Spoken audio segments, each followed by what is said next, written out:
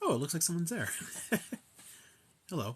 I'm trying to figure out how this works. I've never turned this live thing on. Let's see.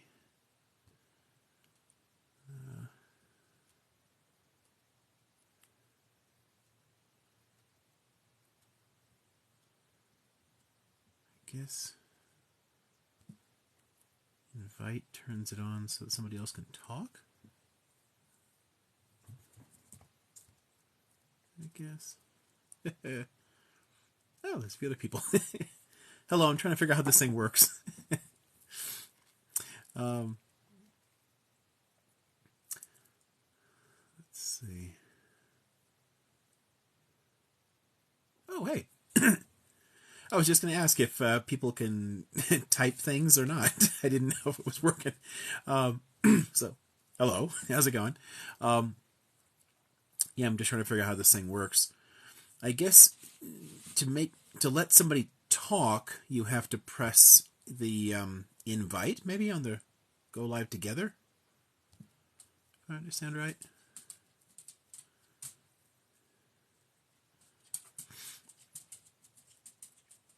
Groovy. Well, if anybody wants to have the voice access and be able to say anything, just let me know and I'll hit that. I figured I'd just say hello, experiment, see how this thing works. I'm going to try and... Oh, hey, you did make it in. Welcome.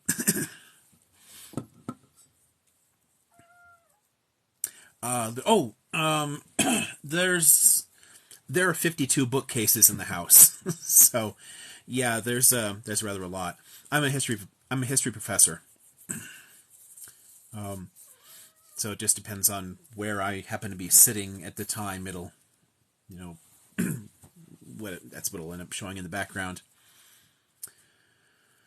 Fantasy books. Oh gosh. I wonder if I could carry this thing and show some stuff. Oh, let's see. Gosh, there's well, I'm gonna see how this works. I'm moving around. Let's turn this on. Okay, let's see. Fantasy stuff. So, like, Tolkien is up here. That's some little paperbacks. This is a kind of an underrated series, the Malazan Book of the Fallen, the Stephen Erickson and Esselmont books. I really liked those. I really enjoyed Robert Jordan's stuff back in the day. I mean, he never manages to kill characters off, so that was kind of always cheesy, but I enjoyed them. Brandon Sanderson is fantastic. Terry Brooks is pretty good. So there's a bunch of stuff there. Let's see. Minerva's in the way. Oh, gosh, and there's a few other things. It's like, I don't know if you can see the... so, Game of Thrones-y type stuff is there. The Donald Stevenson stuff is here. Glenn Cook. So, I don't know if that answers the question. Oh, Minerva has opinions, yes. Minerva. Salve, Minerva. Oh, buona abuela. Let's get this light. There it is. Abuela bona. Minerva.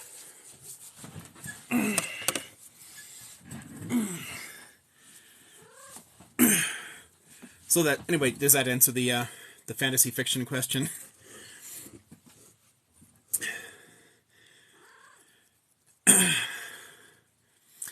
Let's see. What are we talking about tonight? I didn't really have a topic. This is more just to test it. I had never gone live before, so this was kind of a new thing. I wanted to start seeing how the different, where the little buttons are and how things will work and, how you can interact with people. So, 2 guest requests. Oh, I'm going to guess that's people who want to speak. So let's see what happens if I hit those. Ooh, look at that. That's correct. That's exactly what happened is. Look at that. Hi, how are you, doctor? Oh, good, good. Awesome. Very good, Jack. I watched you on Dominic's live about a week ago, and Hmm. I wanted to say that was impressive. Honestly, it's always an honor to hear someone speak who is so um, knowledgeable as much as you do in your field. So yeah, I appreciate everything that you said that day. It was it was great, and it was very educating. Yeah. Thanks. I really appreciate that. Um, I always enjoyed those kind of conversations. I kind of like seeing what kind of questions people will ask, where you can take things rather than just blathering on. I lecture for a living, so if you get me going on something, I can talk for hours. But I'd rather see what people are most interested in than talk about that.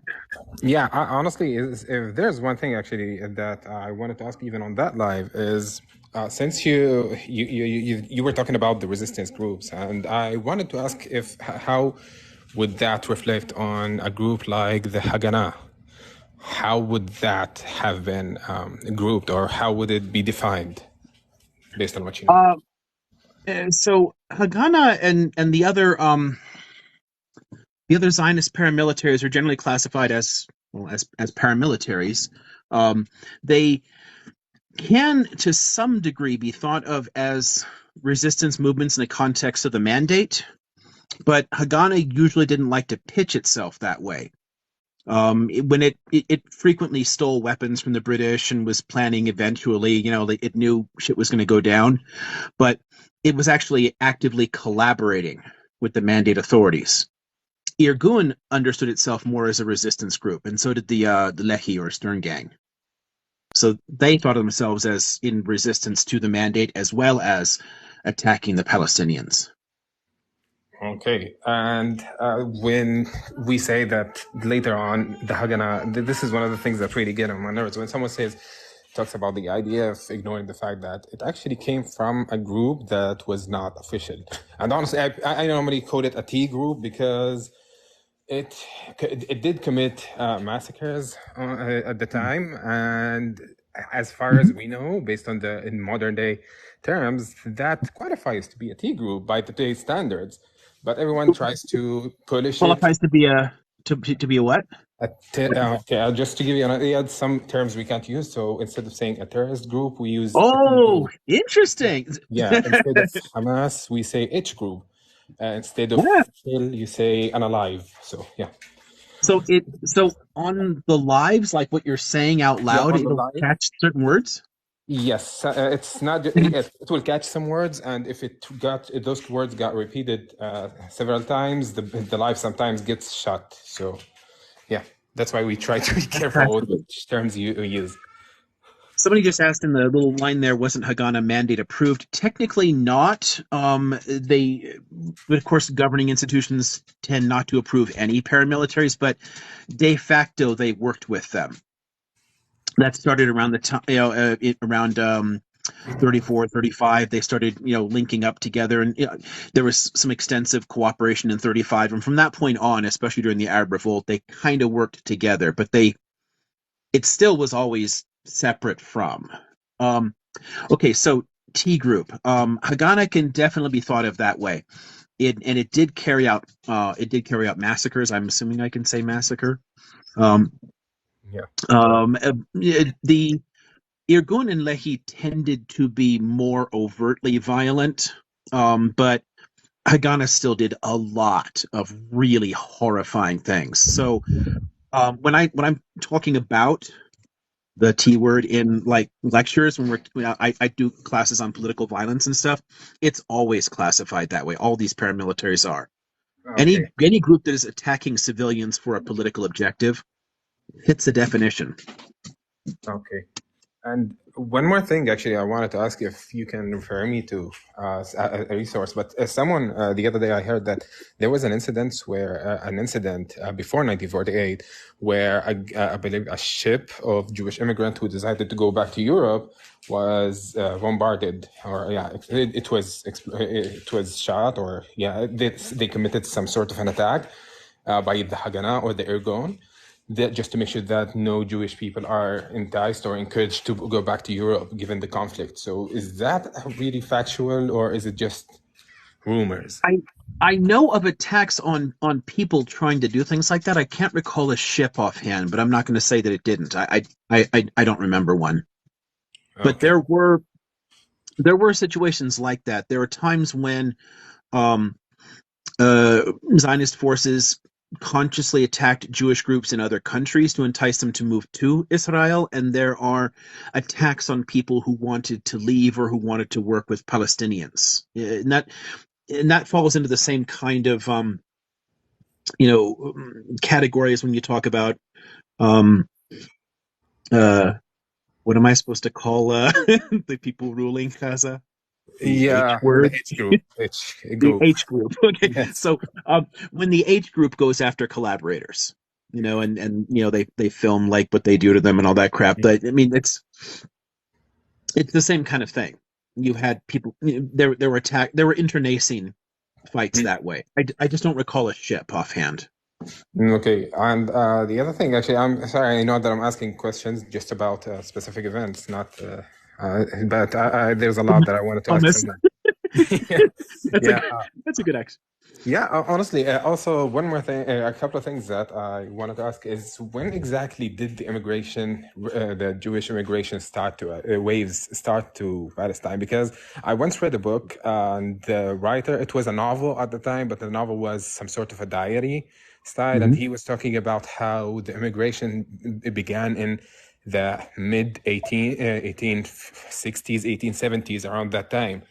But it only got really, the immigration waves got really big after the Balfour Declaration. So how accurate is that? When did it actually start? And why did it start before the Balfour Declaration, since it was not yet decided or discussed that Palestine is going to be the solution for the Jewish community at the time? Well, the reason people centered on Palestine is that if you're going to try and convince people to leave their own cultures and homes and languages and everything else, I mean, most people never emigrate. They stay where they started. Um, so to convince people to move, they had to pick something that would have a romantic attraction to Jews anywhere. Mm. So it's like, hey, let's all move to Uganda, or let's move to Siberia, or let's move to, Saskatchewan. It's just not going to work for a lot of people. They're like, no, we're not going to do it. So there was never any serious possibility of it being anything but Palestine. The first significant movement starts in 1882. But Okay. there are people that are already arriving at the beginning of the 1870s, but it's a trickle. Like, very Yeah. it kind of slowly builds up, and Mm. then from 1882 to 1903, we tend to set that aside as like the first wave, the first aliyah.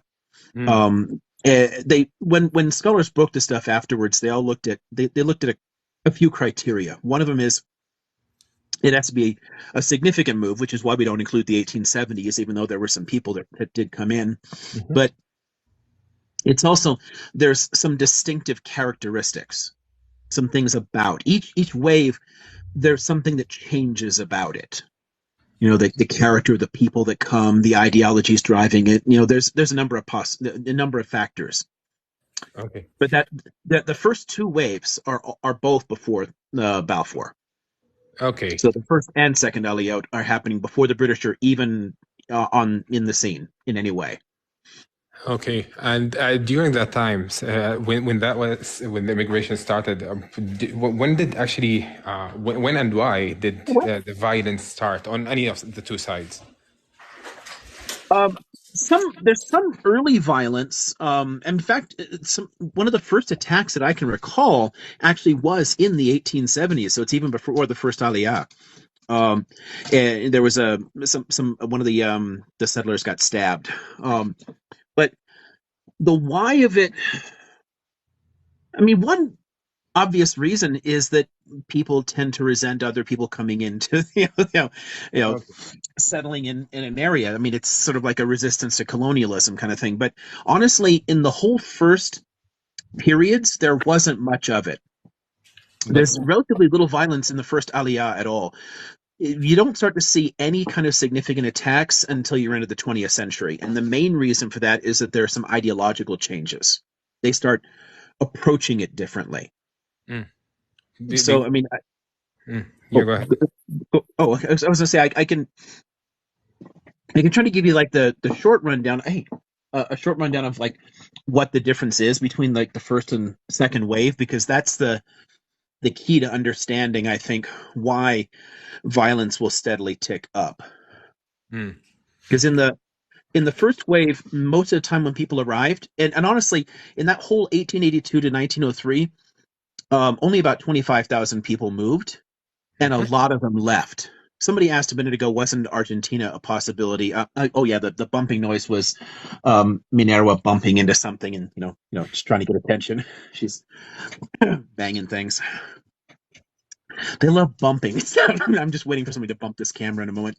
Um, the out of that first 25,000, a lot of people left, and many of them did go to places like Argentina or to the U.S. or whatever, because it was very difficult, hey, to adapt. A lot of the things that they'd learned, they'd started learning how to farm, but they're learning to farm in places like Romania and Russia.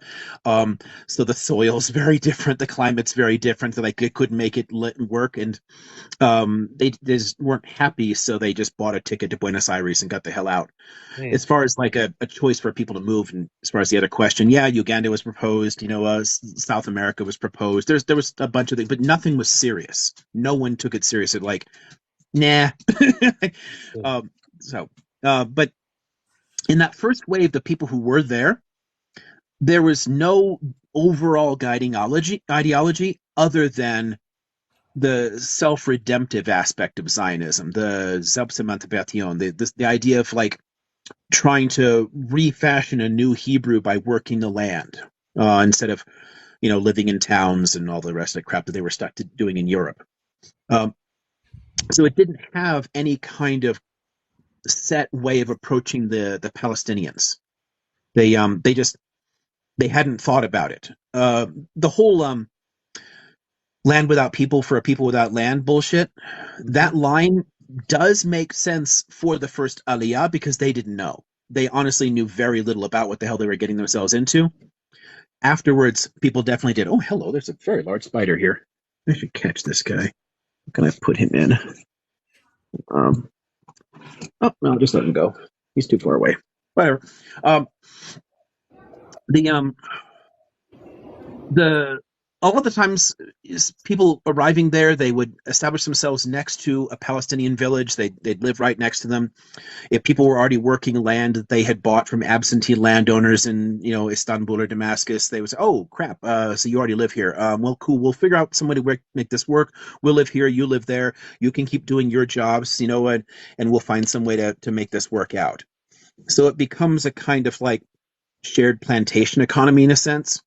Other people looked at the way the Palestinians lived and said, "Huh, gosh, this must be like how people have always lived in this area. Maybe we'll just kind of like go native." There was actually a faction in the first Aliyah that started calling themselves Canaanites and abandoned the whole idea of like, we're creating a Jewish home per se, because Okay. Judaism as a religion wasn't a motive for most of the people in the early waves of migration. Most of these people were not religious at all. Okay. So The Yeah, second Aliyah, there's a significant shift in the way people think. So okay, the that's very very short version of that is that international organizations are formed. One key distinction I'll make is between practical Zionism and political Zionism. Practical Zionism is I'm going to pick up, I'm going to move, I'm going to go be a colonist. Political Zionism is I'm going to support that project, but I'm going to stay in Vienna and I'll just donate some money. And okay. that's a ton of people. So you start building organizations internationally, they start collecting money, and they start building a complex ideology. And some of the features of that, like the kibush avodah, the conquest of labor, includes some basic, like the new Hebrew stuff, making yourself a good worker on the land. But one core feature of it is a kind of economic nationalism that says you're only going to work with other Jews. You're going to employ Jews. You're going to buy from Jews. You're not going to interact. And that creates the basis for a parallel economy. In the Okay. first Aliyah, everyone's working together. People get off the boat, they rent a first place in Jaffa from Palestinian landowners, they buy all their equipment from Palestinians, they go and they settle next to Palestinians, and they build their little village next to it. So cool, we're going to have a little village here that speaks Hebrew, and you have one that speaks Arabic, but we'll learn each other's languages and we'll interact and it'll be all cool. The people who come in from the second Aliyah on, they start thinking of themselves as completely separate. Mm. So even if it's more expensive to buy cement made by a Jewish company, you're going to buy that Hebrew cement because it helps your economy. And a lot of the later conflict stems from the economic changes, the separation, this parallel societies, and the violence, to get back to the crux of your initial question, comes because when people start arriving from the second aliyah on, and they go to land and they find, oh, I bought this land from somebody in Istanbul, and oh crap, there's people on it. They just told the people, get the fuck out. And then you got people thrown off their land. Maybe that their families worked there for 300 years. They lose it because okay, so short side point, private property didn't used to exist in the Ottoman Empire. It Mm. just wasn't a thing. It wasn't a thing until the 1850s. So the idea of like land ownership didn't make sense. You just went to an unused piece of land, and you built a house, and that gave you the right to live there. And then you started farming in a particular area, that gave you the right to farm there, and you established a legal right to do it. But you didn't actually own it. Once title deeds are created, somebody else might own that title deed, and somebody can sell it. And Europeans come in, they totally understand how private property works. I've got this piece of paper that says I own your land. Get the fuck out. And now you got people pouring into the towns, so the towns start becoming the first actual Palestinian cities, because before it was all like villages and a handful of small towns. But the population starts going up, but the economy can't grow fast enough to support that many people. So there's a lot of angry, unemployed young men, and you kind of know where that goes. Yeah. Okay. So the idea of deeds came after the second Aliyah, to be The accurate, almost. the significant amounts of violence don't start showing up until that period. Before that, there's relatively little actual violence between the communities. There's people who disagree and don't get along, but that's true literally anywhere you live. But the Zionist population is tiny. Even if you count both of the first two waves together, the first and second, all the way up until, you know, World War One. At the dawn of World War One, when the British are finally going to get themselves involved, the total Jewish population is about 80,000, but only 25,000 are Zionists. So, Mm. with all the people who came in the second Aliyah, it still was the same number of Zionists. So, a lot of people left in both of those waves. They didn't stay. They had a hard time making it last. Mm. So, it's a relatively small Zionist population. Most of the Jews there are just traditional religious Jews doing their thing. They speak Arabic. They, blah blah blah. They're not causing any problems for anybody. So, it's just not it's not noticeable enough as a problem. The violence is going to tick up very rapidly in the 20s and 30s because the population starts skyrocketing once the British are involved. Before that point, the numbers are really small. So there's just, even with the extreme ideology in the second Aliyah, there's still not enough cause for most violence. But Mm. with that ideology in place, once the population starts shooting up, that's when it gets to be problematic. Does that Okay. make sense? Yeah, it makes Okay, perfect sense. cool, Yeah, and cool. I like how you actually put it, because I didn't know about the deeds, that the deeds were not a thing in the Ottoman Empire till the 1850s, and that's actually very interesting. But the reason that I'm asking about actually when the violence started is because I looked in several resources, and all the resources pointed to one event as a starter, and that's why I wanted to ask, which is something that happened in April of 1920. Nabi Musa riots at the time. I believe it was some sort of rallies, public Uh, rallies. the the May Day riots. I think, yeah. And on that day, according to what I read, is that it was there were the main thing was just rallies and speeches by or let's say public figures who were opposed to the immigration and to the new nation that's being formed inside their land. And at the time, some Jewish individuals did attack some of the people on that rally, on those rallies, and that erupted into a bloody conflict where almost four, I believe five Jewish people, four Palestinians died, and hundreds were injured on that day. And all the resources that I looked into referred to that as the starting point, but it was 3 years after the Balfour Declaration. That's why I'm asking, because I heard, as far as I know, the Aliyah started years before and years earlier. So it makes sense that once the Balfour Declaration happened, but I didn't know, I wasn't sure if the Balfour Declaration was public. When did people know about it? Was it something that was leaked, or was it something that was declared in public? Because it's a letter between two people. Right. Yeah. Exactly. So When I it should have. bring it up in classes, I always call it the Balfour Letter. It becomes a declaration because when it's passed to it, it's passed intending to be passed on to the World Zionist Organization and for them to declare it. That way, the British government didn't initially have to say we're going to do this. It's kind of like a backdoor to it, because they were initially just trying to reach out and drawing more like Jewish recruits for the war and things like that. Mhm. But it does become official policy, and it is structured into the mandate itself. Like the Balfour Letter, it's like one sentence basically, and that sentence is incorporated into the beginning of the mandate charter. Okay. So it does become official policy as soon as the mandate really takes off. But I think the key to some of that early violence is that with the return to peace, I mean, after all the conflict during the war itself, and with the new mandate government encouraging migration in, people start coming in larger numbers, and a lot of the people coming in that third wave, they're East European socialist atheists. So culturally, they're astonishingly different, and suddenly there's a lot more of them. And when they end up in shared spaces, it gets to be very problematic. I mean, it's I have to think of it in some ways as kind of a culture shock to a lot of Palestinians.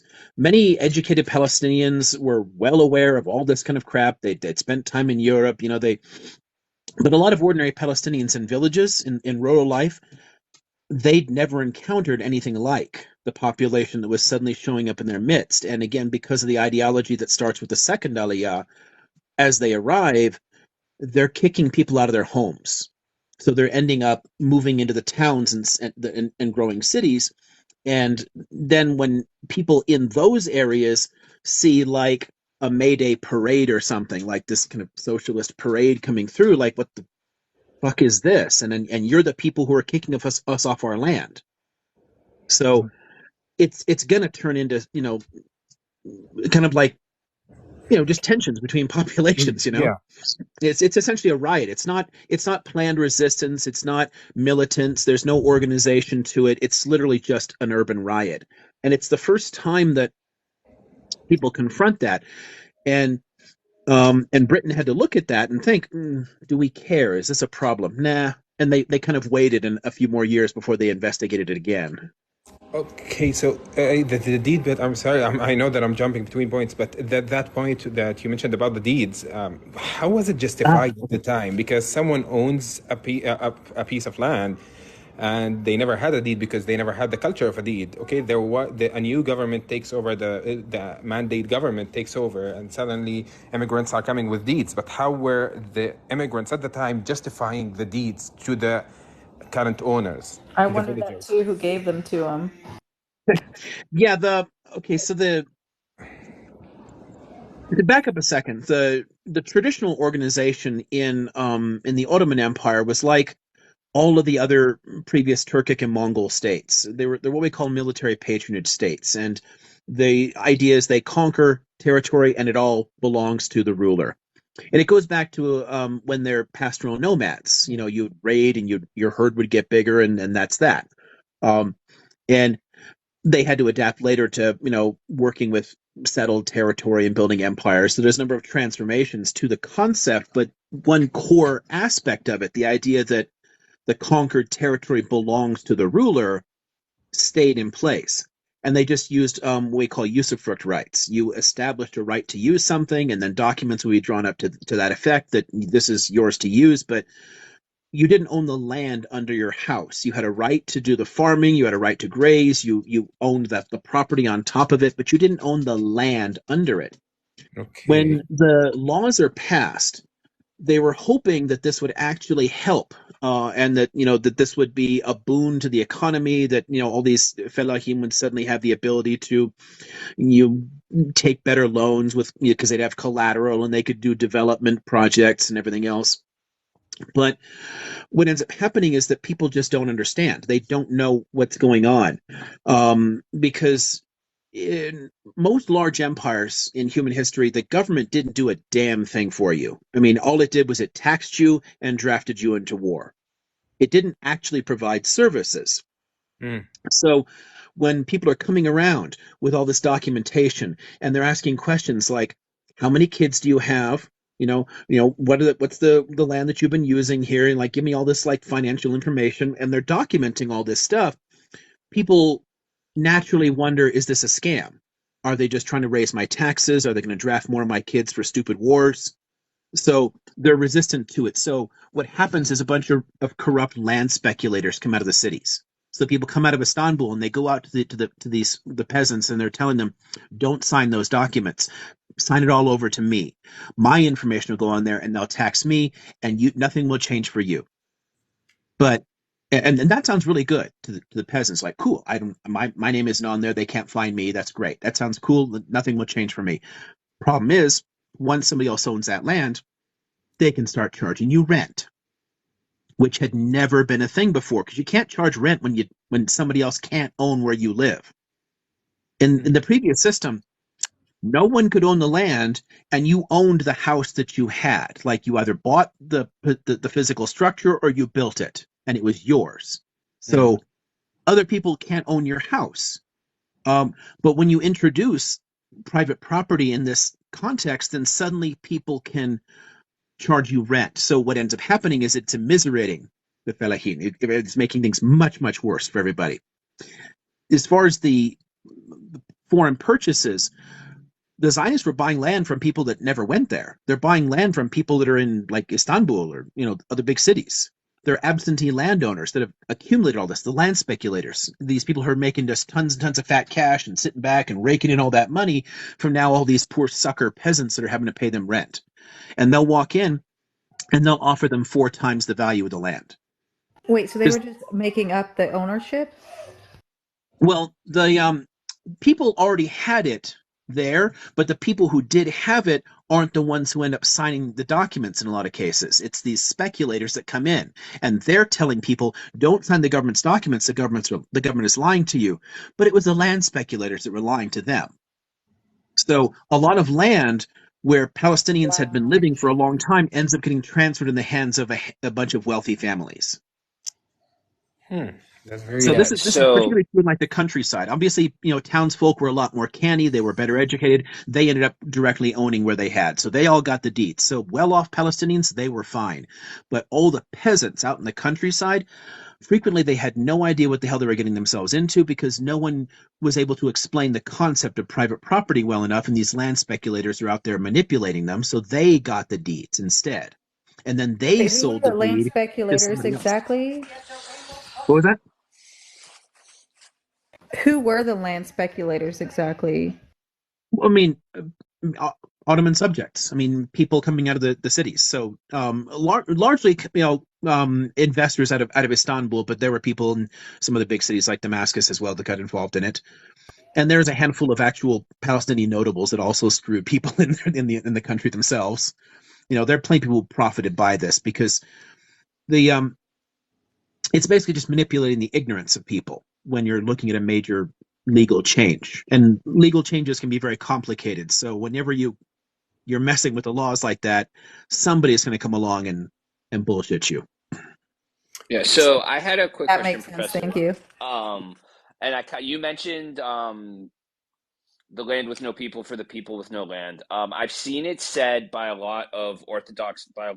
few Orthodox rabbis on various social media posts, that the existence of the state of Israel goes against what's written in the Talmud. Now, I'm wondering, is there any specific like chapter and verse, for lack of a better term, that says that, or is that simply this group Oh, of rabbis' interpretation of the Talmud? no, that's that's a completely normative idea. That's been the case forever. Um, there are a lot of places where that kind of comes up because it goes back to the basic concept of redemption. There's a how do I put this? 'Cause I don't want to get too deep into the weeds and like um okay, so like theodicy, this idea that God has a plan and even bad stuff is all part of that plan overall. This is how you started interpreting all kinds of historical events. It starts in the time of the prophets. How do they want to interpret the Chaldeans destroying the temple? How do they want to interpret all this stuff? Oh well, God was mad at us, God punished us, and we have to observe the law really hard and pray really hard and do the best we can, and then God will forgive us and there's a redemption that comes. And there's cycles of that. There's so like the Assyrians destroy the northern kingdom, the Chaldeans destroy the southern kingdom, but they get to come back, from Mesopotamia. The elites do because of the Persians, and then of course there's just one thing after another. Then the when the Seleucids take over from the Ptolemies and start harassing people. I mean, the Seleucids at one point banned Judaism and took over the temple and made it a temple to Zeus, sacrificed a pig on the altar in the Holy of Holies, like really insulting shit. But they waged a war of independence there, regained their freedom. So there's again a sense of redemption. We freed ourselves from these Greek assholes. Then the Romans come in. And the problem is, the Romans, when they destroyed the temple, it puts you back in that same dynamic. Well, we just got to pray really hard. We got to hold to what's left of the Torah and wait for God to redeem us. The out of the 613 commandments that Orthodox Jews identified in the Talmudic period as being in Torah, there's only 200 some that can actually be observed. I'm actually I'm honestly kind of bad with numbers. I can remember the exact number. It's 247 or something like that. I don't know. There's 200 something that can be observed now, but there's a whole bunch of them that only work if there's a temple with a priesthood and Sanhedrin and the monarchy under the line of David and all that shit. So the goal here is observe those laws as best you can. Do the work really hard there, and God will eventually redeem you and send the Messiah. And then you can go back and rebuild the temple and recreate the monarchy, and then it's a Jewish state. So in Orthodox terms, for them, this is it's a blasphemy because it's trying to create a Jewish state that isn't really a Jewish state because there's no temple and there's no monarchy. So for them, it's just a country full of Jews. As far as they're concerned, the ultra-Orthodox that live in Israel, those Haredim, most of them still think of themselves as living in exile. It's not really, they haven't been redeemed yet until the Messianic age. Okay. So that's an absolutely normal mainstream idea that's been around for 1,800 years. Okay, awesome. Thank you. Let's see. It's interesting. It's hard to like look at these and talk like, and then I miss a bunch of the text that's scrolling on the bottom. Does anybody know how the Can pictures you are supposed to work? explain Is really it supposed quick? to? Oh, what was that? I'm sorry. Can you just explain really quick where the Talmud came from and the difference between that and like the difference between that and the Torah and who created it? Okay. So short, Torah is the first 5 books of the Hebrew Bible.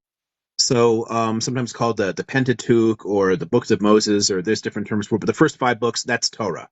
Torah as a term can also be used generally to refer to Jewish law, to halakha, which would mean it would include a bunch of stuff across the Bible and then all the oral law that's in Talmud. But Torah, first 5 books of the Bible. The Hebrew Bible is Tanakh, which is it's a concatenation of Torah, Nevi'im, Ketubim. So like the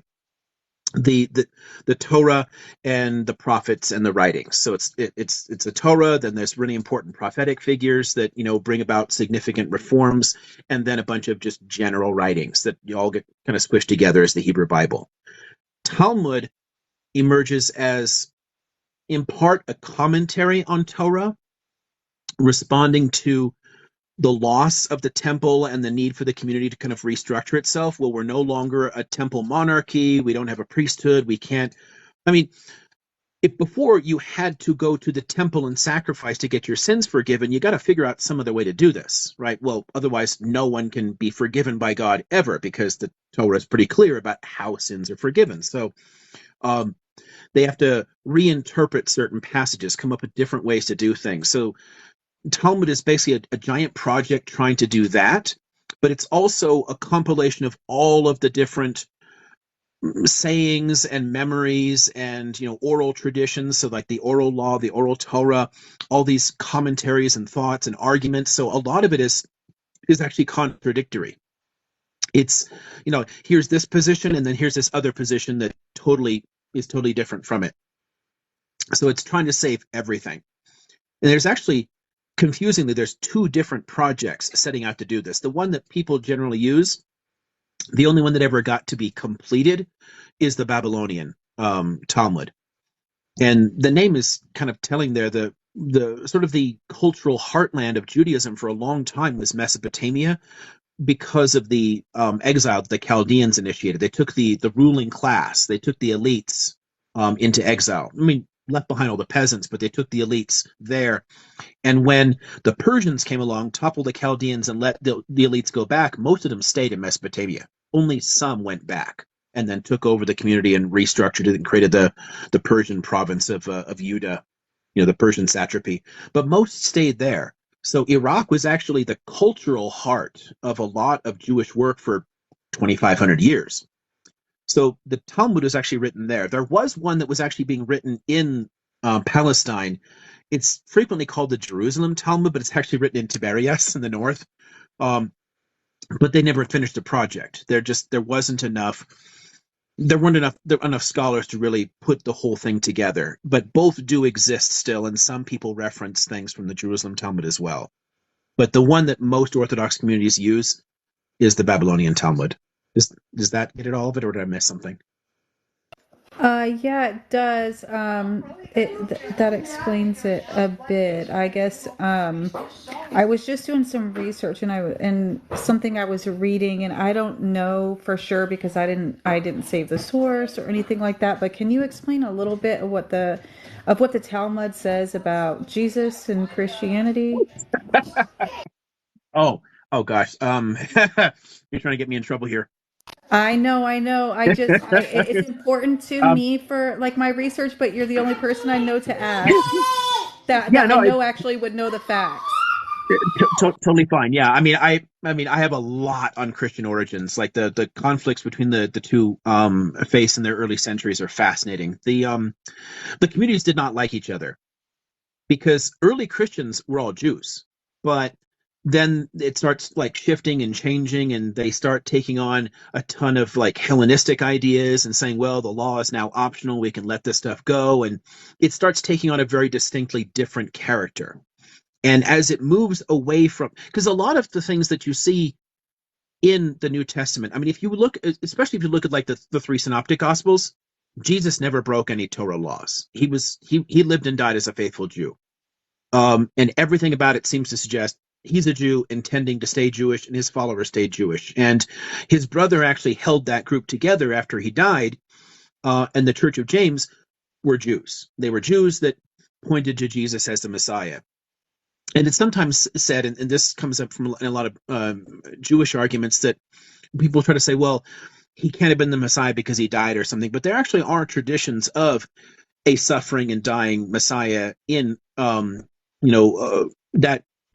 first century to first century, that interesting period heading into the Roman era, where the Greek and Roman era, where there's a lot of like confusion and chaos, and people are trying to figure out, why should we be good Jews anyway if we've got all these foreign conquerors that keep screwing things up and all these weird influences? And so there are different interpretations. There's all kinds of apocalyptic movements, apocalyptic cults building up. And Christianity really should be understood in that context as an apocalyptic Jewish cult.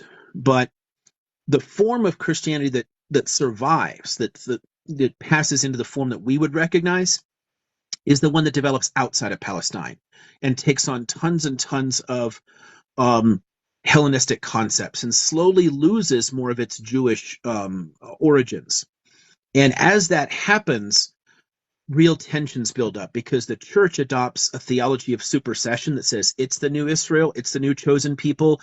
And because it's spreading in the Roman world, you can't blame the Romans for killing their Messiah because, otherwise the Romans are going to be kind of mad. Romans aren't going to want to convert to this. So people end up shifting the blame onto the Jewish community, even though they didn't have any power. So you've got the whole let his blood be on us and on our descendants, all that kind of crap. Like the Jews killed Jesus, so you end up with the charge of deicide.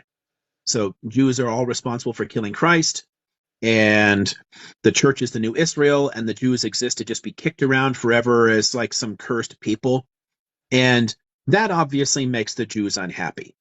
And then as Christians gain more and more, as they slowly infiltrate the Roman upper classes, and that's a long-term process. You got to think a little bit about the basic process of exogamy in marriage. So women are kind of like marrying up into, families. So you've got some, pagan, well-off Roman dude, and he marries this woman that he likes, and she happens to be Christian, but he doesn't care because Romans don't care what your religion is. It's a polytheistic world. There's tons of religions. But her kids are going to grow up sympathetic to her beliefs because she's going to raise them. But they can't be publicly Christian because Christians are kind of shit on by the Roman upper classes because their beliefs are so weird, and you've got all these strange saints that are living up on pillars and shitting in buckets, and the Romans are like, what the hell is this? So it takes a long time to slowly infiltrate the Roman upper classes. Early Christians are mostly like slaves and women and poor people. But as it gets into there, they'll gain political power. And wherever they gain power in cities and start to become the local powers, they start persecuting the polytheists first, and then they turn on the Jews. So for centuries, you have more and more arguments that that the Jews are somehow a problem that you have to get rid of, that they're a lasting reminder that there was an earlier version of this, that there was another way to interpret Jesus. They're like a living theological problem, a relic for them. And the Jews are looking at these Christians who are taking over like, what the hell are you people talking about? So the communities don't like each other. So you do end up with lines in Talmud that are intentionally inflammatory and insulting. And scholars generally think that they're mostly bullshit. They reflect the tensions. They reflect the anger. So Jesus is obviously not the dude's real name, right? So if his name is Yeshu, right, to put that in the context, he'd be like Yeshu ben Yosef, like Yeshu is some son of Yosef, or like Joshua the son of Joseph. And Talmud calls him Yeshu ben Pantera. Does anybody know, like, does Pantera sound Aramaic or Hebrew? Oh my gosh, no. It's Latin. I know that. It's like it's you still have the word in Spanish. It's literally a Latin word, right? For like a big cat. So they're basically saying his mother is a whore and he's the son of a Roman. So the Talmud literally says, yeah, your God is the son of a whore, which is a giant fuck you. Yeah, I saw the boil and excrement part, and I was like, whoa.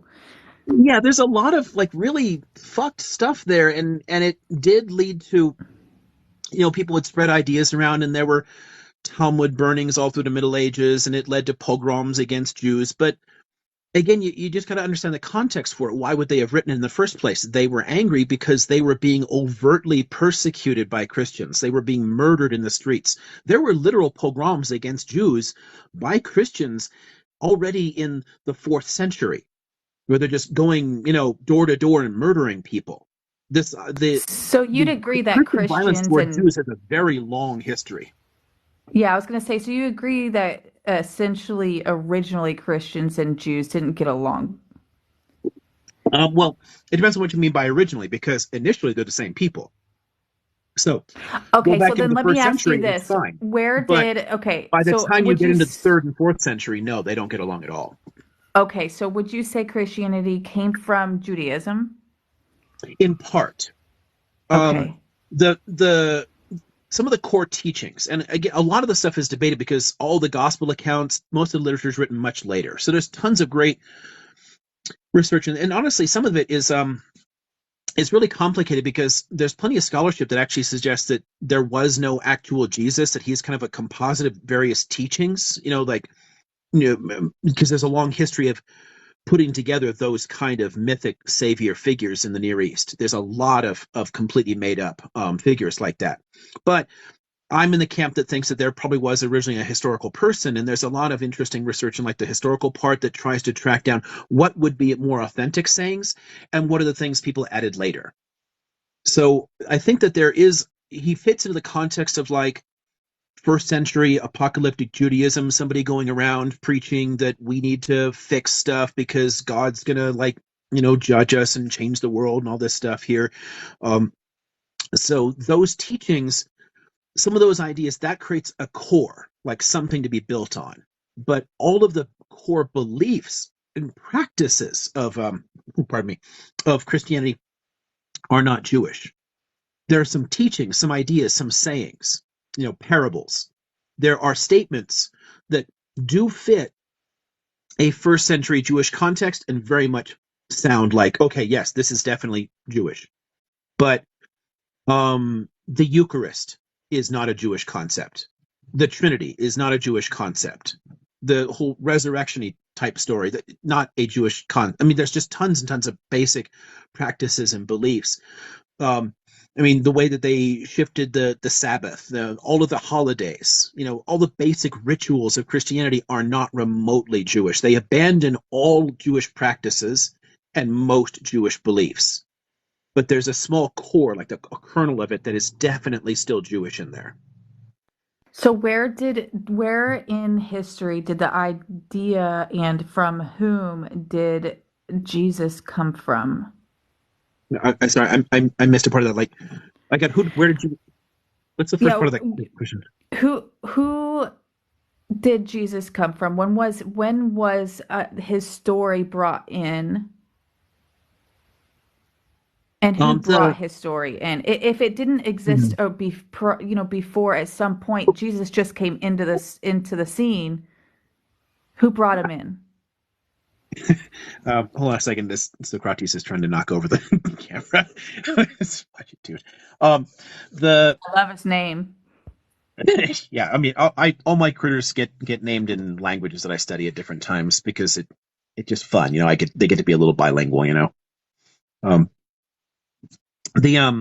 Yeah, sorry, stroke baby. Jesus is not the Messiah of Judaism. Somebody had asked a moment ago, was Jesus Palestinian too? Yeah, I saw that as well. Yeah, and then Jesus is not a Messiah in Jesus is a prophet in Islam, and he's literally nothing to Jews. Nothing to Jews, yeah. But he was something to them because, again, the earliest Christians were a Jewish sect. The earliest Christians were a Jew. Okay. So the Jesus, if we're gonna, again, it depends on where you want to fall on the debate here. Yeah, I guess I'm asking you, I genuinely, because you're so intelligent, I would like your best perspective on it because I know you have all of the details. Well, okay, so most people who study this fall into there is a historical Jesus camp.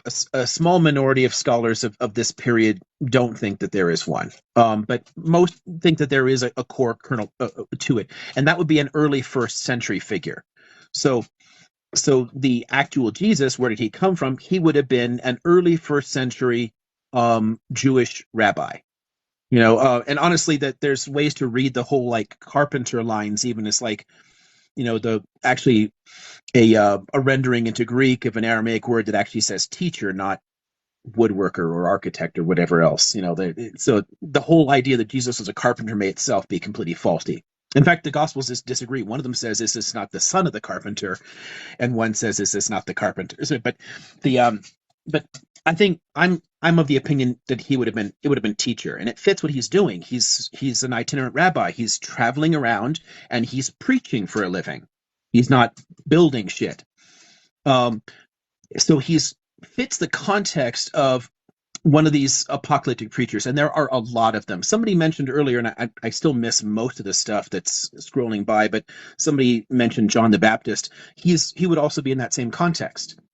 And a lot of these guys did create distinct sects, some of which survive. There actually is a religion that still exists in the world whose main figure is John the Baptist. That's the Mandean community. There's only 30,000 of them left in the world. It's a tiny religion, but they still managed to survive, which is remarkable because most of them died out. But there would have been a whole lot of these. Christianity survived largely because it expanded outside of its Palestinian origin and spread into the Roman world. And the Roman world, it thrived because a lot of the basic beliefs that it was adopting matched a lot of the expectations that people already had in the various philosophies and mystery cults. It all kind of sounded familiar enough to be like, okay, this is kind of cool, but it's also a religion for everybody. Because Christianity from the beginning was pitching not from the very beginning, like when it was Jewish, but after Paul and spreading into the Roman world, it was essentially a universalistic faith. It's like, this is open to everybody. Anybody can do this. So tons and tons of women and poor people and slaves are signing up for it, because to get into most of the mystery cults, the major religions of the time, the Eleusinian mysteries, the Mithraic mysteries, you kind of had to know people and have money and the rest of the stuff. So it didn't work for a lot of ordinary people. So Christianity was very appealing to a lot of that population. But it does, again, go back to somebody who would have fit an early first century Jewish context, who would have lived and died as a Jew in Palestine. Okay, I guess I'll ask another question as well. And I'm sorry to everybody in the comments if this is but I really just, I can't help but ask questions like this. So do you think that do you think, knowing a little bit of your opinions from another live we were on, do you think, you said you believe that Jesus was actually a man that lived, right? I do. Yeah, And do I you think that there think, was a person, but okay, and do you most of think what that would be in the because of Bible what, wouldn't match him.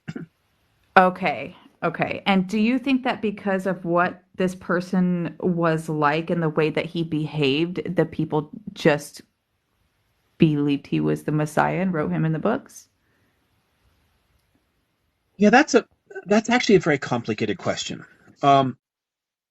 Because part of it gets back to the conflict over what Messiah means. The core meaning of Messiah, and this is why he a figure like him would have gotten himself in trouble with the Romans, is that Messiah isn't expected to be a political figure, like an actual reformer, somebody who would chase out foreign occupiers and things like that. So anybody calling Jesus a Messiah, if the Romans are hearing that and he doesn't deny it, well, that's basically sedition against sedition against the Roman Empire, and that's a crucifixion offense. Okay, I Crucifixion guess is actually used what for I'm crimes asking you against the is state.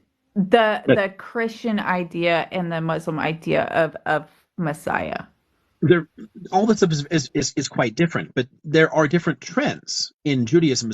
What I'm trying to get at here. So there's a dominant theme is that it's a political figure, but there were sects in first century Judaism, actually starting in the second or first century BCE, actually, but there are trends there thinking about a suffering and dying Messiah, somebody who is meant to atone for sins. That there, some of the basic ideas that we do actually associate today with Christianity and have died out entirely in Judaism were actually present in some of their traditions. So a Jesus figure, for me, I would put him in that camp, and people would have called him a Messiah, but he wouldn't have been the kind of person that's like, yeah, bro, I'm the king, I'm going to lead an army and blah, blah, blah. It doesn't fit that. Whether or not he could have been understood as the suffering and dying one, no, that's all obviously after somebody actually dies. That's all ex post facto shit. He would have been in his own life just a rabbi, but people could have said you could be the Messiah potentially, and might have been following him with that in mind and with that word, which again brings in the trouble with the Romans. But how he becomes a kind of dying and resurrected sort of messianic figure is actually a very long-term process. Many early Christian communities actually had a view of it similar to the one in Islam, where he didn't actually die that way. That there wasn't an execution and resurrection. The idea of a death and resurrection was not a universal one early on. And certainly the idea that Jesus is God was not common early on. But they very quickly have to come up with an understanding of, well, if we're following him and we think he's the one that's going to fix shit and he's our Messiah, and the Romans just, hung him up on a cross, shit, now what? Well, he must be one of the suffering and dying type. Okay, cool. Now literature can start appearing that starts reinterpreting the life and structuring it that way and giving it a theological shape. So all of the gospel accounts and whatnot, they'll have certain things that almost certainly are authentically Jesus's words, but there's a whole lot of theology that comes into it, a whole lot of attempt to build a mythology, attempt to explain why this happened. And every gospel was different. There's at least 19 gospels that we know of. Each one has very different theological positions where they fit that core teachings in, but then they give it a set of, they create a meaning for it, an explanation. Like this explains the events that matter to us. And obviously the death part is a really, really important one to explain. How could he be the Messiah if he's dead? So they have to find ways to do that. Does that get closer to where you were in the question? Yeah, it definitely does. It definitely does. I just Some of lost these my things other are question. Give interconnected. me a It's second. hard not to ramble. Yeah, no, I love your rambling because it helps me try to connect the dots in my head too of where everything came in and how it happened. So I definitely appreciate the rambling actually. So Cool, no in worries. the Torah or the Jewish, they also believed and please tell me if I'm wrong because I can only spend so much time on this, but I've been able to look a few things up online and I can't tell exactly where those sources were coming from. But from what I've heard was that Jewish or the Torah believe that there is also a Messiah as well, but it's a son of David and it's a political leader. Is that the case? The most common understanding of Mashiach for Jews is as a political reformer, and it's not at all the way people tend to think. Like, so a lot of our looking back at it now gets colored by the way Christians look at it, and there's a Messiah. The Hebrew Bible actually has a whole bunch of them. Like, there's a bunch of people who are called Messiah. Like King Josiah is called Messiah several times. Cyrus the Great, the Persian emperor, is called a Messiah. A Messiah is somebody that God sends specifically to fix something. One of the things that gets kind of messed up too, and a lot of this comes from the way that Christians tend to use words, is so they affect the way we use them in English. So if you think about prophet, right? A lot of times you ask me, well, what is a prophet? Oh, a prophet is somebody who like tells the future or foretells something that's going to happen there. And that's not what a prophet does. A prophet is somebody who brings a specific message of reform from God. A prophet is somebody who says, you are doing it wrong and God is pissed off and here's the right way to do it. So it's a specific class of messenger.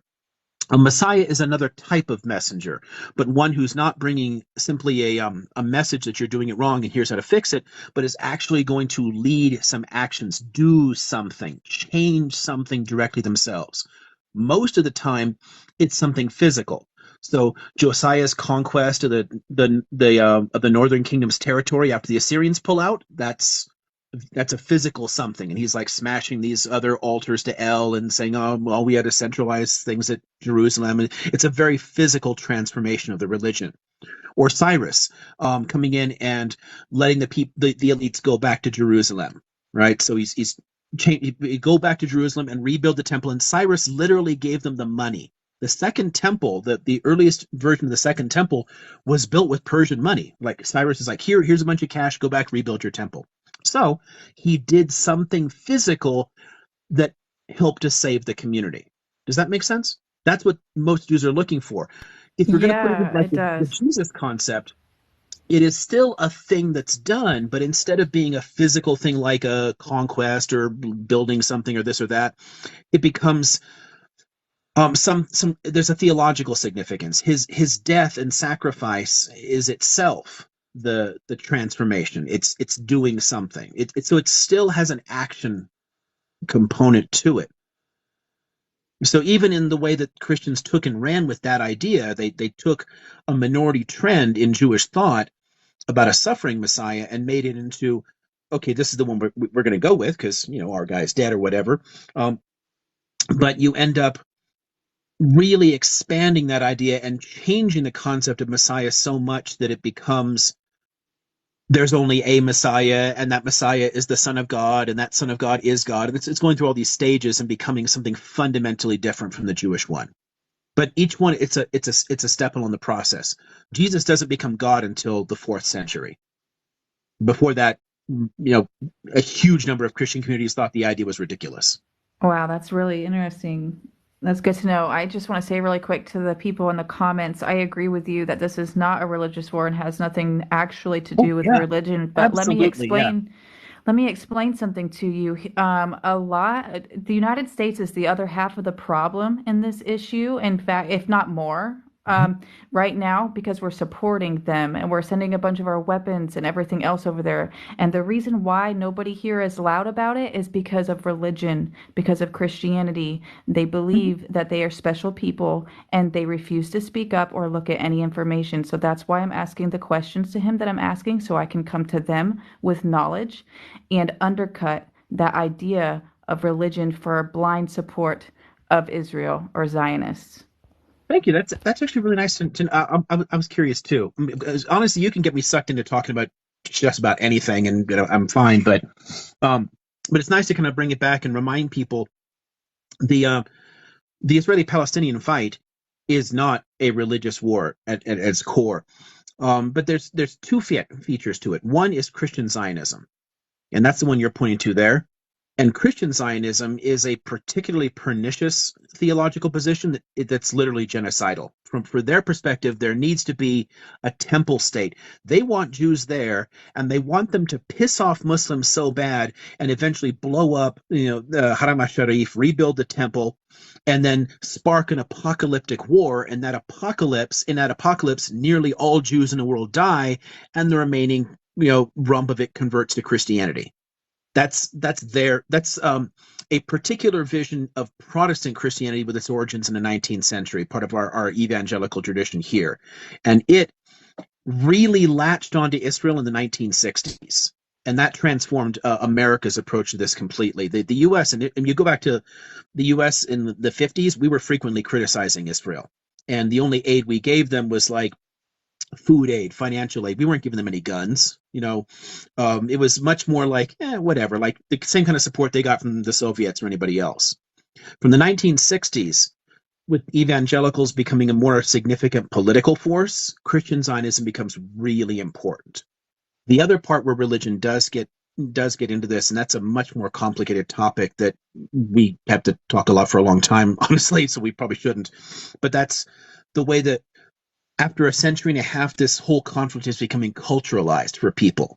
So while most Palestinians are secular and most Israelis are secular, there's a portion of both populations that has adopted a really reactionary religious conception that will not be able to brook any possible compromise. I mean, for a number of the religious Zionists in the West Bank, if they were to give up a single inch of that land, it's tantamount to saying they don't want redemption, they don't want the Messiah to come. That their beliefs mean that they cannot compromise. So Israel ends up being trapped because it could lead to a civil war if they move those people out. So there's a lot of really big complications that religion brings into it, but the core of the fight is it didn't start with religion. Most of the people, it isn't, for most people, it isn't religious, but religion does play a part both on the ground there and here.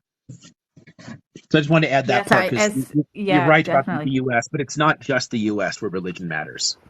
Yeah, and I agree. And that's, and sitting and thinking because putting it together a lot. I'm talking to a lot of people and I started to think really sit and think about why no one that I know in the US out of the 600 people I have on my social media is even talking about this subject.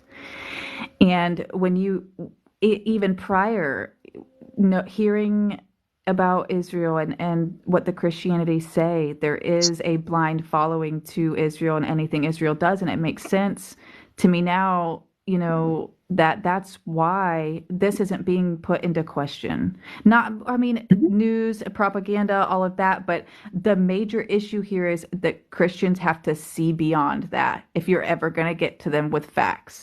Right, and the hardest part there, and I'll point this out because it sounds like you want to be able to talk to people about this and help educate them. So one thing I'll caution you about is a lot of Christians in the U.S.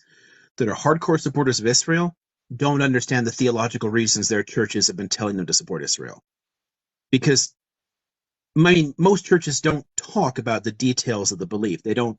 Sermons are not about theology. Sermons are about how you can be nice to people and find meaning in life and all the rest of that shit. It's the stuff that most people are really turning to religion for. So most American Christians who are hardcore Zionists don't really understand that the reason that they're Zionists is ultimately genocidal, but their pastors do. So it becomes problematic because you're kind of getting them to I think I look know what into you're their own explaining faith here. and to challenge their own pastors or whatever. It gets to be very problematic. It's hard for Because they people to do this. believe when all the Jews are back in the Holy Land. Is that what you're explaining? The theological position. So Right. so again, this is something worked out by a few specific writers behind a lot of the evangelical movement in the U.S. For them, they want all the Jews to go back there and to then keep pissing people off and cause a giant war, and that's like the war on the plains of Megiddo, Armageddon. And in that Armageddon war, because the Jews are a small people and there's a whole lot more countries, all the Jews are going to get killed. And then the last 100,000 become Christians, and blah blah blah. And it's a really horrific vision if you think about it. Outside of that system, if you're not part of that evangelical movement, it just sounds horrifying to me. The problem is most Christians don't really know that that's why their churches started in the 1960s, to tell them donate to Israel, support Israel, love the Jews. I mean, we invented the whole Judeo-Christian idea. Everyone's always talking about Judeo-Christian morals, and all the Republicans like Judeo-Christian values. That's a very recent phenomenon. You go back before the 1960s, and they're all still like, it's still like massively anti-Semitic. There's no support for Jews at all. The reason that a lot of Christian movements started talking about Judeo-Christian civilization and started loving Jews and loving Israel is because they want them all to die so that Jesus comes back. That's But exactly they what I don't heard. tell all of their people. That's not spelled out. No one's like laying out this vision in services. So Right. Yeah, because you the can't say that. conversations are really difficult to have in that because of that. But you think all the heads of the church do know that? Well, not all of them, but most would. I mean, in the same way that, and this again will vary, especially with Protestant Christianity. And honestly, it's one of the weird vagaries of like the Baptist movement in particular, because there's no formal hierarchy. There's no core set of beliefs that everyone has to follow. Anybody can just like, cool, I believe the Bible, and I'm going to open up a church in a mini mall, and boom, it's a Baptist church. Um, but the more formalized churches, they have more of a structure to it, and they have seminaries. So like people going and becoming like a Lutheran, minister or something, or a Catholic priest or whatever, they all actually study the same kind of stuff that I do. So they're exposed to how the Bible was written, and then they know that there's multiple authors over hundreds of years, and the text evolved. It wasn't all written by Moses or something. They know that. They literally are taught that. It's in the core curriculum of seminaries, but it's never going to come up in a homily in a Catholic church, because why would the flock want to hear that shit? It's just not relevant. Right. Um, So it kind of goes really so easily under the umbrella of we right, love people, we're doing what Jesus says, and we're being yeah. Christ-like. So it's a similar idea there with this specific issue. Most things that are taught aren't going to be passed on. with a lot of the people going to like Baptist colleges and studying this stuff. So people are if somebody doesn't just like grab a Bible and open up their own church, but they instead go off to a school and they study this and they want to like really get into it. And they're going to one of those like the evangelical colleges and they go through the divinity school at the evangelical college. They know it. They're exposed to Okay. these ideas. They're taught that shit. But it doesn't filter down to ordinary people because most people don't go and study that stuff. So it does get back to, we do need to have these conversations. We do need to actually get Christians to understand why they're supporting Israel and how problematic it is. But Right. it's hard because of the dishonesty within the community itself about those reasons. And when you've been told for 60 years that we have to love Israel and the Jewish people are great and whatnot, then to tell people, no, your pastors are actually like spitting a crock of shit and actually trying to kill all the Jews, no one's going to want to accept that. Right. And Just I like, just had my mind open to that last night and it really blew my mind. And I said, you know what? That's crazy, but it makes a lot of sense because they consider them non-believers. I mean, yeah, So, they again, they killed Jesus.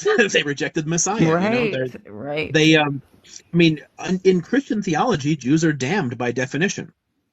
It's very different from in like the theological bases in Islam are completely different because in Islam, Jews and Christians are both Ahlul Kitab. They're both they have a legitimate revelation from God. They both do have a real religion. They just screwed some stuff up from the Muslim perspective. Um, so there are various forms of hatreds, and there's a lot of very ignorant Muslims that talk about hating Jews and killing Jews. But technically speaking, if you go to like the actual seminaries, if you're studying it, to be an imam or something, the theological basis for hatred isn't there. But the theological basis for hating Jews is central to Christianity. It's very difficult to decouple from it. Mm, okay. Let's see what that does.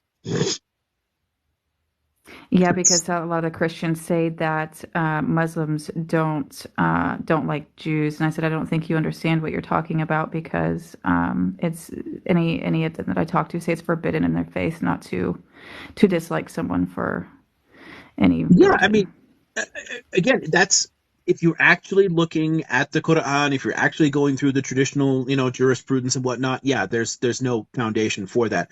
But a lot of Muslims have still hated Jews, and there are a lot of Muslims that do preach genocidal views toward Jews. But plenty of Muslims are as ignorant of their faith as Christians are ignorant of theirs. I mean, it's just normal. It's a human thing. There's, I mean, I think especially about a lot of the extremist movements, like your Al Qaeda's or whatever. They're not coming out of the clerical classes. They're lay people that read the Quran for themselves and massively misinterpreted it. They're still Muslims. They're just they have a version of Islam that's kind of fucked up. But it's still there. Yeah, I see definitely. It I is see still some of that a on all thing. sides. I think there's those people on all sides for sure. Right, and there is still histories of violence. There are still attacks that happen. I mean, it's not as common in the Muslim world to have outright massacres of Jews as it was in the Christian world, but it did happen. There were squabbles, and there were times when the idea of, okay, God says you're okay and you can still exist, but we still have the superior revelation. Ours is still better than yours, and you're still kind of shitty and you screwed it up. So we're still going to beat you up. It's still a trend there because humans can be assholes to each other. Yeah. It's something you can't actually justify very easily in the theology in the texts, but humans are still assholes to each other. And there's a long history of that in the Muslim world too.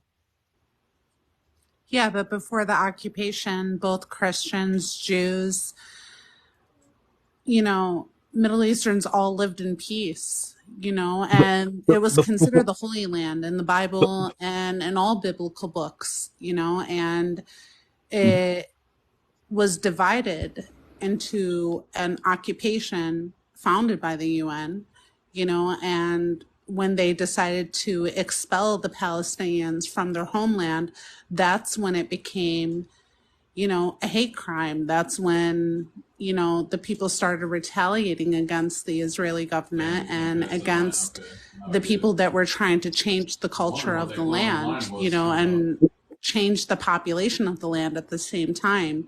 You know, if Christians and Jews and Orthodox Christians and Catholics and Muslims can all coexist in the same country, then why did the occupation happen solely for land purposes? And then they try to bring it back to religion. And I don't think it's Yeah. about religion. It's not about it, no, but people use it. They can still use it and try to justify it that way. So it gets complicated that way, but it's ultimately not about it. It's about nationalism. The Zionist movement it begins as a secular European nationalism. And I And totally and agree. Palestinians resisted it, creating a secular Palestinian nationalism, and they fought each other over that. But for As many they people, they should. start bringing religious lens. They start adding religious layers to it over time because it's gone on for so long, and people are desperate to try and understand how can we do it now. Most earlier approaches to try and resist this, they all failed. So people eventually started turning to Islam in it, and then because of a lot of Israeli propaganda so overblown. They would talk about how, oh, it's an existential threat. We're going to be destroyed. All these Arab countries are going to kill us. And then, oh, we just kicked their asses again. It must be a miracle from God. So then tons of believing Jews start thinking, oh, we must live in the Messianic age. And then it starts creating a fundamentalism there too.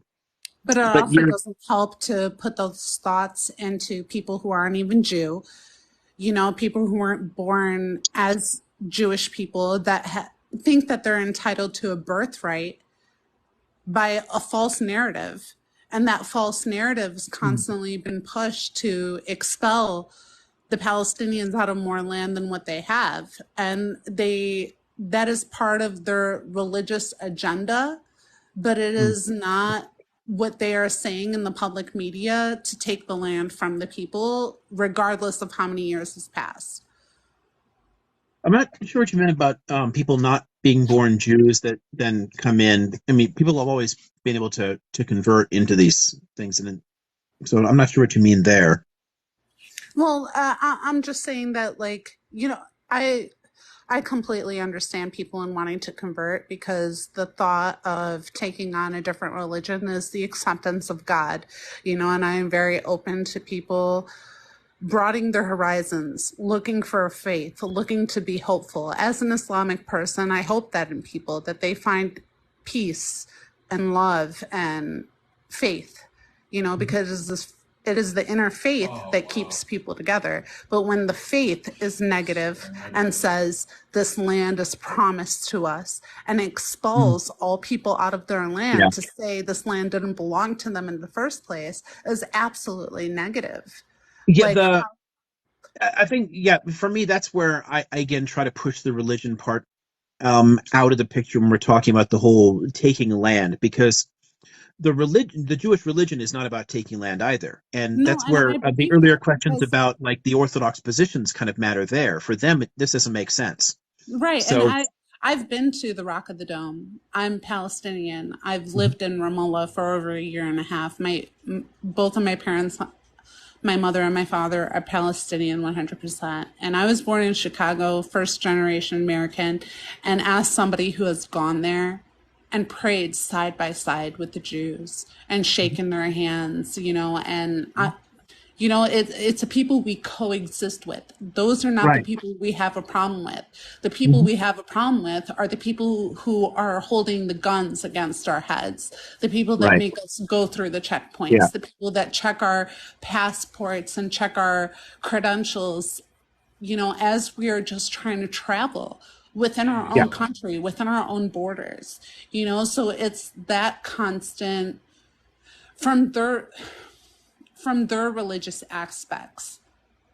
I believe Yeah. that they are pushing hate, Islamophobia, you Mhm. know, like pushing the, you know, segregation, racism Mhm. of the people, the very people that they share land with. And it's not necessarily share, it's they kind of took it over, and not kind of, they really did. You know, so in a sense, it's like the Islamic people in their Quran, it says to be forgiving. It says to be, you know, like Allah subhanahu wa ta'ala is our one and only, the one true God, the holy creator of everything, the heaven and hells and everything in between.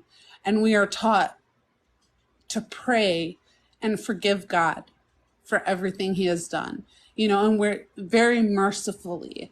So it's not like, when we say from the river to the sea that we want all this freedom for our country, but when we say that, we don't want bars on our windows anymore. We don't want these soldiers holding guns against us. We don't want to be tear gassed. We don't want the bombardment. We want a natural free land where we can coexist with other religions.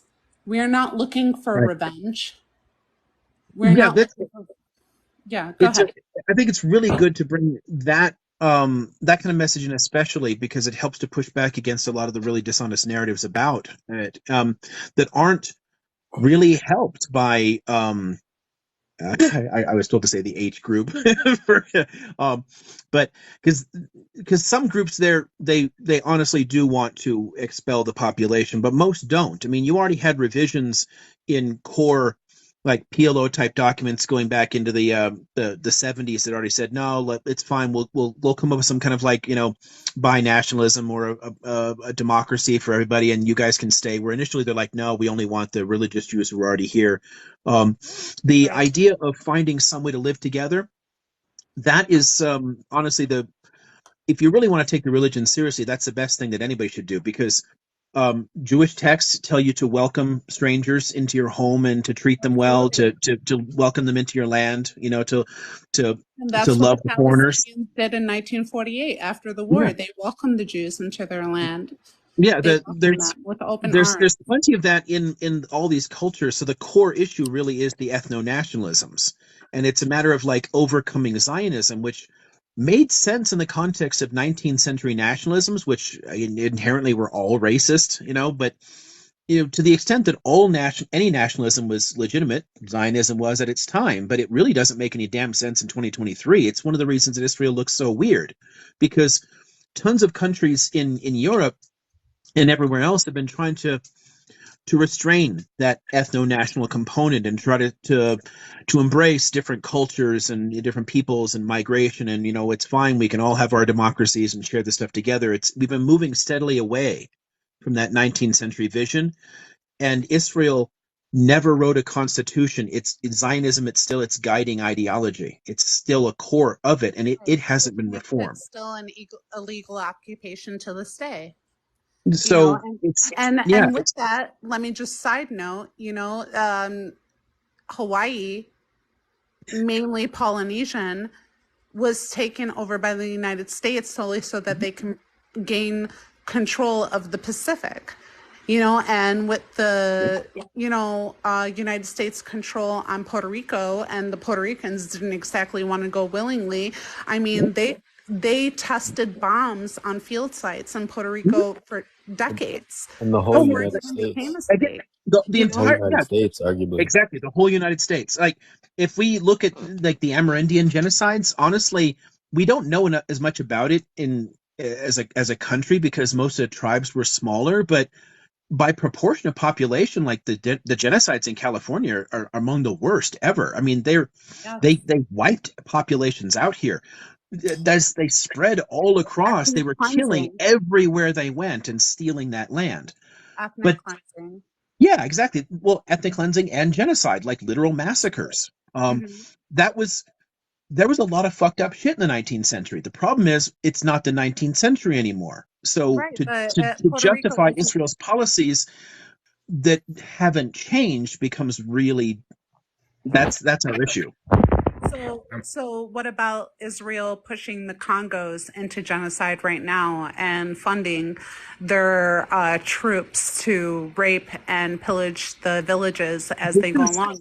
Like this is one of the problems 1.4 of million, and that's yeah.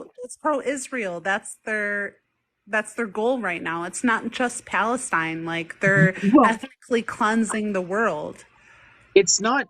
It's a little more subtle than that. It's more. This is a reflection of having adopted an ethno-national perspective. So it kind of aligns you with other ethno-national movements. It's just like, I mean, like fascist movements anywhere can all get along because they share certain basic ideas. As long as everyone stays in their own little area, everyone's kind of happy with each other. The Israelis supported apartheid South Africa all the way to the end. I mean, Israel's nuclear program was done in And just a conjunction with quick apartheid warning, South Africa. we need to say the word grape instead of the R word, or this live will get blocked. So use the What word grape, okay? Instead of what was rape, grape. it's, Grape instead of rape. That's another prohibited word. Yeah, I don't, that's another word that Oh, I gets us just banned love on how they're TikTok. trying to It's censor us. weird, but yeah, it's I, like the T group, the H group, the oh, H group. I'm not sure I caught the word that needs to be substituted. I mean, not. Are you saying the word for sexual assault? Yes. Yes, instead of the R Okay, word. I Not would, you. I You hadn't. didn't say it. You didn't Somebody. say it. Okay, I didn't say that. No, it wasn't you. It wasn't Oh, you, okay, but we cool. just need to be careful because Ah, this is oh, going it's well and we'd like to keep it something that up. scrolled by. Okay, I don't yeah, want but to interrupt, but excuse me, just one thing. There's a girl. Her name is Celine. I believe she just sent a request. Can you accept her? She can take my spot, but she has a couple of questions, probably oh that I yeah, would love sure. to Because hear. there's like 5 that are currently on there, so I can't. Yeah, Somebody broke I'll the bill. drop. I'll just get out, and you can give her my spot. I really appreciate your time, and I'll be in the chat because this is really interesting. Thank you, doctor. Thank you. Thank you. Okay, I know this is a basic question just while you're taking, or he's going down and she's coming up just really quick for someone in the comments. They wanted your, from you specifically, what's the difference between someone who's Jewish and someone who's Zionist? Oh, that's a good question. Okay, and then for the person that he'd said wants to join, I don't have the request, so I don't know the person. So tell the person to like ask to do it, and then I'll see it pop up in the little guest thing. But I don't know the person's name, and there's no current requests. Um, a Jew is somebody either born to a Jewish mother or who has converted to Judaism, who has accepted that like that nationality and or religion. But a Zionist is a political philosophy. It's a set of beliefs. Jews aren't all Zionists, and Jews go by and the Zionists aren't all Torah. Jews. So Jews go a by the Zionist Torah. can be from any religion. So they're Christian Zionists. A Zionist is somebody who supports the ethno-national project of Jews controlling that land and creating an ethno state there. But Judaism is just a was it I don't know what was the name of the person that I'm supposed to add in. I don't know if it's the Shmendrik. No, if Um, her name started okay. with an S. Okay, yeah, I didn't hear it well enough. Celine. Her name is Celine. Faisal is Oh, Celine. Celine. Okay, cool. So I'll look for that when it pops up because that one isn't there yet. Celine. Okay, yeah. So if Celine pops in the request, I'll bring her in. But yeah, Zionism again is a political philosophy. Judaism is both a religion and a nationality in a sense, like an identity, an ethnicity. Okay, that's a good answer. I want to ask for someone in the comments also because I was going to ask you this as well, but it came up after that one. So, what was the role of Zionists in World War II, and is that where they originated? No. Oh, Zionism actually goes back to the middle of the 19th century. The first actual Zionist book is in 1862. And it starts to become a significant movement in the 1870s in Eastern Europe. So it's way before. World War II honestly has nothing to do with the creation of the state of Israel. It's a common American misconception about it. Or it actually shows up in other places too. I've seen it in British discourses. I'm sure it shows up other places. Like the Holocaust and World War II really had, I mean, like nothing to do with it at all. Who was the founder of Zionism? I forget his name. What was the what? Who was the founder of Zionism? Theodore Herzl. It's actually not Herzl, but so it's good that got brought up. Herzl Yeah, is I didn't know frequently that. brought up, and people say Herzl is the creator of Zionism. Almost everyone says Herzl created a specific type of Zionism. Herzl was the founder of political Zionism. Spokesperson for Zionism. What was that? He was the spokesperson for Zionism. He was a spokesperson, but very briefly because he died. he showed up on the scene, converted to Zionism, created the World Zionist Organization, and then died a year later. I mean, it's so very short-lived role as a spokesman, but he's important because he created a particular type. He created political Zionism, the one where you don't actually have to move. He didn't leave Europe, And most of the people who supported his organizations didn't leave Europe. But Zionists had been around for decades before that point. Zionism was 30-some years old before Herzl became a Zionist. He converted to it as an idea. So, I mean, yeah, he wouldn't be a founder either, but honestly, I tend to point to a more important early figure with somebody like Leo Pinsker, because he's a whole generation earlier than Herzl, and also wrote an important book, Auto-Emancipation, like this is how Jews can save themselves, that was quite influential and helped to spark a massive movement in Eastern Europe. He was the first really good Zionist propagandist. The role that you're giving to Herzl that But what sort of makes spread the idea Herzl around. so iconic was that he was the one that negotiated the terms for the Zionists after World War II to have them relocate from Germany and the United Kingdom into Israel, wasn't it? Herzl was Herzl died in the 19th century. Oh, okay. No, he died in like 1898, something like that. I can't remember the exact year, but it's near the end of the 19th century. I think it might have been 98. It was the first Congress of the World Zionist Organization was 1897, and I think he died the next year. Well, So can somewhere I around ask there. you a question? Because this is something that I discovered, but I'm not sure if it's actually true. But the United Kingdom, after the Holocaust, they reimbursed all the Jews in the form of 150 pounds per Holocaust survivor in order for them to relocate, as long as they were willing to relocate to Palestine at the time. Sort of. That's more a matter of dealing with the refugee crisis. There were people still in, a lot of the former concentration camps were turned into displaced persons camps, and some people were stuck there for years after the end of the war because countries didn't want them. The U.S. refused to change its immigration quotas. There are only so many places they could go. So there's this massive ass population. They couldn't figure out what to do with them. And the reason that Palestine shows up there is it doesn't have those migration quotas or whatever. So it's like, okay, well, maybe we can Is that why they dump them decided to there. cut off But people Palestine didn't want instead of it. giving them a A, portion of Germany? But the Balfour a lot of people there, they didn't want to leave. They did not want to go to Palestine because it wasn't the kind of environment they wanted. These are like culturally European Jews. They wanted to stay there or be somewhere else similar to that. So Britain essentially had to bribe them to get them to go there, just to get them out of these camps and move them along. Giving them some of Thank their you for territory in confirming Europe, that, that because that's just gets into the exactly. European politics and the fact that the Europeans were being dicks. I mean, there's all kinds of complications there. Germany would have been hard too because Germany already lost a huge amount of territory in the east. There's a massive Germany was absorbing millions of refugees after the war because a huge amount of territory was taken, and then a huge chunk of German speakers that lived in tons of other countries in Eastern Europe were being expelled by force, and they all got squished into Germany. So they weren't going to take the population in.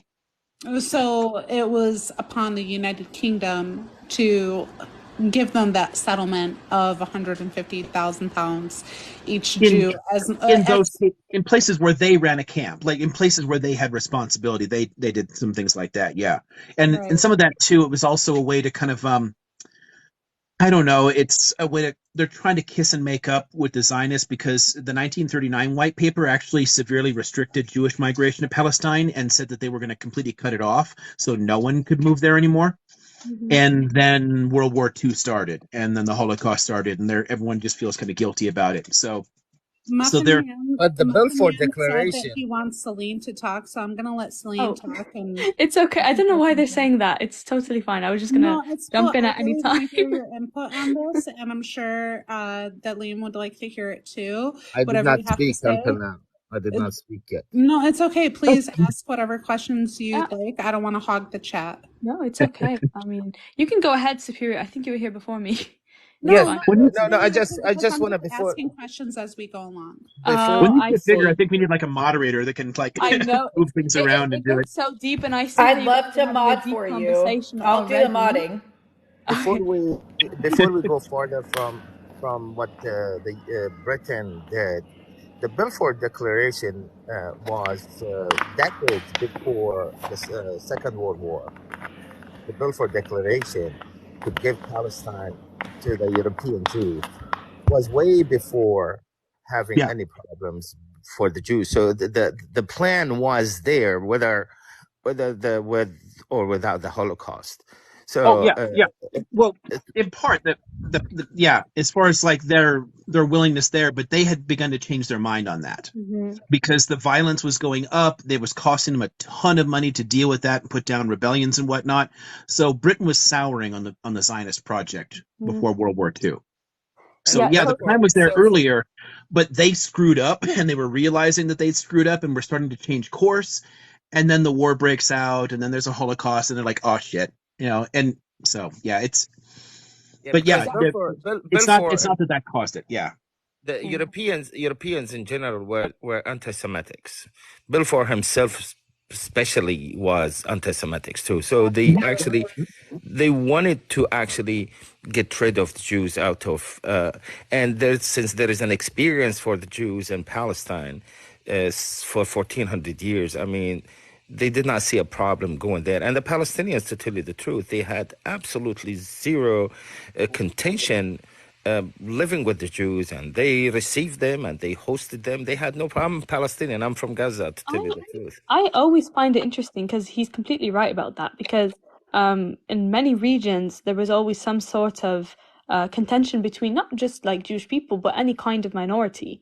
But I always find it interesting how within like Palestine and the Levantine regions, despite the fact we were under like countless forms of colonization, right? Like we were under the Mamelukes, the Ottomans, and then the British, and throughout all those periods of times, we were always oppressed by that same oppressor, which was our colonizer. However, we had Armenians, we had Greeks, we had Jews, we had Christians, we had Muslims, the list goes on, right? And I found that it was interesting that before the Zionist movement, it was kind of like we were all moving very cohesively.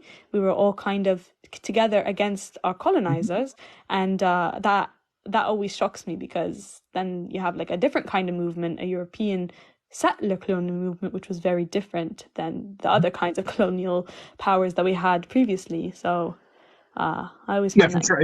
Especially relative to like the way the Ottomans ran things, for sure. One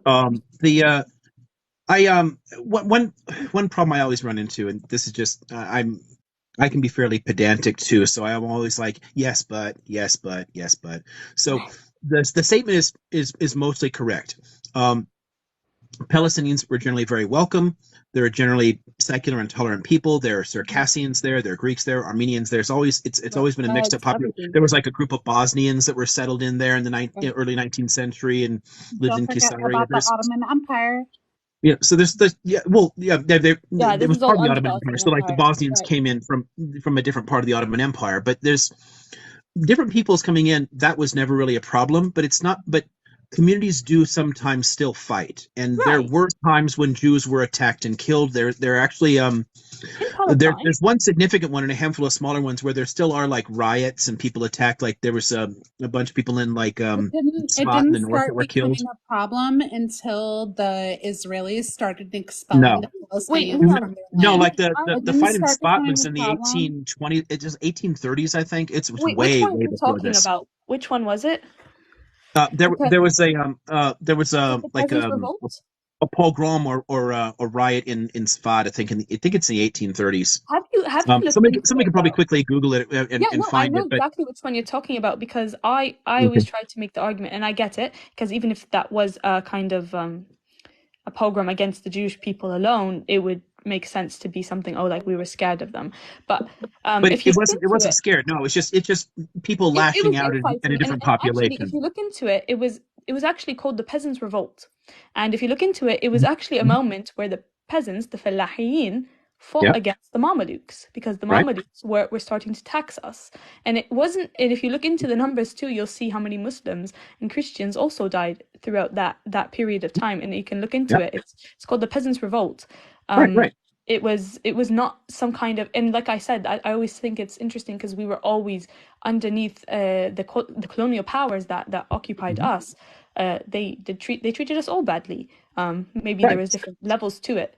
But yeah, that's always the one that Yeah, they'll it's say, and I think that's the only one. right, But and it's used towards dishonestly. everyone, It is used dishonestly, right? very disingenuously. But the reason to bring it up there is just to show that this is in the context of and there's tons of places where like peasant revolts all through European history. While they're doing something, they also take it out on somebody else. They also take it as an excuse to loot, right? To attack people because they're angry. There's this other community here. They've got some cash. Whatever. We'll take them out. Like it's something that happens a lot through human history. So in the context of a wider movement, somebody decided, let's go in here and like tear some stuff up for a while. It's used to say that people hated Jews. That's not true. Right. But we can't say, we also, like, again, I'm going to be pedantic. I can't say no one ever targeted Jews just because they were Jews, because the community was attacked because they were a different community that they could then go in and rob in the context of this civil disturbances or whatever, when you can get away with things like that. Yeah. In war times, people do tend to attack each other. There was no politics enough to influence all the way from Morocco to Iraq.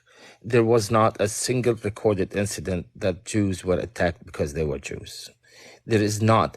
I mean, wherever they lived in the whole Arab or Muslim regions, Jews, Christians, and Muslims, probably sometimes they did not even pay attention that we are different from these people. I mean, I believe being Palestinian myself and Gaza, and I never lived there. I visited one time, and it was very, very, really degrading to go through the border from Jordan into the checkpoints of the Israelis. I mean, I remember it now. Me, my father, and my brother stripped naked with underwears. I mean, and that's the men's section, and the boys sections, the women's section is the same thing. They stripped them naked.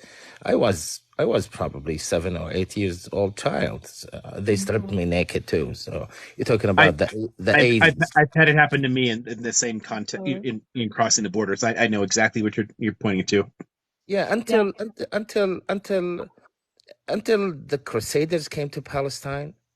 From the time Umar ibn Khattab, the caliph or the companion of Prophet Muhammad, there was not any problem. Actually, Umar ibn Khattab, the one who brought the Jews to Palestine, the Romans, Christian had them kicked out. He brought them. Although we have so many horrible stories about them in the Quran and the traditions of the Prophet, peace be upon him, but that's our emotions are separate. We have a command that the people of the book, they have that special place that we can even eat their food and marry from their women. I mean, there is the command that obedience is something, and my emotions are different thing. There's restrictions, and there is a verse in the Quran says, God forbid you not from dealing kindly, unjustly with those who do not drive you out of your homes or fight you in your religion, for Allah loves those who are just. I mean, there's an incentive to deal kindly. That's why you find the oldest Christian and Jewish communities are in the Arab and the Muslim worlds. The oldest and synagogues and churches are in that whole region.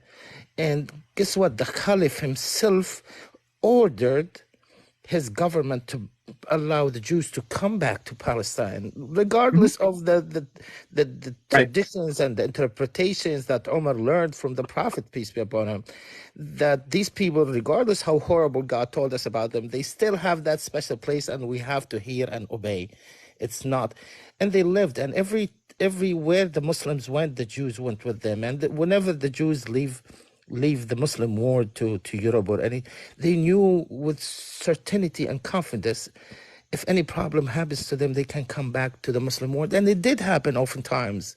Yeah, that actually did happen many times. So when Spain and Portugal expelled the Jews, they ended up in Morocco, in Greece, and Palestine. They ended up they ended up going to all over the place. So there's I I want to in part agree and still bring in like a slight quibble at least. Again, just in scriptural terms, there's no basis for attacking Jews for being Jews. So Absolutely generally not. speaking, Muslims Absolutely, don't attack Jews for being Jews. it's But sinful. individual people can still look at people who are different than them and still be terrible to them. And while you don't have the same kind of history of pogroms as you have in Europe, because there's a very deep anti-Judaic bias in Christian cultures and in religion, um, Jews still were not always treated very well, and sometimes it was worse than others. There was a neat question that went by in the chat a minute ago that actually kind of ties into this, because somebody asked about jizya and dhimmi status. Yes. The one okay, so to make a point, I want to make a point about the Mamluks in a minute. But answering the question first kind of helps. Muslims all have to pay zakat. They have to contribute Tax. to the community. Taxes. They're required. It's a 3 point. tax. It's an Uh, obligatory but one if you're not obligatory Muslim, one you of the wouldn't be pillars. paying that. And if it's a Muslim state that's providing your security or whatever, then all these Christians are basically freeloaders. They're not going to pay any, taxes or whatever, because they don't have to pay zakat. They're not forced to live under Sharia law or whatever. So jizya is a tax for non-Muslims, so that everyone has to pay. And it was much cheaper than a Which is zakat. lower than the It zakat, could but be it's not cheaper or more Oh, expensive. It higher, could right. vary because there's no precise formula for it, and it varies a lot, and that's where it can be abused. So, like the Mamluk example I'm going to make there.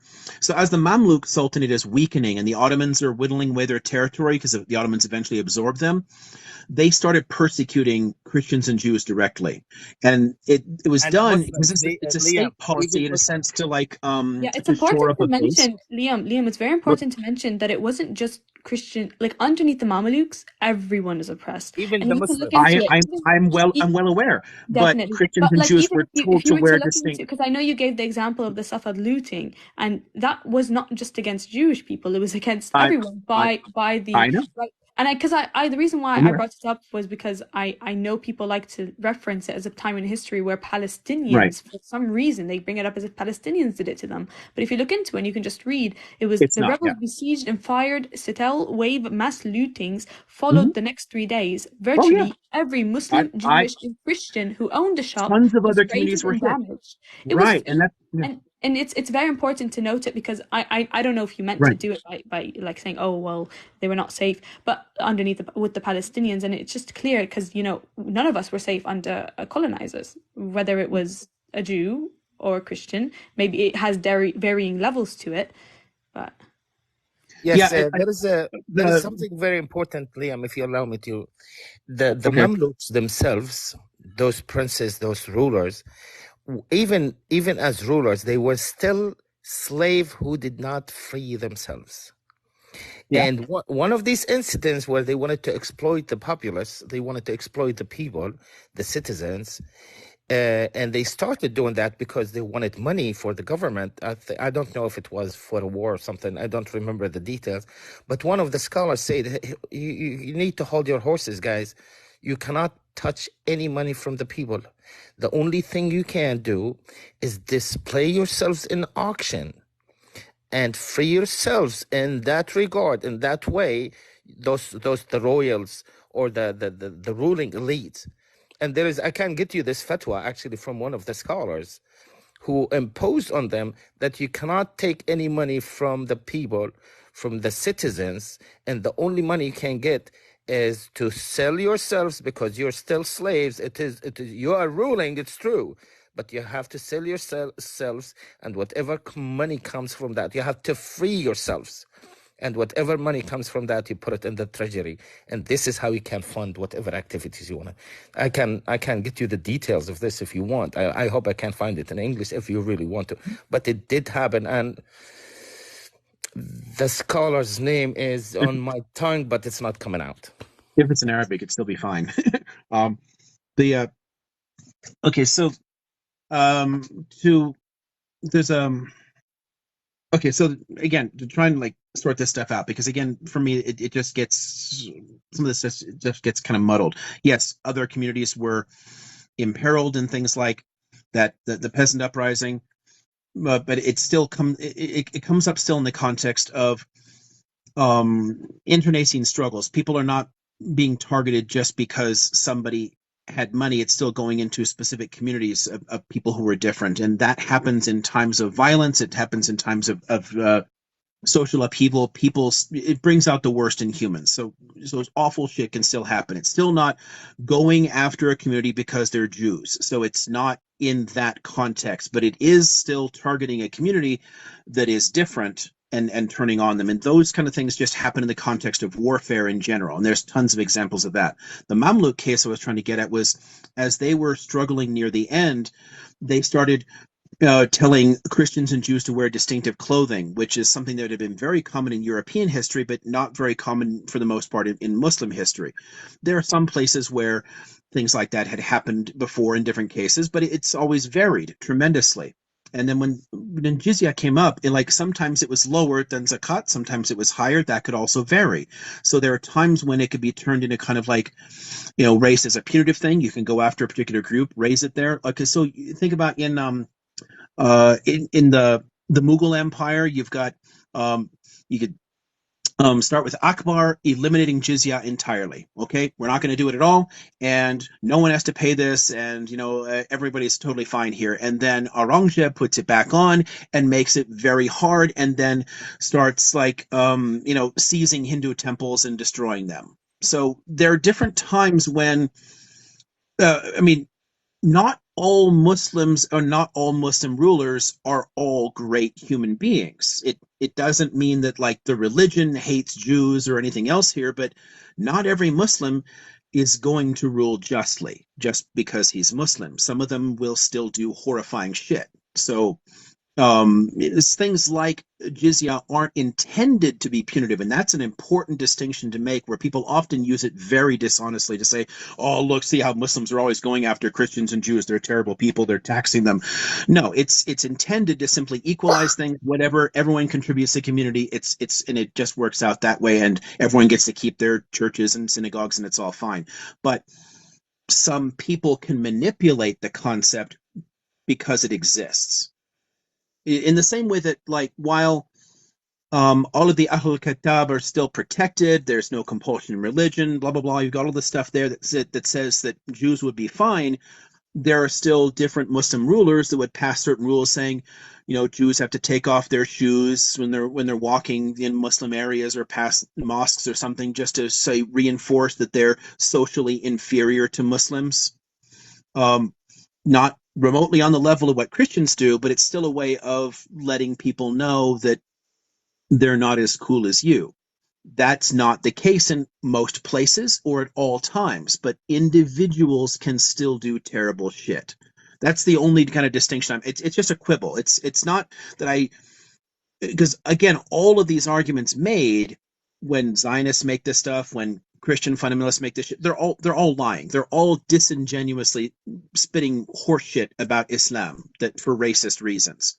So we don't have to give into any of that crap, but it doesn't help us to argue back if we don't at least try to, I don't know, bring some nuance into it. It helps to, at least from my perspective. Maybe that's just me being autistic or something. I mean, for me, I always want to know all of the details, all the nuances, instead of just taking very strong position that it's never like this and it's always, I don't know if that helps, but I get what you mean about Islam as a whole, right? Islam as a whole does not have those problems. It does not impose that kind of shit, but some Muslim rulers have. I agree with you on that. I mean, we do have a bunch of scumbags throughout history, Islamic history. Yeah, there's plenty of scumbags, right? There's been, yeah. Yeah, and those ones actually studying their history, studying their conduct stuff, you'll find it in violation of the Islamic tenets, because there are there are rules in Islam. There's no room for interpretation. I mean, they are set in stone, and there is room for interpretation of other things. There's absolutely, the Prophet, peace be upon him, said, whoever harm a mu'ahid or a dhimmi, those people, this category, Mu'ahid, somebody who does not reside in the Muslim, somebody has a covenant with the Right. Muslims coming to visit or something. A dhimmi, the one who is a citizen of the Muslim government and he lives there. That the Prophet, peace be The upon him, says, protected people king.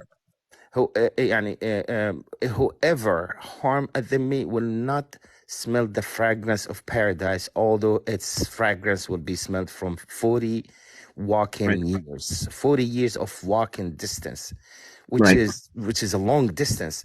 So we have this in stone. So whoever comes after that to a Jew and exploit them or harass them or take their property and these things, that person is in violation, and the Yeah. government's responsibility to reprimand and punish that person, Mhm. whether it's a No, Jew but what or Superior, what Liam is saying is completely true though, because we need to, like, he's saying that these are rules that are set in stone religiously speaking, but despite that there could still be terrible leaders and it scumbags. Yes, And I and call a, them and a good point to scumbag. add on to that is because yeah. it actually applies in all three of these religions. Right. Because okay, so Christians literally have in their books love your enemies as yourself, and if someone comes to attack you, turn the other cheek and let them hit you, don't fight back. Jesus was a radical pacifist. His early followers were pacifists. It's why the early Roman authorities, like if an individual Roman governor went after the Christians for not respecting the Roman gods, and that sometimes happened in the provinces, whenever they appealed to the emperors generally sided with the Christians and said, look, these guys are pacifists, they're irrelevant, they're not causing any problems, just leave them the hell alone. So they generally back down. There's no really systematic persecution early on, but it does kind of happen. But it because of all those records, we can really see that kind of the way that they lived. They were pacifists, that they weren't fighting back. But how the hell do you get to then religious conflicts? How do you understand the Crusades?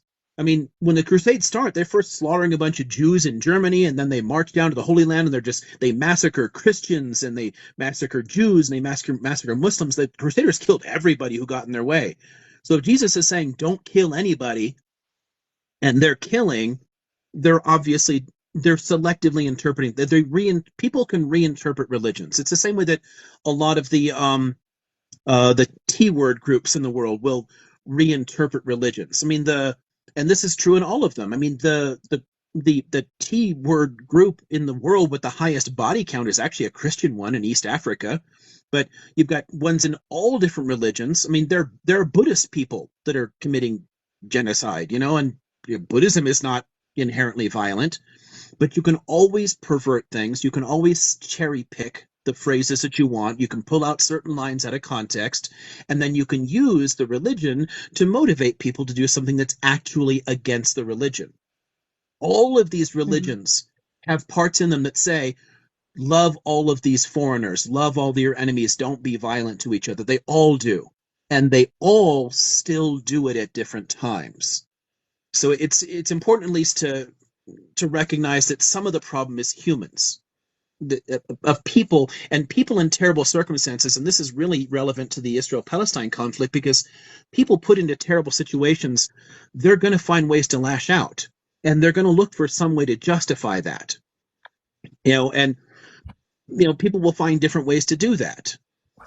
So it's something we do have to at least address directly if this conflict ever manages to be resolved. And I really hope we eventually stop carrying I mean, I don't want this to drag on for another 150 years, but if we actually get peace, we will have a generational struggle. It will take many decades. Whole generations will have to go by before the hatreds and the fears will go away. You know And what? we'll eventually have to deal with the extremist ideologies that have come about.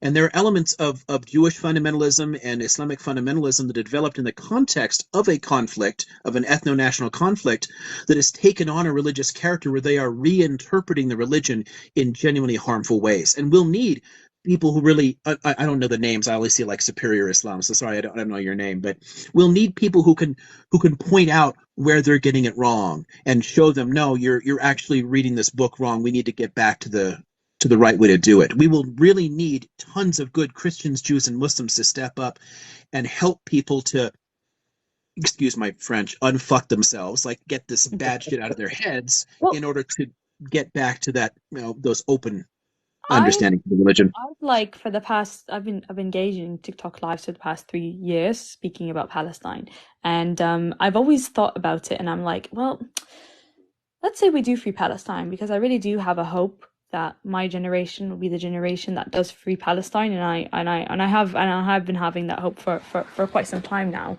and I've always thought about it. I'm like, well, okay, let's say we do free Palestine. People are always concerned, how will these people who are, you know, thought to have been hating each other for so long, right? This whole idea that they hate each other, how will that be addressed? And I'm like, honestly, I don't think we hate each other. I really don't, and I really do think that it's very simple for us to be able to, once equality is actually reached, true equality, true liberation is actually reached, I really don't think that there will be so much animosity towards each other. But I've always thought about it. I'm like, you know what? Our children and these kids who are going through this war, and these parents and these grandparents and everyone who has been, especially the people in Gaza, I don't think it's going to be as easy for them. So I started thinking, well, what else could we do? Like, okay, we're free, then what? And I think, like, obviously reparations and things like that.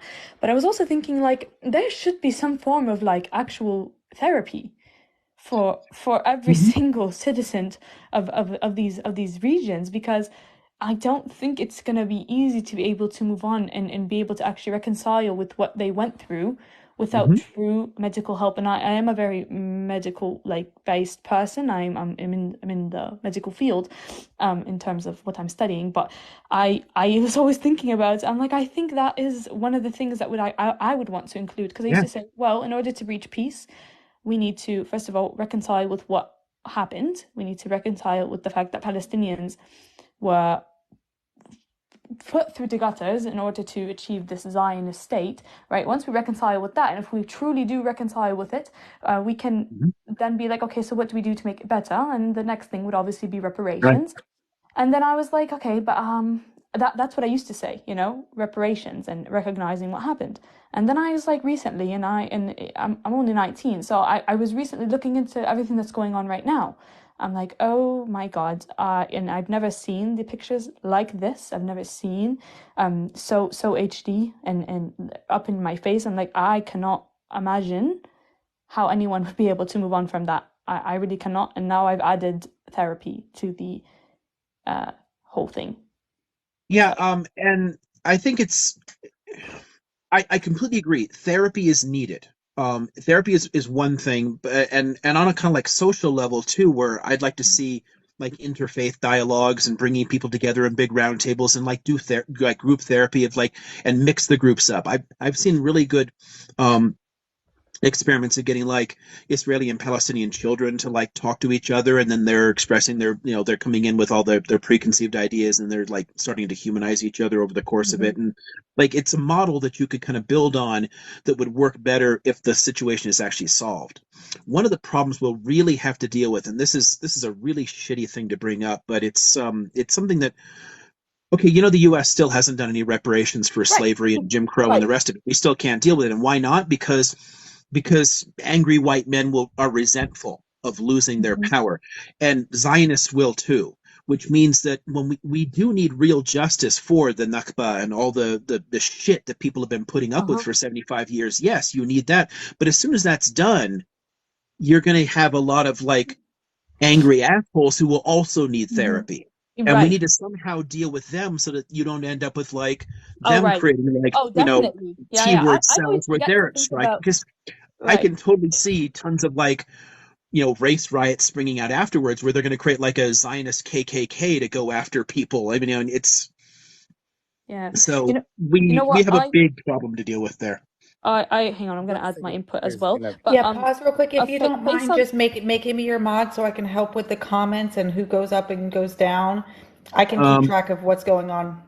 Yeah, and also Liam, if you don't mind, who was speaking right there? It's Rochelle. That's Rochelle. Yeah. And okay, so First, would that allow you to like bring people in and out of the talking part too? I Because believe there's an option to be able You Yes, to. can yes, because definitely, yes. yeah. I don't know who wants to come in for sure and who doesn't, and it's sometimes hard Right. to tell I'm because I can't watching see all that the in the text. comments, so it'd be easier if I just did that for you. But yeah, I believe it would give me the She will ability to Okay, be do so it. how do I do that? Let's see. Is it adding a second host or is it something else? I think clicking on her PTR and So you have options there. I think. I can explain it. So yeah, you can Rochelle, are you already a moderator or no? No. Okay, so you can just click on Rochelle's name, and then you should get like a bunch of gift options, but you should also get an option to add her as a moderator on the far right. Do you see that?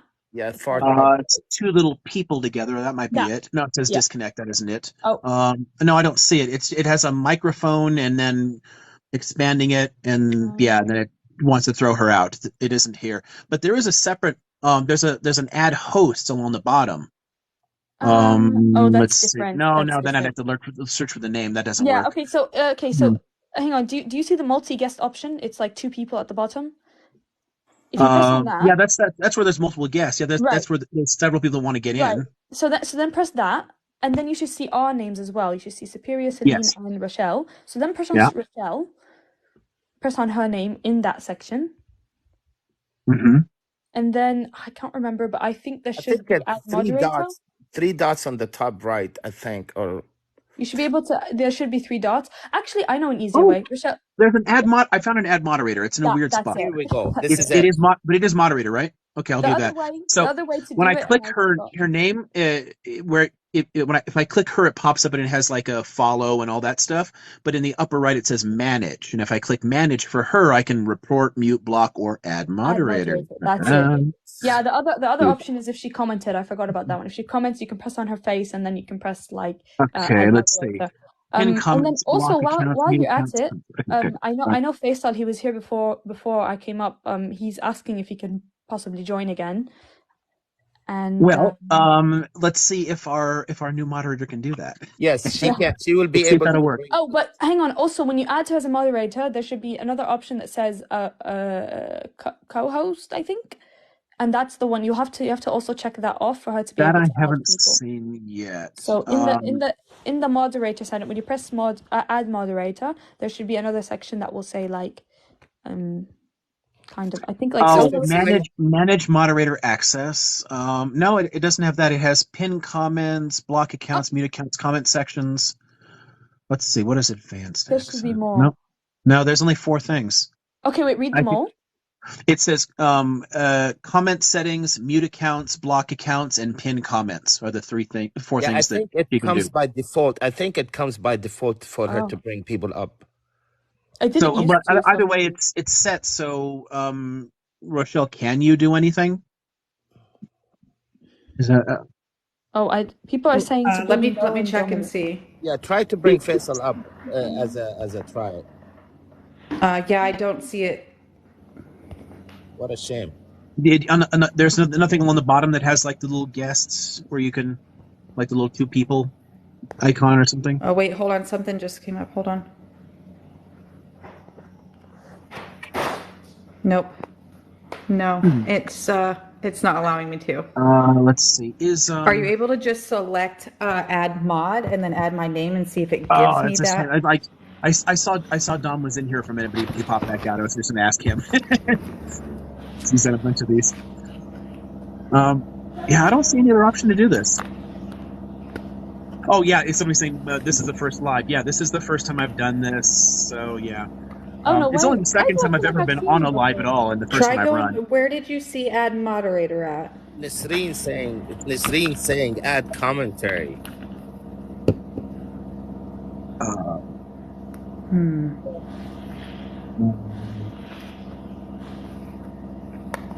Yeah, you're doing a good job for your first live. I remember I luckily have a lot of friends who are very good at hosting live, so sometimes I brain fart in the middle of it, and I'm like, how do I even do as a moderator? But they're doing good. Yeah, all I got is for. Okay, let me comment. Someone's saying it's I found showing, another section where I can see you as mod, but it's under manage. It still only has those 4 options. There's nothing else I can see to add. There should be an option to add co-host, but I guess if you cannot, then it must be you haven't had that. date. There is So another this is a host part, but no one's listed under that. I would have to somehow search the name. And it's only showing like, who's it showing on here? Oh no, these are other people who've Nestrina gone said you live. That have to doesn't work. go. No, You that have to go doesn't. maybe. through settings and add co-host is what Nestrina Maybe you have Mom. to go live somehow because when No, I no, hit no, not that one. Co-host is not that. different. Yeah, so Okay. co-host is when you. Oh That's wait, different. yeah. Co-host is when you Okay. Cool. basically go live with another person who's live, Okay, and let you me see can't if have I other people can. up with it. All right. So that's a Okay, different so one. maybe. Do you know how to add people or no, or like bring people up? Does anyone in the chat know how to add this? Yes, I think. yes. Look, if you So look maybe. at the two people down on the bottom, you will see like Mhm. a red note with the number of people who wanted to come up. Well, yeah. You mean where the two people where it says add guests? Is Yes, that what if you're talking about? somebody is requesting the Yeah, guest yeah, to yeah, yeah. the stage, That part I know how to do, but in that menu when it pops up, I don't see any way So to wait, do add you? any other abilities. Okay. So I know what you're trying to do, but I think if you must not have the option yet, because I know not everyone has the option to have co-hosts, like people who are able to bring and drop people. So I know not everyone has that just yet. So I heard you read them off. So you probably don't have it yet, but I know how you can add people, and you can just click on the multi-guest option, and then if you scroll, you'll see people who are requesting. Mm-hmm. Yeah, there's And four people. I've got Mo Pesci, West America for oh, Palestine, Faisal, and Mobashi, Nisrin. Mobashi is Yeah, an it's yes, showing excellent. that I have and the ability to mute an account but not bring someone up. Yeah, Right. yeah. So I guess well then Mobashi You is have to an be able to excellent. add people from there. maybe what you can do, Rochelle, is like figure out within the chat who should come up next, and then just let me know, and then I'll hit Yeah. it. Okay, I Yeah, I see can do what you that. mean. I can do that. Mr. Liam, and Mobashi is an excellent person. He may be able to help you with this. Plus, he is an encyclopedia of knowledge on what we're talking about. He's a And he hasn't been on yet, so might as well. Yeah, Mo. It'll it's just very. say Mo. Yeah, he's pretty cool. I he's think Okay, he well, gets let's that. do that. very respectful, very civilized, very educational. Hi, Mo. Salutations, Oh, everybody. that's loud. Salutations. Hey, first and foremost, I just want to give a good shout out to you, Professor. I caught you on Dominic's live, and I instantly had a bro crush on you. I fell in love with a man with a beard for the first time in my life. The same thing, Mo. Honestly, I am enjoying. I'm very honored to be on his live. Honestly, Oh, Yeah, for sure. thanks. I just want to say thank you, everybody, for the kind words. But I want to say that this man right here is the definition of knowledge. I actually sat there as Dominic hosted you, and I sat with a pen and paper. And as you were combing through property rights and how the aristocrats of Syria and such were basically putting their names on the deeds and sold homes without people even knowing. That was a small fact of history. Honestly, I had never even dived into. So I wanted to say I appreciate you for sharing your knowledge. It wasn't for nothing. But I do have a question for you. And this is a question that I'm having a hard time answering when people ask me. And they say to me, how do you deprogram Zionism? Like, how do you deprogram, or how do you explain Zionism and make the differentiation that Zionism, i.e. in 2023, has tried and made an attempt to rebrand itself vis-a-vis Zionism, the ideology birthed in Theodore Herzl's Judenstock? Like, how do we articulate that for the layman person? very good question. I was coming next to that. Yeah, there are several parts to that. One thing that's helpful is getting at the concept of nationalism itself. If you can get people to understand why nationalism is always problematic, because every single nationalist movement is. And it's difficult because many nationalist movements are national liberation struggles. So Palestinian nationalism, Irish nationalism, but nationalism can get out of control very easily because it's at its foundation, it's about creating in-groups and out-groups. which means it, no matter how it starts, if things don't go right, it can easily turn into a very racist kind of ideal. So if we can push back against nationalism as a whole and get people to aim for a more cosmopolitan mentality, that can help kind of through the back door. For Zionism itself, the one thing that would really help, I think, is to address a core fear that people have. This is something that I've learned over the years in talking to people with whom I have massive disagreements, is if you can try to understand where they're coming from. What is it that's motivating them to have the beliefs that they have? Figure out what are their emotional concerns. Then you can find a way to respond to those emotional concerns and frame the answer in a way that makes sense to them. I've literally sat down with people who thought they were hard right conservatives and started talking about them and figuring out what they were most interested in, and found out, I started describing things to them. They're like, yeah, that sounds good. That sounds good. That sounds good. And then they're going on, I hate socialists. I hate socialists. I'm like, you just described a whole shitload of socialist stuff. What are you talking about? Like, because it's a matter of like language. People get caught up in certain ideas. It's a matter of like, if you put the same concept in a very different way, it can help. Like I used to tell people, if you want to get right-wing Americans to support something like Medicare for all, frame it as a tax cut, because effectively it is.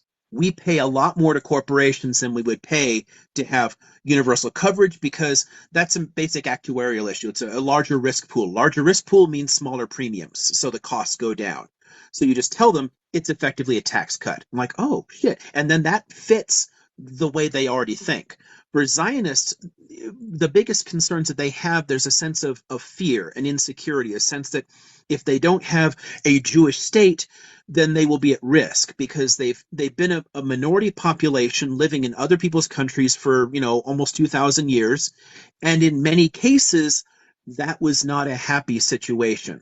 Some places worse than others, but it was often not terribly happy. And the whole sense of being dispersed and kicked around as a minority is a difficult thing to get over as a kind of cultural memory. So what you have to do is find a way to help people understand that a free Palestine doesn't actually imperil that.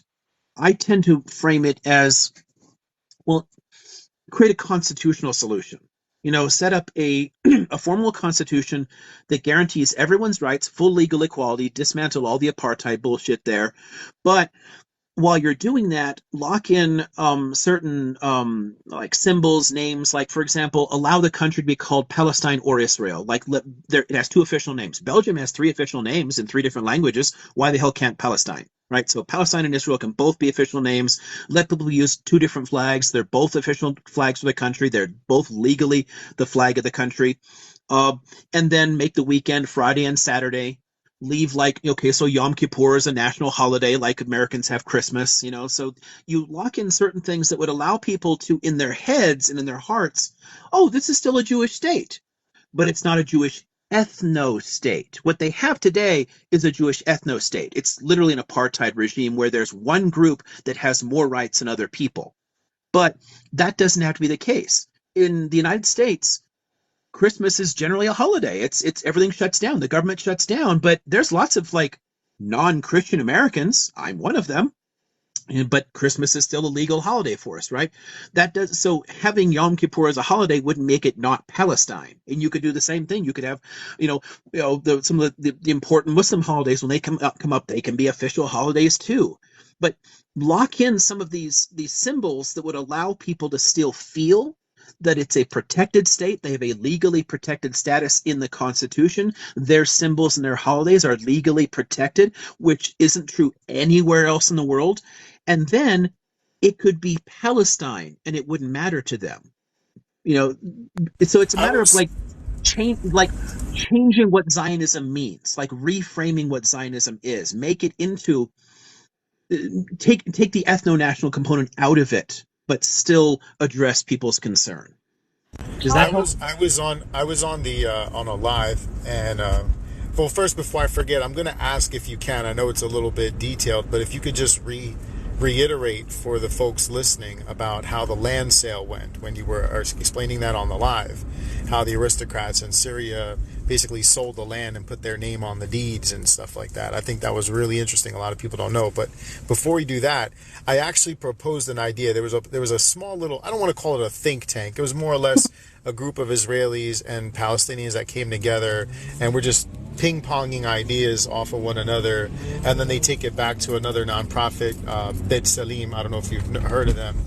And I came up with a concept. I said, look, why do we have to call it Palestine or Israel? We mutually agree that it is the Holy Land. Why not just call it the Holy Land?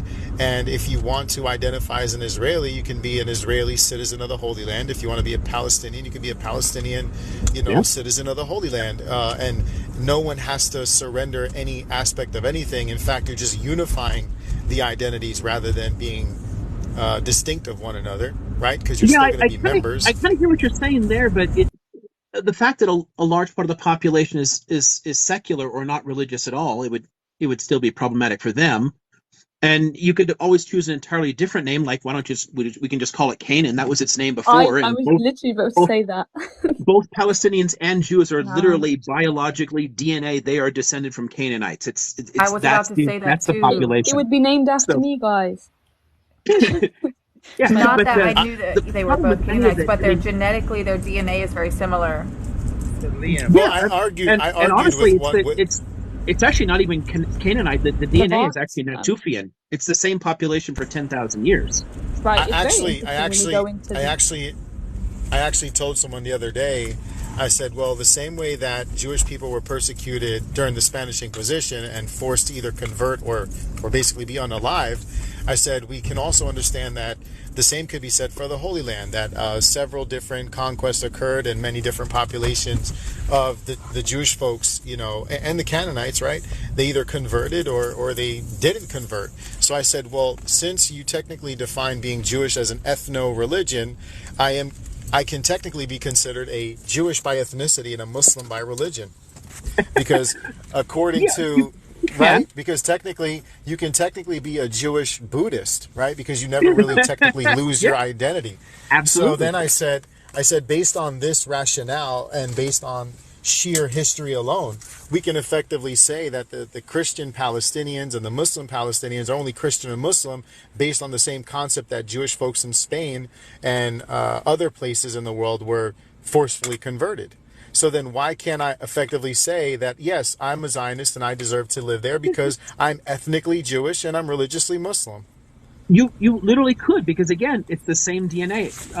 It actually gets even more complicated if people really want to dive into this, and it fits. Like there was a comment that went by a bit ago, like somebody said, "Oh, Israel was there 3,000 years ago." Let's dive, Liam. Let's dive. No.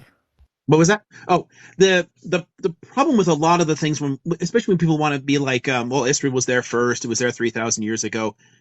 It's actually not true. The Judaism as a religion isn't all that old. It's not 3,000 years old. If you go back 3,000 years ago in that land, everyone's still a polytheist. Even if we take figures like Abraham and Moses, if we say, okay, yes, well, let's assume they're real people and they'd really lived in the periods here and they lived in those time periods, and we look at the text and we actually look at Torah in its own language, they weren't monotheists according to the text itself. I see that. Sorry, I don't want to interrupt you, but I see that you have a spot. Do you mind rising Faisal? What was that? Do you mind rising Faisal? I know he's been asking me to let you know for a really long time. Yeah, there we go. Never mind. The sale is back. Okay, yeah. Oh, never mind. Sorry. The thing is the understanding of God changes over time. So like the God that becomes the Jewish God, the Christian God, the Muslim God starts as El, right? El is the oldest name for God in Hebrew, but El goes back way before that point and appears in Canaanite polytheism as their sky god. The understanding of God changes consistently over time and eventually becomes the monotheistic faith that we understand, and then we can talk about Jews. But if you go back to the time when like the ancient kingdom of Israel existed in the northern hill country, they weren't actually monotheists. Israel was destroyed before that process even starts. It isn't there yet. Long after that period, all through the Holy Land, people's ordinary houses still had like different figurines for different gods and goddesses. It took a long time for the idea of monotheism to come out of the upper classes and drift down to ordinary people and become like the common understanding of it. It builds steadily over a long period of time. But when people try to make the nationalist arguments, we were here first, all of it is wrong. The easiest way to do it is to say, fuck it, toss the whole thing. If you want to look at it genetically, sure, Jews and Palestinians both, they go back to Neolithic peoples. Like the Canaanite language is from later immigrants. It passed into the area, and a small number of people. Most of the DNA didn't change, but they added a language later. And then other languages evolved, and other languages were introduced. Eventually, Arabic is introduced. Tons of things are introduced later, but the people, most of them have been there for more than 10,000 years. They've been there since very early waves of settlement coming out of Africa. So it hasn't really. Somebody asked Aramaic. No, Aramaic is much later. Aramaic evolves out of the Canaanite languages. It just like Moabite and Edomite and Hebrew all like emerge out of those Canaanite languages. But the Semitic languages, those were imported later from further south. But the people, the core of the population, the core of that body, they were always there and haven't changed. So to like the point that Mo brings up, yeah, you could kind of do that and say, yeah, ultimately all these people have claim just by physical ancestry in that land. One thing I don't like about it is when you try to make any kind of argument from DNA or ancestry, it kind of brings up weird kind of racist, eugenic kind of like it's a little cringy on some level, but in this case, it kind of makes sense because you can also point to it through history and archaeology and everything else. Yes, people have been here all along. Jericho has been continuously inhabited for 11,000 years. The people who live there in that area now are descended from people who lived there 11,000 years ago. That's just a fact. So ultimately, Judaism evolves out of the earlier cultures that were there. The Canaanite culture predates Judaism. And the Canaanite culture itself developed and mixed in with like the earlier Neolithic traditions that were there. There's always an earlier time. So when people try to make claims, we were here first, set that aside. It doesn't make any sense. And if you just look at the people themselves, they all at least have a claim from ancestry. So maybe we could just like get over it. I wouldn't say like, become Zionist or something. I think at this point, it's okay for us to get over it. Sorry, I'm probably being really annoying right now. I know there's a lot of people who want to come up. I don't mind dropping so that we could swap with them, so that I could swap with them. I've really enjoyed this live. I just wanted to catch up with the first question of Mo. If you want something, if you want to come back in at some other point, that's cool too. I would love that. Yeah, but I know Ness and Rochelle wanted to come back up. I don't know if you can make the panel bigger, but I'll drop anyways just in case if there's some space for them. Is it not? If I put it this way, where it was getting really hard to see like the small faces. I get it. Yeah, so I'll drop it, and you can. But actually, let one more person if I change it back to that other model. How did I do that? Okay, yeah, and I'll drop and you can bring up both of them. Thank you so much for hosting such a great space. Yeah, no worries. I really appreciate. I'm gonna see if I can figure out how to do that, and then I'm gonna go get a drink. But okay, I can drop in a minute, but I had one question actually. Nisrina and Rachel wanted to come up. Akhi Mo, this is Rocket the Second. I lost that account. I cannot go lives anymore with it. So, but this is my new account. There's the grid one. I had a quick question actually, since you talked about that. So when exactly do you define the Palestinian nationality? When exactly did it emerge? That's the first question, because I really was intrigued when you were talking about nationalities. And the second one, based on what you explained about nationalities, would you say that the Democrats and the Republicans in America have two different definitions of nationality, maybe? American nationality. Yeah,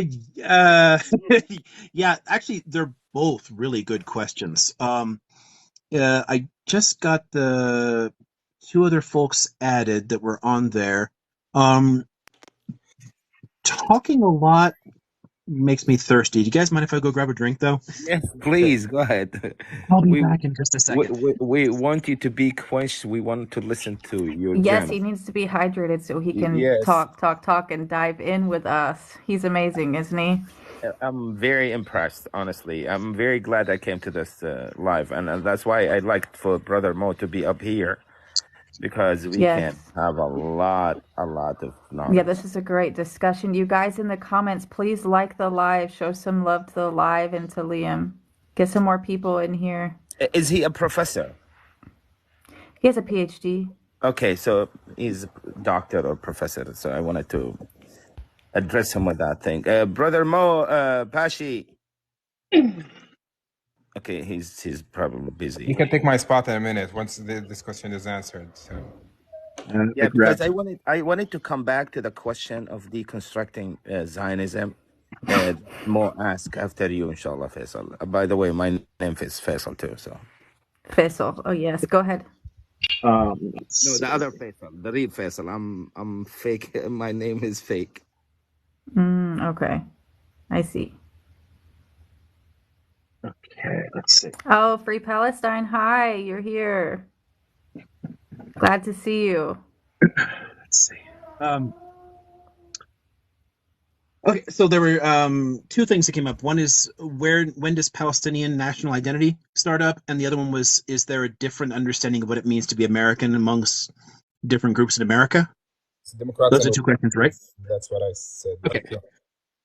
All right. So the first one's probably a little easier. Nationalism as an idea only develops really in the 19th century. Like the earliest you can really push it back is the end of the 18th in a couple of strange places, like specifically in France during the Revolution. It doesn't take off as an idea in Europe until the 19th century, and then it slowly spreads outward from there where they're contacting other people. So as an ideology, we can't really say a nationalism or a distinct national identity exists really anywhere else in the world before the 19th century. But there are different cultures. There are different people's senses of self. Obviously, people speak different languages and have different traditions, different cultures. Those elements are things that people use to build a national identity in the political sense. So people would have a local cultural identity, a Palestinian local cultural identity that's been evolving steadily for thousands of years. That's a steady evolution. So there's a local culture already there. That provides the seeds to build a political national identity, but they're different things. So the cultural identity is very old. A sense of that cultural identity means we should have a particular political identity. It only starts to emerge, honestly. I mean, really, you got to put it at the beginning of the 20th century. There's elements of it and hints toward it in the late 19th in a few urban areas, but even there, most educated Palestinians thought of themselves as either Syrian or Ottoman. Before that point, they didn't really think of themselves as politically Palestinian. But once the concept of nationalism shows up and people have the concept that the political concept is imported from Europe, then obviously Palestine's cultural identity is then turned into that. If that does that make sense for the first one? I don't know if that's Yes, clear enough. yes, but because here's the thing. To me, based on the conversation, so the way that I see it is that the whole Palestinian nationality today, it sounds like it's defined by freedom and liberation, and that's what it's centered around. While, for example, the Israeli nationalism is all centered around the idea of safety for all Jews, and the "Never Again" slogan. That's how I view it. That's why I was asking, because so you can see that for many people, even before 1948, before things got overheated and Palestinians were under occupation, the land was actually officially under occupation. There were educated Palestinians who called themselves Palestinians as well. Although many people today sometimes say, well, the Palestinian nationality only came when Yasser Arafat started to become a public figure, but it doesn't make sense because No, that's much not older when than people that. started to call themselves Palestinians. That's why I'm asking, when historically is it considered a nationality? When was it? When did it become actually a nationality, Palestinian? So first, there's the part you brought up about the core element to it. So for Palestinians, a core element of national identity is the national liberation story. So it's something that you have in common with like Irish nationality in its political form is caught up in opposition to the British. So it's a part of that narrative, that sense of like fighting to be free. But it's not all there is to it. Hummus is part of Palestine's national identity. There's like just tons of local cultural elements. The language, the form of spoken Eastern Arabic that's used in the southern Levant is a part of Palestinian national identity. There's tons of elements that go into it, and nationalism isn't just like one key element. It's several different features that are picked in, and then a whole bunch of like cultural elements that kind of get caught up in that get associated with it. But the political identity is what you're kind of getting at. Where does it become a political identity? And honestly, there are no nationalisms anywhere in the Arab world until World War I. The resistance to the Ottomans and their attempt to call World War I a jihad, and it led a lot of people to say, like, look, this is just bullshit. We don't want to be part of this thing. And finally, their local identities started becoming viable as a different political identity. And you can see that first actually in like Syria. There was actually massacres that the Ottomans carried out in Syria because there was a bunch of Syrian intellectuals saying, we don't want to be part of this crap anymore. This is nonsense. And they're like, oh no, you're still in the empire. But it rapidly spreads outward from there. The elements are already in place. Like the name, the local cultural identity, the sense we are Palestinian, we live in Palestine. People have been saying that for centuries, had been calling themselves Palestinian, but it didn't have a political sense of wanting to be a separate country. The idea of a separate country for any parts of the Arab world only happens during World War I and after it. So it's still well before Arafat, but as a political identity, it doesn't go back to the 19th century. People were still arguing just for localism, kind of like there was tons of like Arabism movements. We don't want to use Turkish in our schools. We want to use Arabic, things like that. We want our local identity to matter on a local level, but they weren't campaigning for independence before that point. So you're saying that they were holding on to a identity as unique to them, not exponentially declaring a nationality. So they were just holding on in to political terms, right? Right. Okay. And this there's always tons of like local identities. Like, okay, so I'm a Californian, but California isn't a country. We have a distinct local identity in the state as a whole, and then there are different regions. So Southern California is different from Northern California. So we have different local identities. Held on to identifying either as a Turk or a Syrian because they were going based on the whole. And it's only until World War I where they start to kind of say, well, we're this part of this and we identify as this. So it would be like a Californian being part of America, but saying, no, I only want to be Californian. And we want to secede from it. So it's like the United States declares war on Mexico. We think it's really unjust. That's messed up. We want to secede from the United States and not be American anymore. Now, let me ask that you this. would be like that. Because the other side I can see, and I get this all the time, is who was Palestine's first president? Palestine was never a country. The first thing, I mean, this is how I answer it. Please correct me if I'm wrong. But I think that it's disingenuous to think of Palestine in this statehood sense as you would a Western government, because in the Western world, we get democracy from the West, whereas opposed to the Middle East, it wasn't set up for that. It never has been. Well, it also wasn't in Europe until the 19th century. So the way I often respond to questions like that is I'll say, okay, so when was the first Italian president? When was the first German president? And was there no Germany before 1871? Because everyone always called that whole region Germany. They've been called that for 2,000 years. Everyone understood this area was Germany, but it was actually 300 different countries. So people were Hessians and Swabians, and they had all these different like local identities. They're from Brandenburg. They're Prussian, they're Bavarian, but they were also German.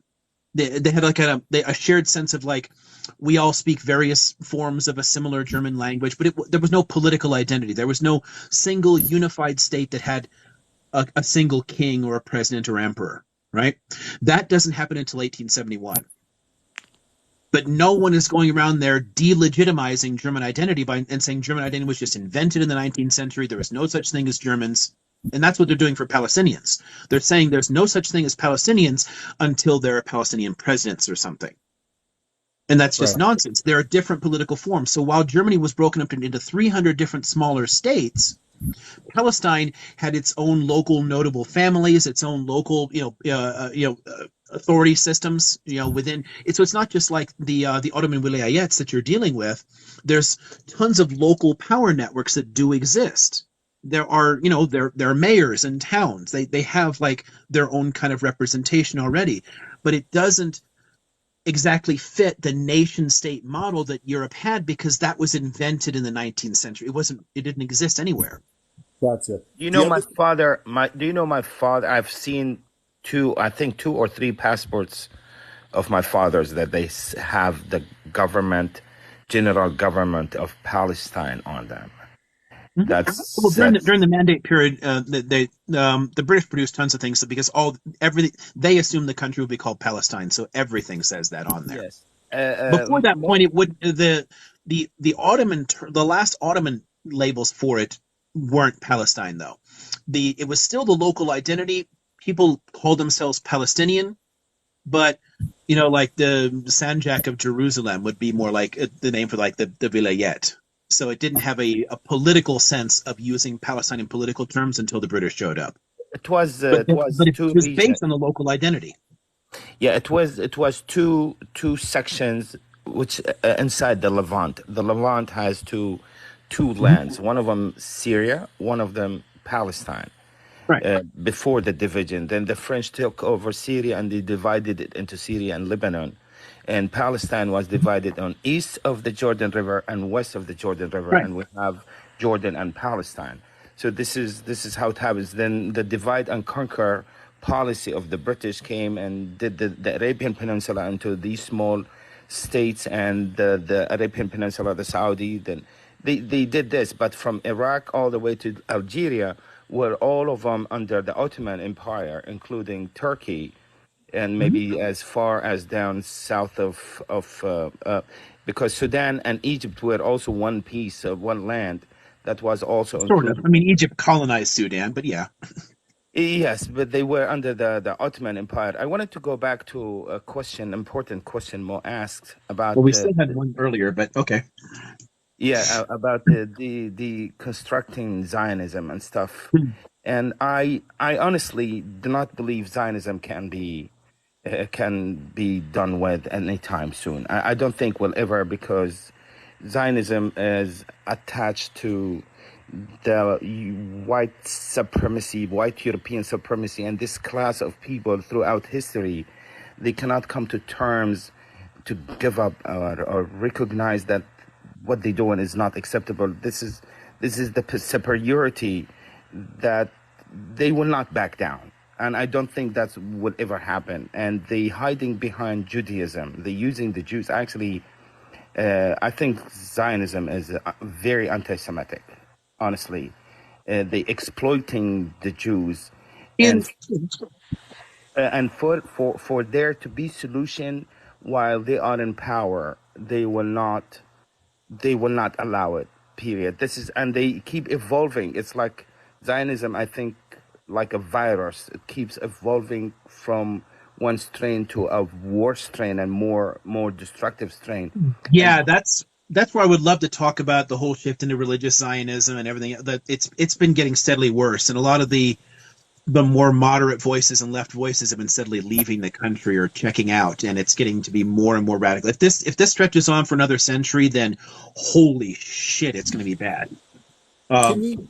Before we get into I don't want to forget real quick. Remember, I really want to hear about, I think everyone would really like to hear this part about the land sale. You often hear people say... We talked a little bit about something like that earlier. I don't know if more people have come in. It can come back up again, though, later. We can do it. I think that was before Mo came in. We did go into that. detailed yeah. of the We did it a land little bit sales. differently than it came up that day, but we talked about the same basic issue a little I'll bit push earlier. it another time then, or at least you can give me some resources and I could read up on it on my Oh own. yeah, I can. Yeah.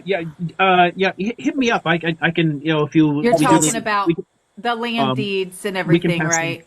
back and forth. I Yeah. want to Yeah, message you on the and then Ottoman you can, land codes, like the Ottoman land codes in the 1850s that create those concepts. Yeah, I can give you sources on that for thank sure. you. I'll message you privately and then you can send it out because Perfect. I Yeah, know let's little. like do the whole like I don't know I can't remember what TikTok calls it, a little friend request, whatever. We'll link up that way, and then we can pass stuff back and forth. Sounds good to me. Give me a reason to slide in your DMs, Joe. Perfect. Yeah. Okay, so I'm trying to hold on a couple things here Y'all because are I still so want to come back cute. to the We whole do like. love your beard, Liam. I'm just saying, we're in love with your beard, and we can tell just by looking at your beard how much wisdom you have. I want to. You know what I want to do? I kind of just want to grab it and then I want to do like the Viking braid. I want to give it like the Well, Viking braid. I'm glad I grew it back out then recently. This is 2 years into it. I've changed the style every now and then. For a while it was considerably longer, but I usually wore it in braids. So I had like three See, I braids. told you, Viking braid. I Um, told you. so I had that for a while, I and love then that. You look and then I so got talked into shortening it, so I took it back to a short beard for a while, and then I said, screw this, I don't like it anymore, and I'm letting it grow back out. So no, you must leave it long because you look so Jewish. It's wild. And you speak these facts and you're just like, you know, you yeah, are it's pro-Palestine and you should keep the beard and then you funny should walk how the around and beard say free does that. Palestine. Yeah, it's funny how the beard immediately makes people think of like traditional Judaism. I am almost entirely Irish, Sicilian, Polish, Bulgarian, Scots. I'm like about 1% Jewish, like by ethnicity. So and just looking at like the ancestry.com crap.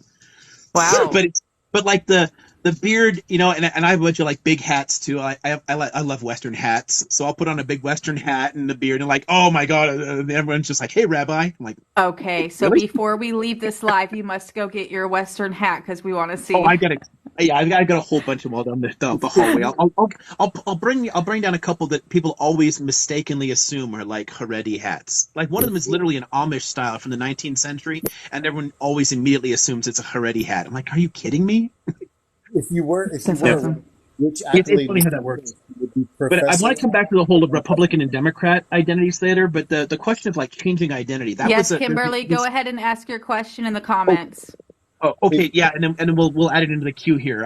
I'm trying to keep a list of the ones that still are coming up. The idea of Zionists not being able to overcome Zionism, not being able to let go of it, and find something else. The simple fact is, a lot of things have gone away. Like tons of past identities have disappeared or completely transformed. No one's still holding on to Prussian identity anymore. It's just become German identity. Prussia, was a historic part of Germany, a separate country. It had a long history of its own, but it's gone. Like no one cares anymore, and a lot of the Can I basic chime in on cultural that one? elements of it have transformed. Or think about tons of the old religious identities. How committed people were to like, um, the Teutonic Knights or like the Templar identities and everything else, and they were like significant social movements, and people held on to them for centuries. They're still gone. If the circumstances change, then identities can change. Right now, no way. Israelis can't, in the same way that most Israelis can't wrap their head around a one-state solution that isn't apartheid. It's very difficult for them to understand how they could let go of Zionism because it requires a complete paradigm shift. But that to happen requires the circumstances to change. Something has to affect it. So until we change the physical circumstances, then you can start really working on that paradigm change, and then over time it'll be a generational shift. It'll take a long time, but it will disappear. A So question. never assume these things will be fast. You're talking generations for identities to shift. Yeah, Hello? but that requires time and peace for the Zionist Exactly. It ideology to requires a change. peaceful solution, something Exactly. that everyone can be happy enough with, and then we can start that long work. But Okay. like if we changed all the situation tomorrow, if Palestine was free, there's the whole thing was done tomorrow, there would still be problems for the next century. We Yeah, have a that lot would of work to be, do. it would spell disaster right now, especially after what has occurred. It would not be possible. Unfortunately, Israel has only bred more enemies. No, We have I a know. Yeah, question. yeah. Mhm. Yeah, I mean, there's no doubt about it. You take people's children away from them, or you take people's parents away from them. That's what you're doing. Every decade, this gets worse. Every single one. The way Zionism works gets worse, and the impact on the Palestinians gets worse. So it'll be harder to fix this the longer this goes Oh on. yeah, much So harder. I it's think one of the reasons honestly I'm the so only passionate way about it. for a somewhat sense of coexistence is to give Palestine half of the land. They both have an equal part, and then there's going to have to be a separation, a wall in the middle, and then there's going to have to be laws that they both abide by, and then there's going to have to be people who push out or give away who is not following those laws, right, on each side, right. It doesn't. It's unfortunate, but that seems like if something happens soon, that'd be the only way. Kimberly has a question in the comments, really quick. Sorry, Mo. What were you gonna say? I just want to tell everyone if they want to support the live, because there's no reason why you should only have 65,000. If you look right under his icon, if you tap, tap, tap, there's a power bar. Do me a favor, everyone. Tap, tap, tap until you fill up the power bar at least 3 times, and that'll keep the live active and it'll start dispersing it and getting it on the algorithm. So keep tapping, and there's a power bar that's going to start to fill up. Once that power bar fills up, fill it up 3 times. And when the likes start going up, TikTok throws it back on the algorithm. Hopefully, the people who are following me will also come here. Yeah, and if you can, after you're done doing what Mo said, go ahead and share it to the people that you guys talk the most to. When you just hit the share button on the very bottom right, and it'll show you the people that you communicate most with. Kimberly has a question for you, Liam. Were World War II survivors involved in committing the atrocities of the Nakba? Yeah, they Oh, were. not much. There were a lot of World War II veterans who participated, both some who were volunteers from Palestine, so Zionists who went and fought in the war and came back, and then also volunteers. So, like, just some random Canadian that goes over there, fights and kills a bunch of people, and then goes back to Canada. So things like that happened, but mostly not Holocaust survivors. So it would have been a small trickle. It took years for people to come in. They spent a long time in the different displaced persons camps. Many of them were too traumatized. A lot of the people who survived were women and children. And a lot of the people who were sucked into it anyway, many of them were traditional religious Jews. They weren't Zionists already. They were not predisposed to that kind of nationalism. So they end up contributing in the next, in the next waves, in the next fights, yes, but very little in 47, 48. It's only a handful of people that are. Speaking on this point, Doctor, I have a theory. Allow me to say it quickly.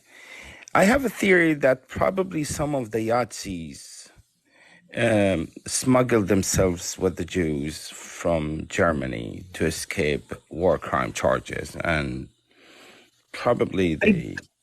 I don't think they realistically could have, based upon their own ideology.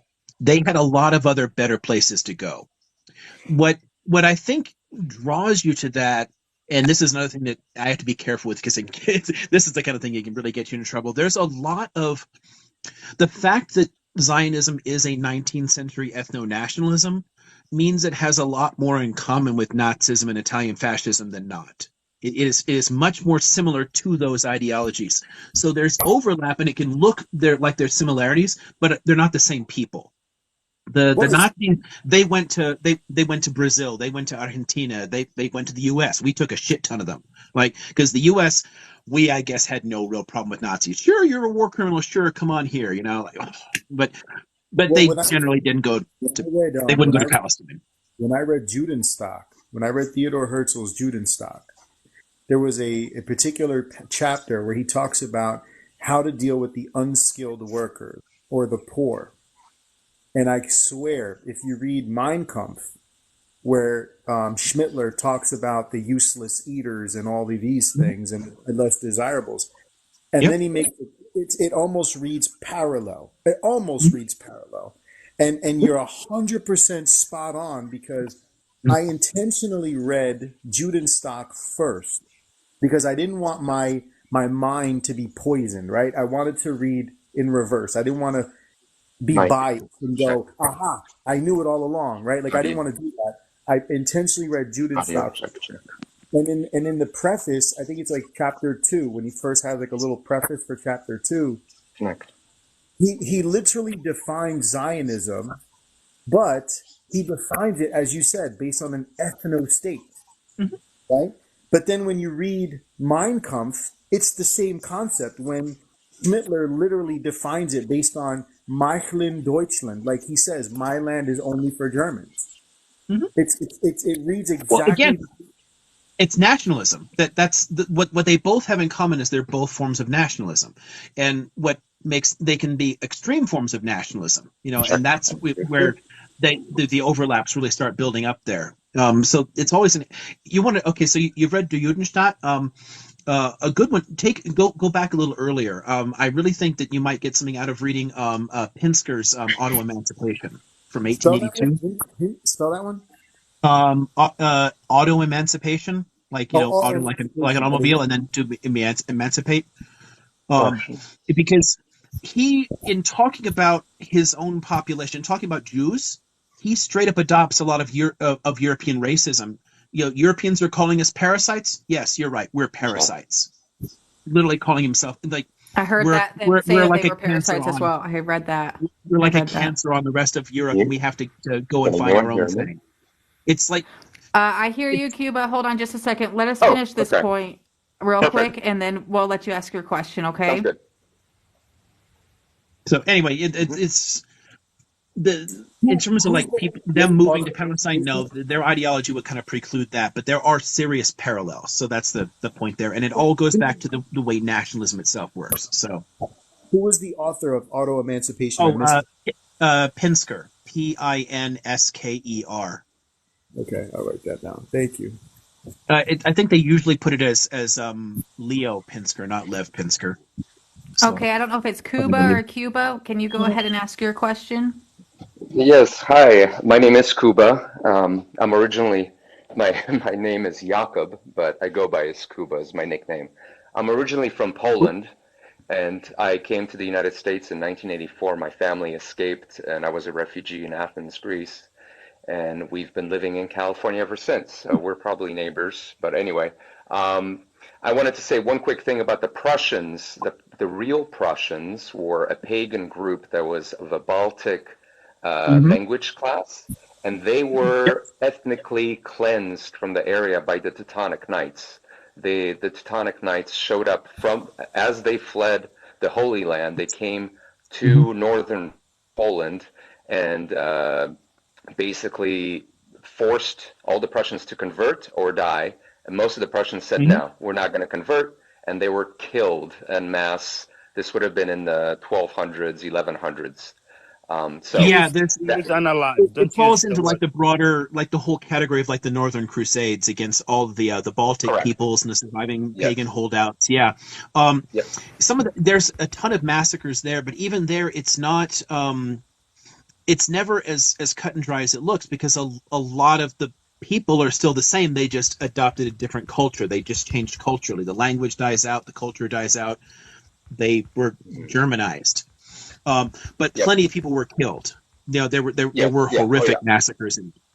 That's a fact for most of European nations, or rather peoples or tribes that were forcibly converted to Christianity.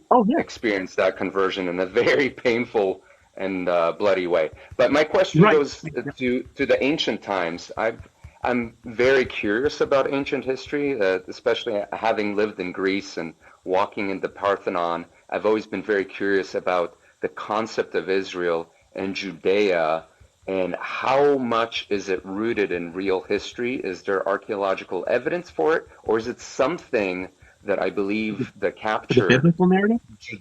So there was a capture of Judeans and Israelis. Well, it was Judeans really by the Babylonians, and I have an idea that maybe the ideas of ancient Israel came out of living in Babylon, learning about the ancient Sumerians and all these other cultures, and they came up with their own identity that went back, that wasn't necessarily rooted in real history. They basically borrowed a lot of the mythologies like Gilgamesh and other stories, the Zoroastrian religion from the Persians, and that's how they kind of constructed the Pentateuch, the Torah. Honestly, yeah, but the trick there, and this again, it's I always try to be very sensitive about this stuff because it's technically true of all religions. I mean, and they all go through these like syncretic processes where you're borrowing and mixing ideas, and no idea comes out of a vacuum. No religion just springs out of nowhere. They all have things in common with what was there before, and they kind of build on them over time. There's these different layers. So there's a ton of transformations that you go through. The actual biblical narrative that we have is mostly a product of like the 7th, 6th, and 5th centuries BCE. And it's not even completely finished there. But a lot of the stuff that says it's going back much farther, so like Abraham is like 1800 BCE. I mean, the fact that they place him as having a Mesopotamian origin, that's a way to make a direct link. Right. Same with like the Noah story. The flood narrative is very similar to the one that's both in Atrahasis and in Gilgamesh. So there's like two different Mesopotamian earlier flood narratives. So you get one in Noah, but they give a different meaning to it. The ones in Mesopotamia, it's always the gods are capricious. They're cruel. They don't care about you. They don't give you moral laws. They're not going to give you paradise. They give you nothing. They're complete assholes. So there's no promise that they won't do it again. There is one for the version that ends up in the Bible because there's no major river there. So you don't need to leave in the fact that a major flood could happen again. So they could give it a very different moral meaning. They could change the understanding of it. So ideas are transformed as they're taken into new cultural contexts. But it always steadily builds. So you're moving from an earlier polytheistic understanding, tons of the gods that exist in the Hebrew Bible. So like your Baals and your Asherahs and all these gods, they all existed in the Canaanite pantheon. There's a whole neat section where somebody in the Bible, because the Bible's a lot of stuff is being written later after the elites are all fully monotheistic, so they're like, well, the temple has now been polluted because somebody brought in a cultic symbol of Asherah. Right, this goddess, it was brought into the temple, but this is a temple only for God, so they've ruined it. We have to like purify it. But if you actually look back to the older understandings of it, Asherah was El's wife. This is ordinary people holding to an older understanding of the religion, where there's the kind of binary, God and his wife, and then the lesser gods below them, and they're still trying to bring it back together. But the elites have adopted a monotheistic understanding. It's a long, steady process, but the text itself goes through tons of transformations. One of the fun things about it is if you actually get into its own language. Like people study biblical Hebrew, and it is a language that you can study to study the texts, but it doesn't hold up as a language well in its own because there are so many stylistic shifts and grammatical and syntactical shifts that show the evolution of the language over time. You can actually tell what century different passages were written in the same way that you can tell Elizabethan English from our English, even though Elizabethan English is literally modern English. It's the same. Shakespeare wrote in the same language we are speaking, Right. but in a different way. So there are shifts in the syntax and vocabulary over time. The text evolved, and as it evolved, it reflected the interests of the people writing at the time. And some of those end up being political. And that's where some of the questions about Judah and Yisrael become important. There's no archaeological evidence of a unified state. The united monarchy, the empire of Saul, David, and Solomon. Right. Yisrael and Judah were separate states, but they were closely related culturally in the same way that they were also closely related to like the Edomites and Moabites. They all spoke Canaanite dialects. So they're all neighbors with similar languages. But even before this era, weren't the Hittites and the Egyptians fighting over this entire region the Hittites centuries? never actually got to that. The Hittites, the furthest the Hittites ever got south was where like Latakia province is. They never even got to Lebanon. But they did fight the Egyptians, where the story gets funny, and this is where archaeology really clashes with a literal interpretation of the Bible, and this is where like fundamentalist Christians start hating me or something.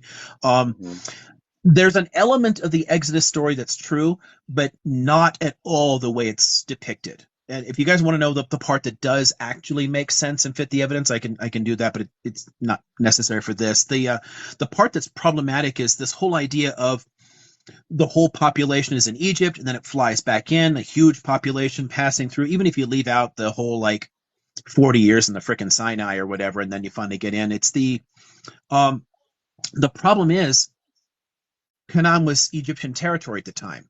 It's sort of like the FBI's after me, and I leave California and I flee to Arizona. They can still get me. It's the same country. It doesn't. I didn't escape. So Moses couldn't lead people to escape Egypt to get to the Holy Land because he would still be in fucking Egypt. There were forts. There's an Egyptian fort in Jaffa that you can still see.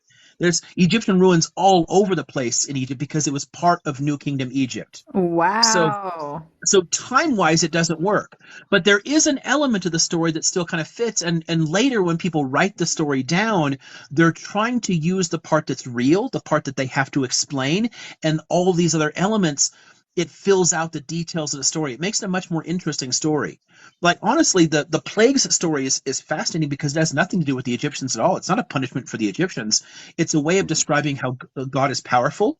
God needs to be worshipped. We have to like obey God because God can make frogs fall out of the frickin' sky. So of course I'm going to worship God. It's all about a lesson to the Israelites, not to the Egyptians at all. The story is written to explain the reality that they had later, and they will have to explain certain elements that don't make sense anymore because Judaism ultimately evolves out of Canaanite religion. All of its earliest elements are Canaanite polytheism, but it has certain elements that don't fit, like so all the versions of El, so Elohim, which is the plural form, El in the Council of Gods, El Elyon, like El the Most High, El Shaddai, God of the Mountains. So El is the sky god, and then you've got a whole bunch of other ones there. That's the oldest version of it in the Canaanite form.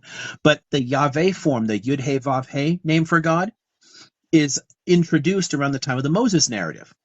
And then it blends together. And we say, this is the same God. Your ancestors knew me as El, but you should call me this instead. And it's the same God, right? But Yahweh has an earlier history among the Midianites. And the story of Moses marrying the daughter of a Midianite priest is relevant here because it brings in, it's a syncretic blend of two religious traditions.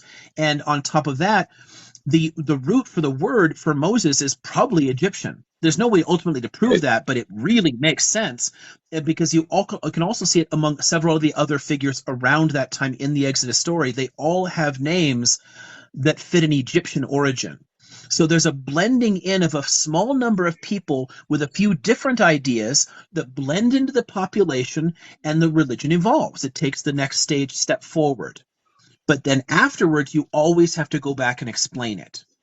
So a lot of stories like the United Monarchy, the Exodus story, the conquest of Canaan and the destruction of the Canaanites, the Canaanites weren't conquered. They just weren't. There's zero archaeological evidence of a conquest under Joshua.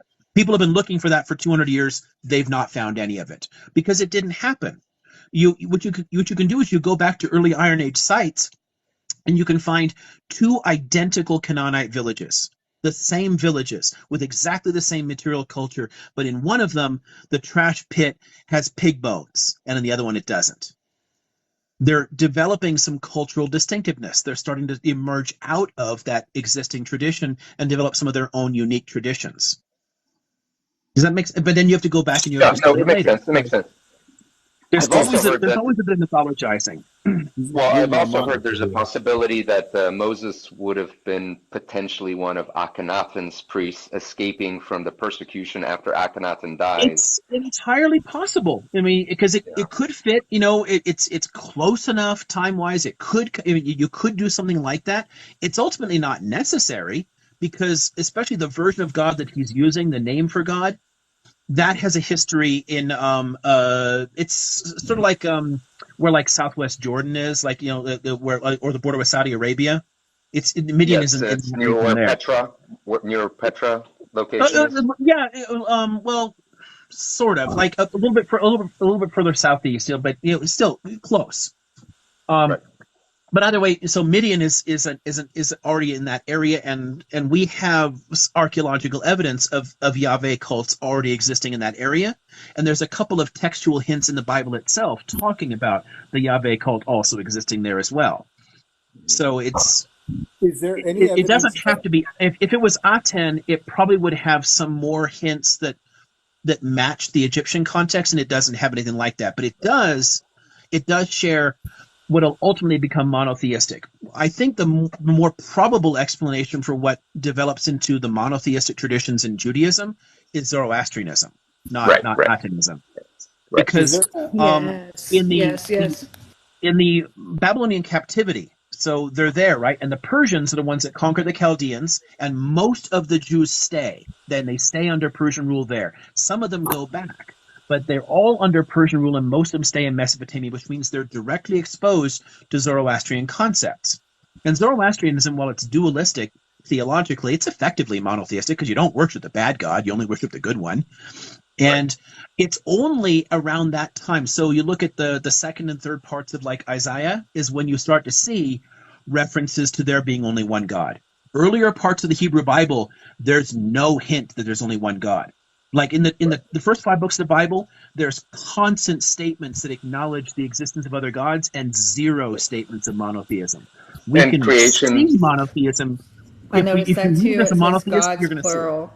Yeah, It's plural. Genesis is the plural gods. Yeah, and like references to the Egyptian gods and things like that. Right. There's just tons of stuff. Or like just the whole, what do they call it? Like the 10 Commandments, right? I am the Lord your God. You shall have no other gods before me. Right. Like it doesn't say there's no other gods. It says I'm top the dog. one God you should. Yeah. Wow. It doesn't say I'm the only God. It says you should have no God above me. It's pretty clear in its language that it's talking about a henotheistic tradition where you're supposed to worship one God and not shop around anymore.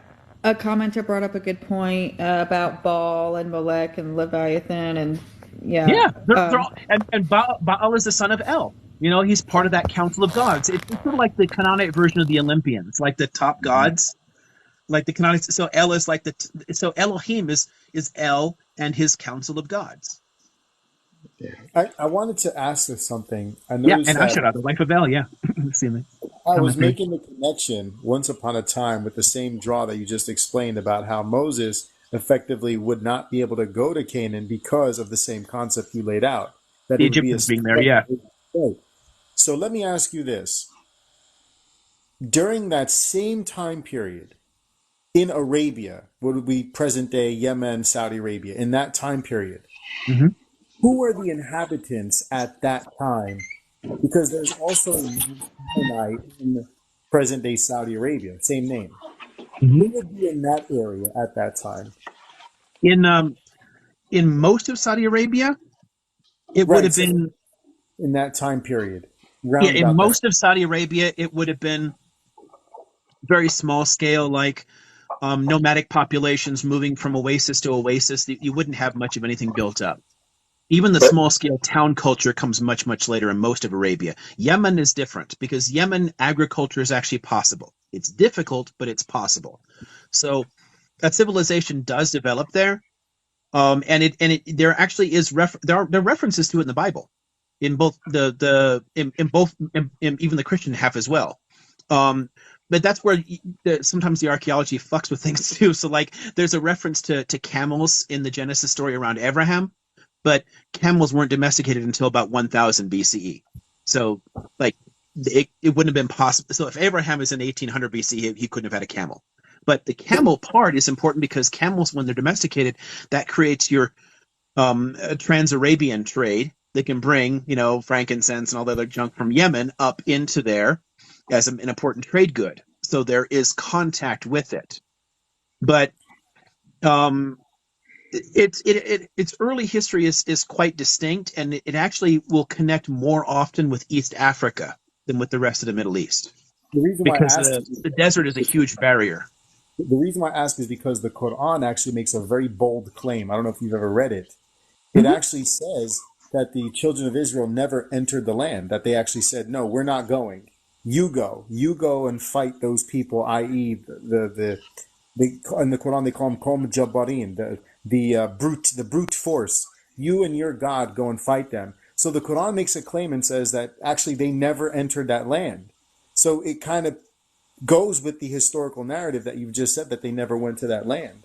To which land? I miss it. I think I missed part of it. Crossed from Egypt into Canaan. They would have never crossed. Oh, a crossover and fighting the Canaanites. Yeah, again, an exodus probably didn't happen. Yeah, About Saudi Arabia, because when I looked at a map and I tried to find an older map around that time period, and I really couldn't find one that I trusted, but I said, let's go for it. There would be no real reason to split a sea, to go from Egypt into Canaan at that time period, because there's land that's connecting at that time period. Well, yeah. So there would be no, for a miracle of a splitting of a sea, you can effectively just cross right over. Well, the reason they would have put it in the story, and it would have at least made some sense to people reading it at the time, and it's never actually a sea too. When people, the old translation in English of parting the Red Sea, more recent translations don't even use that. It was always a mistake. It's actually a muddy area into the north that's sometimes called the Sea of Reeds, where it's partly flooded. It's flooded in part of the year, and part of the year it's dry. And that's the area they're going through. And the reason it would make sense to pass through that area is that the roads were further north, and the roads would be patrolled. There'd be soldiers, there'd be people on borders or whatever. And they're trying to say, look, we skipped around the border. It's kind of like when people want to skip across from Mexico into the U.S., they're not going to do it right in San Diego. They're going to do it in the desert, which is why so many people die, which sucks. But they go to where the roads don't exist, and that's where they cross over. So it's why it would have been written that way, but it's never about crossing the sea or like, parting the Red Sea. That's a terrible translation from a long time ago that just stuck in popular consciousness. Now, someone made a claim in the comment section. I often hear this silliness, that the Grand Mufti of Jerusalem collaborated with Schmittler and recruited 20,000 Muslims to work with the SS. True. It is true. It is true. Yeah. Sad. It's sad, but it is. It's not Palestinians though. He's in exile. He's chased out during the Arab Revolt in the 1930s. Who's he?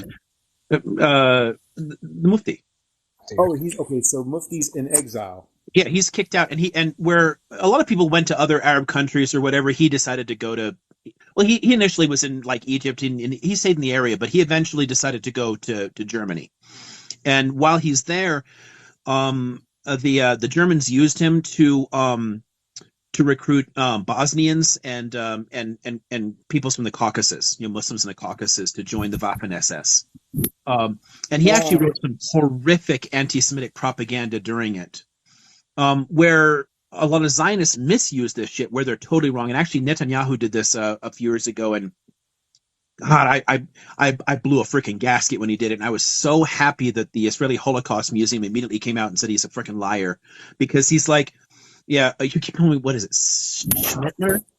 Okay, yes. So Schmittler didn't want to kill all the Jews, but when he met with the Mufti said, don't chase them out. If you chase them out, they'll come here, and we don't want them. And Schmittler says, well, what should I do with them? And the Mufti says, well, burn them. That's what Netanyahu said. Completely false. The only meeting they ever had, it took months to arrange. Schmittler had no interest in the meeting, didn't give a shit at all about the Palestine situation, didn't care about this guy, but it was a reward because he was recruiting Bosnians to join the Waffen-SS and people in the Caucasus to join the Waffen-SS. So he was rewarding him for horrific propaganda that he was writing for that. But it still has zero impact on the Palestine situation, except for the fact that he does write some terrible shit that people can continue to associate with the Palestine situation. It's very unfortunate. The trade-off was the exiled imam writes basically rhetoric. His name, I think, Amin al-Husseini. Something okay, like that. Yeah. He writes rhetoric, and the trade-off is I'll continue writing this rhetoric, and supporting you, and you're giving me soldiers. Well, no, it had nothing to do with the Palestine situation at all. He was hoping to talk the Germans into caring, and that if the Germans killed off the Jews there, then they would kill the Zionists too, and that they would win his fight. But the Germans had no interest in it at all. They were never going to do it. What the Nazis wanted was to make peace with Britain and have Britain control the empire and the colonies. They had what Schmittler's plan was to take Russia and expand that way, and that was the empire he wanted. So all them little brown people the British were controlling, the Germans wanted the British to keep controlling. That was, he thought that, fellow Aryans will work together. Like it's never, he had no interest in the Palestine situation, but they used him. The Nazis manipulated him, got him to write tons of shitty propaganda, attacking Jews. And this is where there's a conflation. And it's a very unfortunate conflation between Zionist and Jew that gets used here. And he writes things that directly use that. And he misuses elements of Quran. He pulls things out of context there to say, like, kill Jews where you can find them or whatever, and then applies them to the European and Palestinian context, which had nothing to do with the line he's using. He warps all this shit, blends the ideas together because it's very much in the German interest to whip up people to help them kill the Jews of Europe, because that's the only thing that Schmittler wants. Gotcha. So he's manipulating him, but it does have some unfortunate side effects. And so the exiled imam gained nothing from this because nothing ended up coming of it other than Schmittler gaining soldiers. That's it. Yeah, that's it. I mean, and there's tons of people who were recruited, not just Muslims, a whole bunch of Lutherans, Catholics all over the place, tons of Ukrainians and Latvians, and tons of people were recruited that were willing to turn on and fight against the Soviets and to kill Jews along the way. It's just a matter of they wanted more Nazi soldiers for the death machine. That's it. And he was manipulated into serving that purpose. Well, but it's one of the reasons that he had afterwards he had no taken off, Mo? He could never come back and be I'm influential. going to sign off. It's about almost 4 a.m. my time. I want to say the funny thing about this whole thing is I turned this on just literally to test how the lives work and was planning to do one of these tomorrow night. And it's still scheduled, so I'm going to have to do it tomorrow night too. I was not intending to talk until 12:30. But we appreciate you for taking your time. Yeah, thank you. Fun. I get sucked into things pretty easily, but thanks for coming on, Mo. You're gonna see me more often, and I'm gonna go into your messaging so you can give me some resources to sharpen up my sounds toolbox. good. Yeah, I'll be around. I'll be around again over the weekend. Thank you so much. Stay safe and blessed. Bye, Mo. See you later. Okay, can we look up for Nestorina and see if she's requested to come up? Okay. I wanted actually to ask 2 questions. There was the question about the Republicans. Nestorina. It's Nes. Yeah, it looks like she may have dropped out entirely. I don't see her. It's not just there's no request. I don't see her in the group at all. Oh, gotcha. She might have left. Okay. I wanted to thank you, Dr. Liam. I'm really, I was honored to be on your stage. Thank you so much. Rochelle, same thing to you. You too, hon.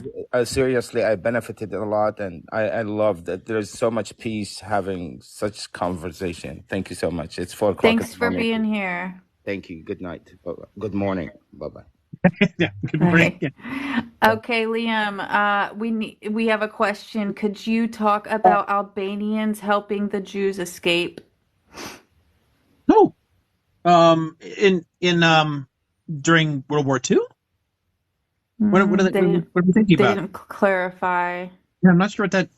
I'd have to think about that for a minute. If you get any clarification, that might help jog something.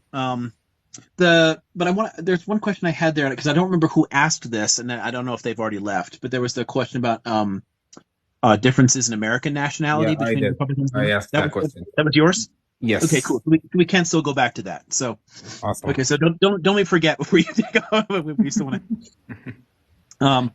Okay, so during the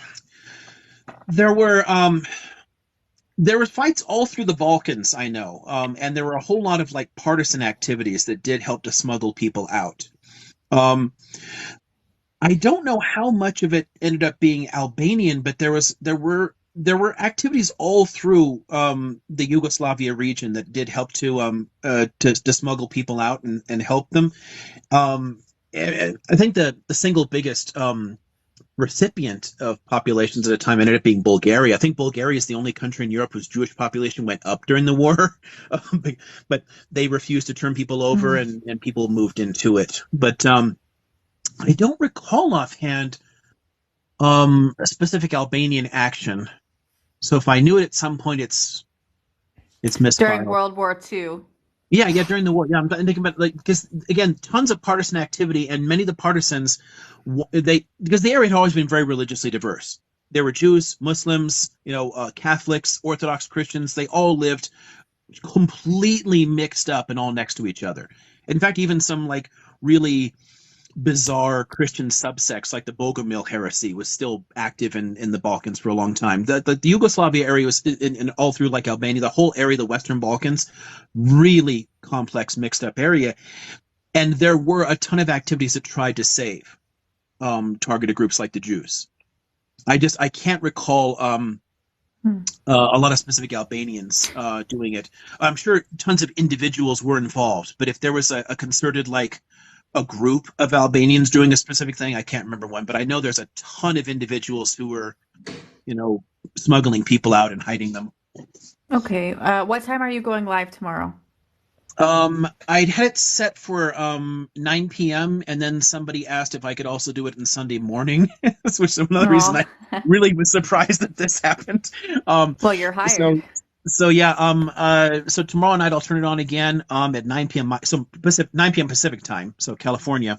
9 p.m. And then Pacific, guys. And then depending on what time I wake up in the morning on Sunday, I'll put up a little announcement somewhere and say I'm going to turn it on for a little while, because just for people that have very different time zones or whatever. Okay, cool. All right, so.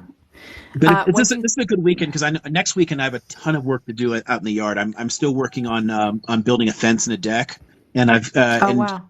There's a bunch of things that I want help for, so I don't hurt myself more. So I've got funnily enough, a Palestinian friend, but I have a friend that's coming up next weekend that's going to help out with some of that.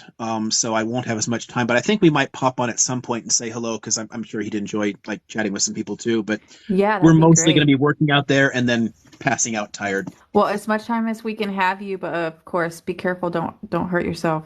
Oh, weekends are usually fine, as long as I've got time to do grading or slip in different projects. I'm fine. During the week, I can't do this at all. My weekday schedule is packed. I get up at 4 in the morning, and I'm usually getting home at night.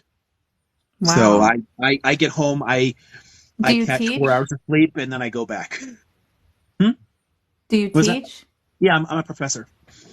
Okay, that's what I wondered. So, yeah, but I have to commute. So not only is it not only is it the 9 classes a semester that I do, it's 9 classes at 2 campuses, and they're in completely different counties. I live on a mountain, and I have to commute down into 2 different counties to do that. Oh my goodness! Wow. They don't put universities in mountains for some reason. Go figure. There's no people up here. Weird. I know, that's crazy. I would want mine in a mountain. Weird. I know that. Why would there be? The squirrels deserve a college education.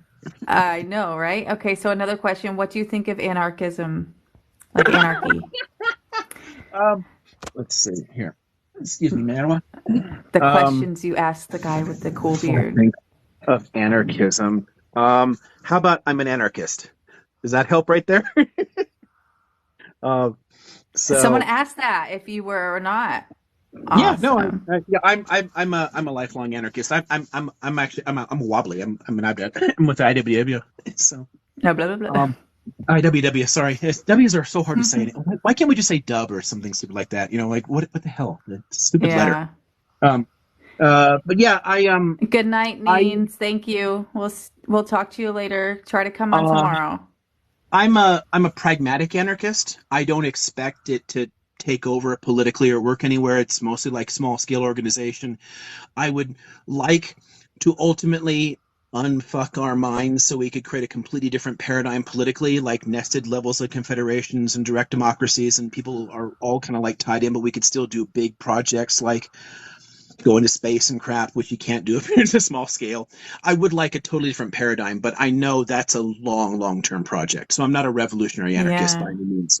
But so Okay. I'm very pragmatic. I'm involved in politics. I'll vote, crap like that. But I'm anti-hierarchical by definition. I oppose any forms of oppression. It's why I got into like anti-fascism, Okay. anti-racism, all the rest of this shit. It's why I got into studying some of the topics that I do. Yeah, so But that was another question. What area of history do you specialize in? mine. Okay, so my discipline is the history of ideas, what they call intellectual history or cultural history. Um, so I tend to get into like very large transnational topics. So political philosophy. So I study like, fascism, nationalism, socialism, or economics. So I study like the history of capitalism, or religions. I study the history of religions, and I teach the courses on the history of religion, or science. I some of my graduate work is in like the history of evolutionary biology. I mean, all kinds of crazy shit like that. So they're like, big concepts that cross borders, but you still, as a historian, you have teaching fields, so areas that you have to master all the literature for and be able to write and teach in.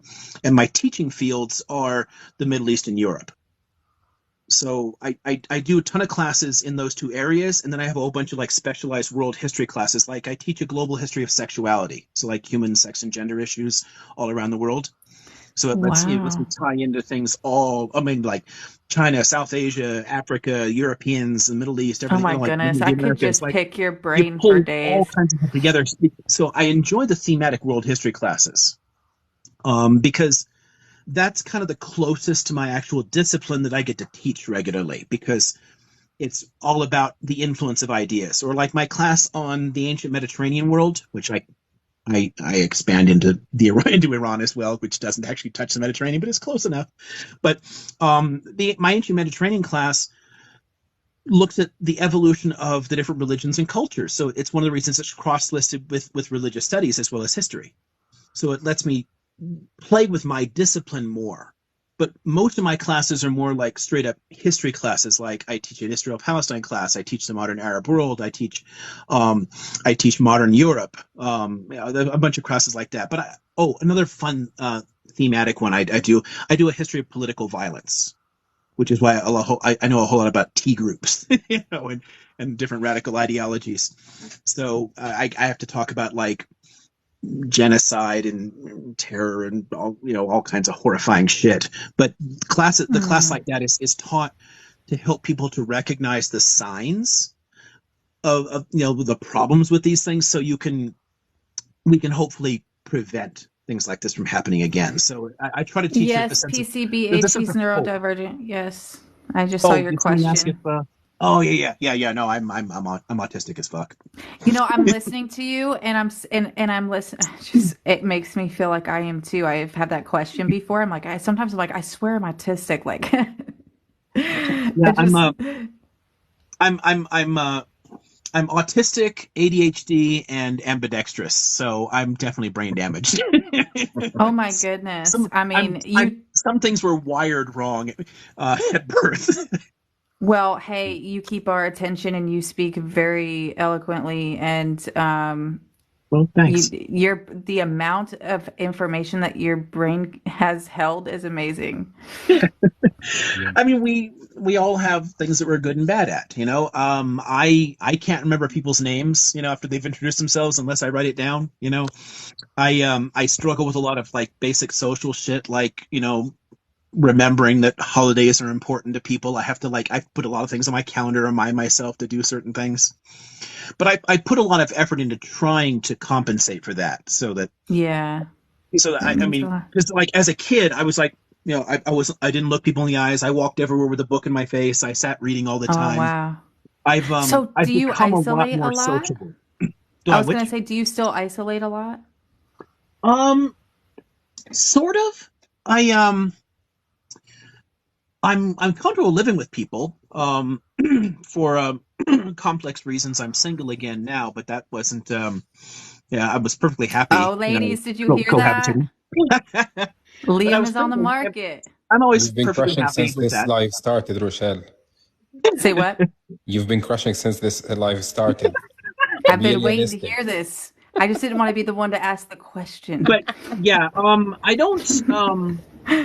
I don't intentionally avoid things like that. For me, it's I really enjoy teaching. I like the back and forth with students. I love the interaction there.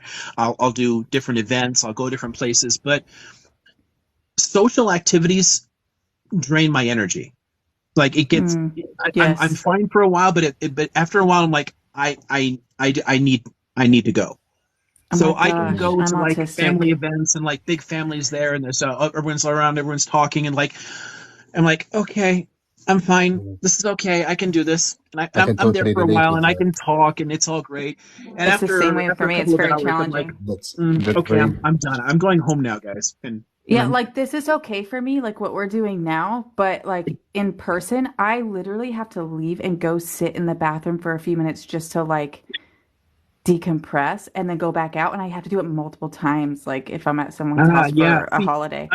I used to be like that. I've gotten better at stretching it out. I kept pushing myself and building tolerances so I can it it's helped. I honestly, when I decided to finally go to college and go to grad school and all that, I didn't know how if I could even teach because I didn't know, can I, keep engaging with a class and answer their questions? And because it's a very social activity still, you're constantly interacting with people, and there's people everywhere, and the Oh, campuses are major. crowded with They're all people. listening to you. And But your brain is it's probably thinking about what they're all thinking. and you're going from class to class, and you got to pay attention to everybody, and like see if if they're understanding what you're doing. So you got to like watch for like body Hmm. language cues and things like that. It takes a lot of energy, and I noticed one fun thing about the little Fitbit things is I get to see, when you look at the statistics, when I'm lecturing, my heart rate spikes massively. There still is a physiological response, but I don't Hmm. notice it here as much. I feel comfortable. I feel calm, and I can keep it up. I can teach very long days. I have some classes that I do those like once a week, 3 hour classes. No big deal. I can do 4 classes in a row. No big deal. But by the end of the day and the end of my commute, I am perfectly happy to just sit on my sofa, watch something stupid on the TV, be around nobody. Total silence. Well, totally presence. relatable. Like the animals make noise. I'll talk to Totally my cat. And relatable. yes, I'm talking to you. I'll talk to my cats. But Yeah, but yeah, that's me I too. no one's gonna get me to go to a party after work. There's just no fucking way. Oh gosh, I no. just it's Yeah, one you of the need to reasons even something recharge. like this will be difficult. Like by the time I get home if I get home at 9 o'clock at night on like a Thursday, there's no way I'm turning this thing on because I am talked out. I'm Yeah, done. don't blame you. Don't blame you at all there. I know I get talked out a lot quicker than that even. I'm impressed that you can teach whole classes. Just Because I could tell that would be something that would be hard for me. it's a Someone asked long if they could time pushing myself. ask you about historical revisionism. um Elan Pape? Poppy I is don't not know a how to. revisionist, but there is revision involved, I guess, in terms of the challenge to the narrative. But that goes back to the 1980s. There's nothing new Oh, about that. okay. The trick there was um, the a lot of the official stories were proven to be lies when the archives opened. Because it's one thing when you can hear all the Palestinian oral accounts and read their texts and like, hey, the Palestinians are saying something very different from what our history books are saying. But then suddenly, because Israel has a Freedom of Information Act, and they started opening up these old archives, and people started reading this shit. And there's accounts of IDF soldiers reporting, like documenting, yes, today we participated in a massacre. I felt kind of bad about it, and here's all the details. And they're like, wow, shit, like this is a problem. Pape's work is actually based in archival research. So is Benny Morris's, so is Avi Shlaim's. There's a ton of these guys that all started like going through these archives and looking at this material, and they gave a better portrait of how a lot of this stuff has worked. But the way we use the term, like revisionist history, always means something intentionally dishonest. So, for example, not too far south of me in Orange County, we had based for quite a while the Institute for Historical Research, which was literally a neo-Nazi Holocaust denial organization. Orange County has a long history of white supremacy. They created a fake academic journal, like with the same basic structure to make it look like an academic journal, picked a very innocuous sounding name so they could slip in articles and hope that people would take seriously their bullshit. That's revisionist history. because 6,000 tons of Nazi documentation about the Holocaust survived the war. Never mind what they burned. 6,000 tons of it, plus all the physical evidence, all the testimony, all the perpetrators who, gave their testimony. Yes, I did this. Yes, I did this. It's impossible to deny that this shit happened, but people do it.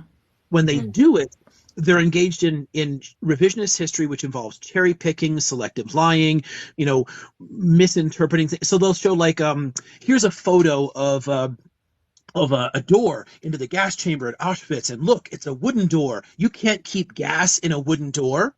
Well, actually, that's the outer door into the building. The door to the gas chamber was steel, and we literally have the purchase orders for it still. Like the drawings, designing it, the purchase orders, everything. We know what the door is like.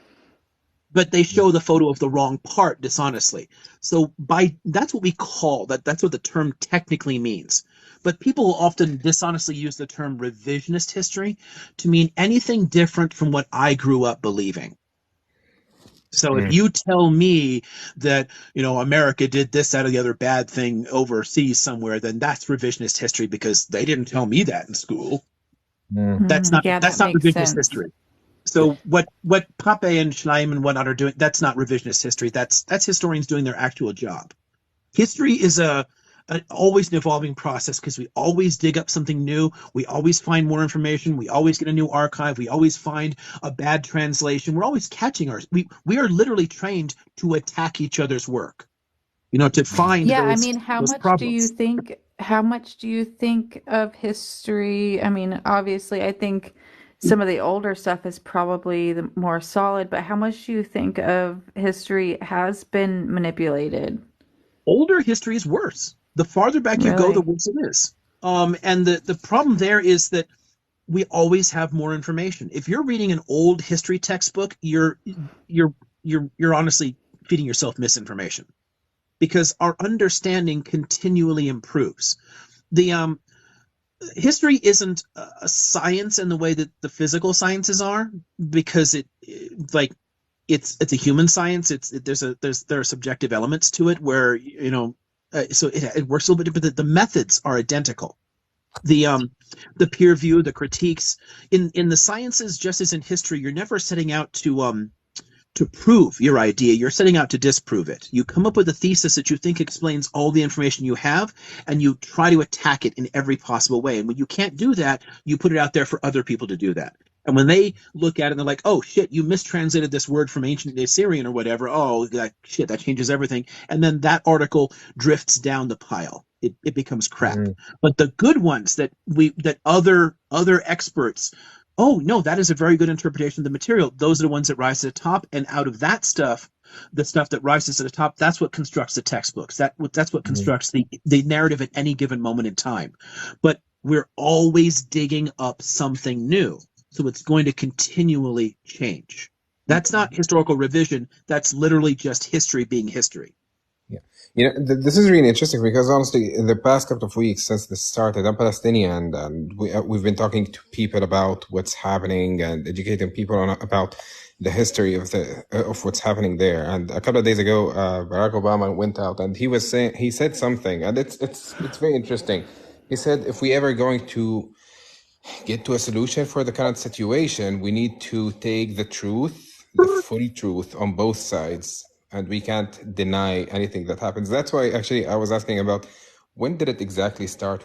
How did what historical events led to the tension that led to the war in 1948? Because many people take 1948 as the event, the beginning of the conflict, and it doesn't make sense because this has been building for years. But how far back does it go? Because many people say that even before the British Mandate, there was discrimination, and it was very it was very rough for Jewish people in that area in Palestine, and it doesn't really. There isn't much that says, even when I asked you mentioned a couple of incidents, but it doesn't seem like it was targeted racism in our modern terms, similar to what we know today. Against whom? Against Jewish people. It really wasn't. No, the Palestinian attacks were attacks on settlers. Yeah, so that's why honestly why I really care about knowing exactly how did it start, what did it look like before, because I do believe that we can never just deny facts, deny the Holocaust, and deny the Nakba, and deny this and deny that, and say that And yeah, this never and yet happened people and do. that never happened, and expect to get to a point where we can actually discuss a real solution. And I really actually like, because always I did another thing that I really liked when you explained it, and Rachel, I believe Rachel, honestly, brought that point up, is when you were talking about the two-state solution versus one-state solution. It makes perfect sense, honestly, to think about the two-state solution now more than ever, because I personally, I always was an optimistic, and I always said, I do hope that both sides can live in one nation, one united nation for everyone, where everyone has equal rights. And that sounds like an amazing solution. But yeah, I really like how you explained it, that those ideas that those two nationalities, one is built about, is centered around safety for Jewish people, the other is centered around freedom and liberty for Palestinians. And it's really interesting to think about, and I really appreciate how you put it, because it makes sense now that the two-state solution is the one solution that we should be thinking about. A one-state solution is not The, even oh no, considered. that's kind of backwards from where I am. A two-state solution is literally impossible. Like it's impossible in geographic terms, in ecological terms, in terms of human geography, the demography. It in terms of in cultural terms, it won't work. So, What's necessary is to to create some kind of binationalism where each where each people are literally sharing the same land, and you can call it whatever the hell you want, but there's no discrimination. You can live wherever you want. People can settle all over the place. A division, it leaves so many things completely unresolved. Like you can't. What about the people with like so that all these religious settlers, religious Zionists that are attached to certain parts of the Hill Country. The Hill Country is the biblical heartland. Most of the events for Jews are in the West Bank. They're not on the coast plain where Israel mostly is today. Those are Canaanite city-states. So okay, for them to give up any part of the West Bank is saying we don't want the Messiah anymore. So they're okay. never going to give that up. But so and any kind of solution that maintains the kind of idea of an ethnic Palestinian state or an ethnic Jewish state involves massive ethnic cleansing. So you're going to end up then kicking the Israeli Arabs out into the Palestinian state and vice versa. It creates it solves Oh no, one I don't injustice with think you another would kick the injustice. Israeli Arabs out. I really think that where People that want the to. line needs to be drawn on the map and this in like give them equally, or based on a percentage of the size of each population. I don't know how many people are in Israel. Does anybody know the number? I believe that there are 2 million Israeli Arabs. Two. That's the number. Two It's million. 20% of the country. No, it's No, how getting close to many 22% actual of the population. Just Israelis, like in Like general? 7 some million. I don't remember the exact number now. I think Uh, it's 9 million. it It's keeps seven changing. nine million total. I 7 can million never remember Jewish. where it Those falls are in. Israeli. Israeli citizens. We're not counting the people who identify as Palestinian in Gaza and in Yeah, West Bank. that's we Just gotta 9 leave million those out. It's Israeli just the citizens. 48 Israel. But even there, like, what do you do about all the Palestinians that live in Acre or all the villages all across the Galil? You can't draw a line that connects them there because they're all intermingled. It's become similar to the situation before 47, where the populations are all intermingled. So it's a So one-state solution, but to create two separate ethnic states is always going to involve a population living under apartheid or massive ethnic cleansing, and it's Oh still going to gosh, leave people no. unhappy. I don't know. I don't think ethnic cleansing per se, but if we look at to me, I guess this is just how I see it is, we have the original atrocity, which is the Nakba, Mhm. and to even the playing field back out, I think we should redraw the line. I think the idea of them actually coexisting together entirely is impossible, especially after this. I make no mistake, they would be I, killing each again, other. I understand the anger, and honestly, no Israelis want to talk about it either. It's something that Right. it would require a lot of work to solve the physical problems, and then a shit ton of work to get over the different traumas and change the mental paradigms. Yeah, that would It's take not. It generations for honestly, sure. it Yeah. doesn't. It's not feasible at this point. It's just Mm-mm. not. But it's also the only possible way to solve the problem, because a two-state solution will still leaves behind the demographic problem. Yeah. The Israelis obsess over demography. As long as there are Arabs in their country, they are going to be unhappy. And all the Jews who live in territories you want to give to the Palestinians, what do you do with them? They're not going to leave either, and then they're stuck there, and then you're going to end up with you're going to have civil wars at both sides, tons of like T groups attacking each other. Mm. It'll be a giant clusterfuck. Is there any The two-state compatibility? solution was impossible in the 1980s. It's much more so now. And But wasn't honestly, that just because the British Israel discarded it broke? in the 30s. They looked at it then. They looked at the divisions, and it Mm. was rejected for a ton of reasons. Not least the fact that the Zionists said we'll just conquer the rest anyway. But the British even recognized, even setting that aside, that the populations were too intermingled. Mm. And the territory is too small with too few natural resources. A third of Israel's water supply today comes out of West Bank aquifers. Mm. Like they can't survive on their own. They literally can't, economically, ecologically. So, And That is it's actually gonna very, very, it's very gonna leave telling. everyone very unhappy and create non-viable states. is there And the any? Israelis were, as long as Zionism exists, so a two-state solution allows the Israelis to keep their current understanding of themselves. And as long as Zionism is not changed, as long as Zionism exists in the current form, there is no way they will ever tolerate a sovereign state between the Jordan and the Mediterranean. It's literally impossible.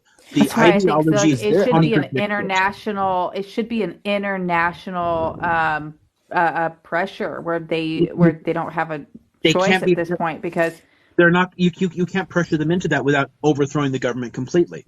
You let's do can't. it. I'm down. Well, Is there any so yeah, if compatible you're talking about like another examples? Iraq war or something, go in and like invade, but short of something like that, No, I think we need to it arrest can't be forced on them, Netanyahu, because whatever anymore. I can't think. I I can't mean even say his name right now. I The think he Israeli should be right will simply arrested. conquer anything again. You could forcibly pull a Palestinian state out of there, and then they just take it, because they don't care about being an international pariah, and they don't care about being cut off. They're perfectly No, clearly they comfortable with it. don't care about any type of international law because they haven't followed No, it up to this point. And, no, no, in the they two-state don't. agreement last time, and this is the thing, this is why when you're saying like there would be Israelis displaced, I honestly, with the Nakba and the breaking of international law, and I think they should have to deal with it. They should have to deal No. with it. But And is the there any problem, compatible the problem I have examples in there modern is history? it creates a basic ethical issue for me. You can't correct one injustice with another injustice. So No, and I'm definitely not saying kill people. no, Absolutely no, I'm not. not. But I think you could But back them up a forcing people little out of their bit. homes is another. It creates another nakba. And Yeah. once they're there, especially once you take into account the shifts in ideology since the 1960s, where people are literally trying to bring the Messiah by sanctifying the land. If you kick a bunch of those settlers out of the West Bank into 1948 Israel, they're just going to go right back in by force. Mm. Yeah, I've And noticed how do you that. stop? That seems to be a So pattern. you end up with another Because 100-year war. wasn't it them in with the two-state agreement that just started like, kicking people out of their houses over the two-state agreement line, like where they were supposed to stop, and they just Literally, kept going? a two-state solution has never honestly been seriously proposed, nor Yeah, I agree. considered. No Hey, you Israeli guys, government make no has mistake. ever I never considered it. said ethnic cleansing. I Yeah. definitely would No, never no, suggest I'm that. saying it will. I'm saying it would happen. So, like, it would be an inevitable Okay, consequence of it if you Mm. try to do I this, see. Also, because of the way the populations are mixed up. Israelis will not tolerate Arabs living in their midst. And it's always going to be a problem for them. It's always a demographic time bomb for them as long as Zionism exists as an idea. And Mhm. Zionism is why a sovereign state can never be tolerated. No, all the lies about, the Palestinians have been offered a state before a bunch of times. It's literally never happened, like 0 Yeah, times. it And was it never can't serious. happen because of Zionism. So Mm. even if you set aside the religious Zionist problem and the fact that for religious reasons, they can't give up the West Bank, even if you go back to a purely secular understanding of Zionism, they still won't tolerate it. Yeah. Yes, but It'll never That's happen. actually a question, a that's the very hardest thing interesting in the question. world to get rid of as an idea. That's Yeah. especially that's It's been this. difficult, but it happens constantly. Ideas constant. That's again one of the things I get out of being a historian of ideas is, and it's one of the reasons that I can see some hope, even though things can take a long time and they can be very depressing, is that change does happen. It can be frustratingly slow at times, Mm. Yeah, that's what I was but gonna say. How But it slow? always happens. Nothing stands forever. Just like no identity stands forever. Like so no cultural identity sticks around. so It's just not possible. so the only way forward is to first start by dismantling the Zionism, because someone has just asked Yeah, actually that question. yeah, Yeah. yeah. To You, just you but honestly, the trick at this point, and if that's where I was 20 years ago, was the first thing we need to do is change minds and start with the paradigm shift. And I try to be very hopeful that you could have those conversations and convince people. But the situation has got more and more fucked up every single year. And as it's happening, tons of secular people are leaving and the religious people are cranking out 7 kids at a time. So Mm. you're getting a situation that's getting more and more toxic there every single year, where that no longer works. It's going to take something similar to what you said. It's going to take the international pressure. It may even take force to Mm. force a solution on them. And once you force a settlement that says, no, you guys have to live together. Here's how this works. Here's a constitution. Deal with this shit. And then have like peacekeepers, whatever it's necessary. But Mm. then the process of getting over it can start. And that's going to take another 100 years. It'll take a long time to change the cultures and let go of these ideas. But I don't think at this point you can realistically convince most Israelis to overcome Zionism as Mm. long as the current structural situation remains intact, as long as their power monopoly stays intact. Can I I think there interject? could, if there's a prime minister that comes up, and we get him out of there, that is actually showing another way. I really think maybe that is There's not possible. not a single one could get it through the Knesset. That takes you back to like the 2000 Camp David issue, right? Where Ehud Barak is laying out like, okay, here's Mm. I want to divide this. I want to create a 2-state solution. He was told by his own labor government that it would just fall, that there's no way he could get the votes. It'd be impossible. Like he was told before, but the fact that everyone blames Arafat for turning that down is so infuriating to me, because he turned down an offer that didn't actually exist, because the Israeli government knew it couldn't make an offer, because their own government wouldn't accept it, and the government has gotten much more radical in the 23 years since then. There's tons of these fringe parties that have way too much power. There's no possible government that can get enough votes to push something through. And if Yep. they did, given the cultural and structural situations, the very next election would put in a majority that would then reverse it. So Mm. and a lot has to change in their minds for that to stop, and that isn't going to happen right now. So without something being imposed on it, I don't see it happening. I would prefer it if they unfucked their own brains and changed the way they understood Zionism, and that could fix it first, and then you could get a prime minister that could sign a deal and everything else. I no longer see that as probable. I've spent way too much time knee deep in this situation over the last 20 years to have that same hopeful sense about them being able to change their attitudes Mm. without structural change. The circumstances have to change. Okay. Would there be any comparable examples that we can look at, and even if it doesn't Oh, even God, need to yeah. be, There was that guy No, there's tons of them. who such tried to. as I mean, one fun one is just looking at different federated areas like Belgium, which has 3 recognized languages, 3 recognized ethnic groups. They all have equal rights within it. It's understood as being a multi-ethnic state by definition. But you Or could also go back Rwanda too. to similar. You could take a page from like the Ottomans and the way that they structured the old millet system, where certain aspects of identity and law kind of followed you around wherever you live. So You could keep your kind of identity, certain institutions, whatever, wherever you are in the country. There's all kinds of things we can draw on, like the power sharing deals in Northern Ireland are a possibility. There's a ton of things that give you a way to start building something very new. But I think a constitutional solution that is inherently binational, that recognizes that both people have rights to live where they are and share the entire territory, in legal terms, that's not that difficult. The hard part is going to be the cultural change. And Right. that's going to take getting over a ton of trauma, a ton of really fucked up racist ideologies. It's not going to be easy. But, the U.S. officially ended Jim Crow shit in the 50s and 60s, and this country is still super racist. And there's a ton of elements of our law that still are super racist. Because the people writing those laws, their attitudes haven't changed as much as we want to believe they have. It takes a long time, but every generation gets better.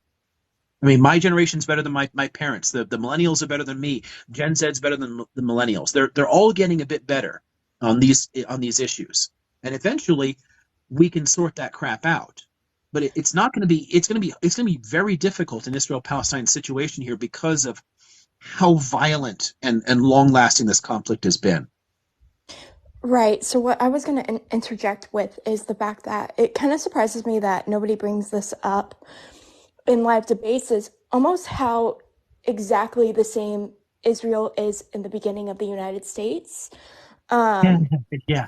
Right, where like the Protestants and the Christians from England came here to escape persecution in England, and then obviously all the messed up stuff that they did to the Native Americans in order to create a Christian nationalist country with manifest destiny. It's the exact play-by-play of what the Israeli government does. And what I was going to interject with is the fact, would it perhaps help to impose a one-state solution by a secular Arab trustee country? So it gives the Arabs of the region a little bit of a fairer play while dismantling all the Zionist stuff that's been happening over there, obviously. Yeah, the trick there is coming up with international actors that will deal fairly, because my first impulse there is to say that something done specifically out of the Arab world or Arab League is going to be difficult for a lot of Israelis to tolerate and would lead to more resistance and violence against it.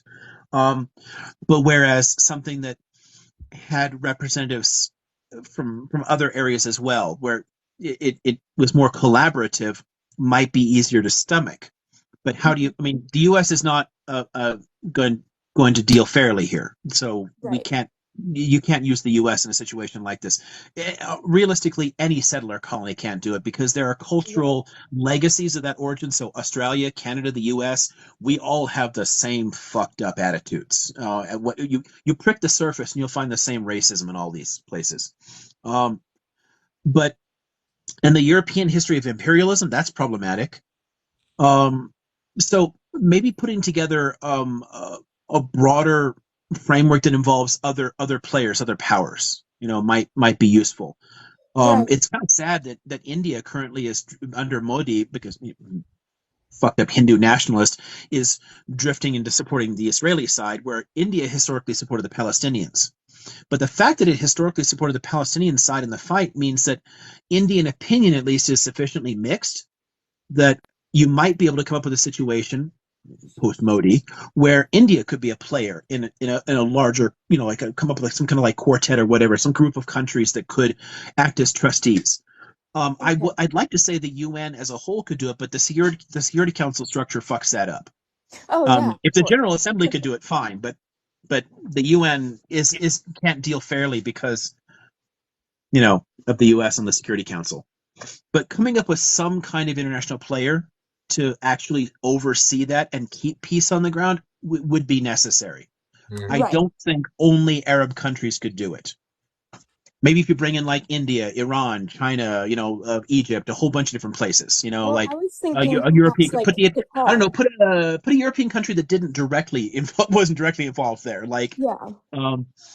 Italy or Spain. Spain's a great choice. Like put Spanish troops there. Like, Sweden. Swedes, maybe. Yeah, I don't know. I Spain mean, was yeah, involved exactly. in it. Yeah, I mean, all different ways, but sure. Like, pick out. I don't know. Pick like Norway and Spain for a couple of European representatives. Get like get a bunch of different players that all together have to work together to supervise this situation and put the boots on the ground and restructure things and write the stuff and kind of impose it on people. It might be possible to put together a coalition like that. Okay. But it would have to be The more UN can do diverse. that with peacekeeping forces, right? Yeah, Well, but not really, because no one ratified the proposed part of the UN Charter that gave the UN the ability to actually use force. Those troops are always under the direct command of the country that provided them. Or if they right. get So shot at, they can return, but and can't and start. and a lot of countries will just say we don't want our soldiers shot at, so just stand there and watch the atrocities happen. Blue helmets are generally useless. Yeah, a great example of that would be like the Rwandan genocide and the Belgium Yeah. troops. Well, Yeah. Or for that matter, like in they the area we're talking about, Lebanon. that was a Like much there was even a UN greater force in failure of the Lebanon, UN. and the Rwanda Israelis was just an walked right past them. Rwanda was an even crazier failure of the UN though, because they were Oh, warned that's yeah. by the general, the Canadian general, about it happening like months before, and Mhm. they had like receipts and everything from buying weapons and things like that, and no one did anything. But the individual countries had to be willing to put their soldiers in harm's way and commit to forces in a Yeah, fight. and they also So when they killed the they Belgian, they want the killed the PR Belgian of soldiers. having they want the good press of contributing soldiers, but they don't want any of the costs. And Well, in Rwanda, they killed the Belgian soldiers. They killed like 13 Belgian soldiers, and they did it intentionally, really brutally, to try to like threaten the UN so that people wouldn't want to send their peacekeeping forces there. and usually the problem is that the UN usually almost always sends in the same soldiers where that previous colonial country had reigned over, They've which gotten creates a better lot of about that, but tension. yeah, Yeah, it's generally fairly diverse, but the problem there is they have to be volunteered. Right. So the yeah. countries have to be, and frequently it's a country that has some like ties to the area, some historical connection to it, so like a former imperial power, and they'll contribute soldiers. But any country can offer them up. So I mean there were Koreans South Koreans in UNIFIL in Lebanon. Yeah, and China You know, too. so there are people do contribute things that had nothing to do with the original issue, but they're still just going to stand there. But some of the armies might want to do it because it's strategically advantageous to operate in environments that you haven't before. So Oh yeah, they would for get that in terms of like experience. contributing soldiers to But yeah, UN forces, yeah. But like for they something like might be this, willing to take the risk, I think and they're we'd still need to pretty get formidable. if we could get countries that would be willing to commit long term to doing something like this and would contribute the men and material as well as then be involved politically to steer this, then maybe something like that could be done. But there's a lot of complications in how you even get there. Like how do we even get to that point? Mhm. And this is one of the reasons that I really struggle because I always try to be hopeful about things, but it's really hard to see any way forward here. The two-state solution has been a scam to drag this thing out forever and support Yeah, Israel's apartheid one-state solution. It's never been a serious possibility. And no one in the area, like certainly not the Israelis, and by this point, a lot of Palestinians don't want a one-state solution, and no international players are willing to do this by force, and the UN's useless. So how do you stop and this thing from dragging on for yeah, another 150 years? yeah, and It also gets really hard. yeah, and also to your point, whenever the UN forces are kind of effective, it's in places where there isn't really an advanced like military, whereas Israel Yeah. has probably the fourth most powerful military in the world, maybe, In terms of depending. some technological Yeah, capabilities, and yeah, like special but forces not units. overall power, no, because Yeah, they're still a relatively small country. But they, yeah, I mean, this is something one of the things that's so funny about all the fears people had about Israel being wiped out by coalitions of Arab states at different points in 48, 67, whatever. They had the upper hand in every single fight by a mile. and the British There's gave just no them way. yeah, Yeah. and the And British gave the Zionist militias weapons too and like training. Well, they stole a lot of weapons from them too, but Yeah. yeah, they got a ton of training from them. They worked with them. There's also tons of veterans, but from the very start, and then France gave them tons of weapons all across into the 50s and 60s. I mean, people have helped out so much, but they've also invested a ton. I mean, they've spent because they've taken so much like in the before we even started giving them military aid. Because the U.S. wasn't really giving military aid until the 70s. But in the 50s and 60s, we consistently gave them money every year. And that meant that they had free cash to take care of some basic issues, and they could spend more of their tax revenue on the military. All the country, and Germany did the same thing. The Germans were giving reparations. They're passing tons of stuff to them for free, or here's a bunch of money. So much money flowed in that they were able to build an extremely advanced system. I mean, they became a nuclear power almost entirely on their own. I mean, they cheated and stole a bunch of stuff from the French, but a relatively small country became a nuclear power. They're good at what they do. There's no way that Honduras is going to lend troops to go fight the Israelis. Yeah. They're three strike. They're a nuclear triad power too, probably. Yeah, exactly. I mean, Yeah. they have German submarines with nukes on them. Yeah. Yep. Well, No, it's a really difficult situation there in terms of force in the situation. So it's hard to see how we get there, but every possibility people put forward for solving the situation that doesn't involve changing Israel always fails. And I can give you reasons for every single one of them that's been proposed. Yeah, None of them I will agree. stand up.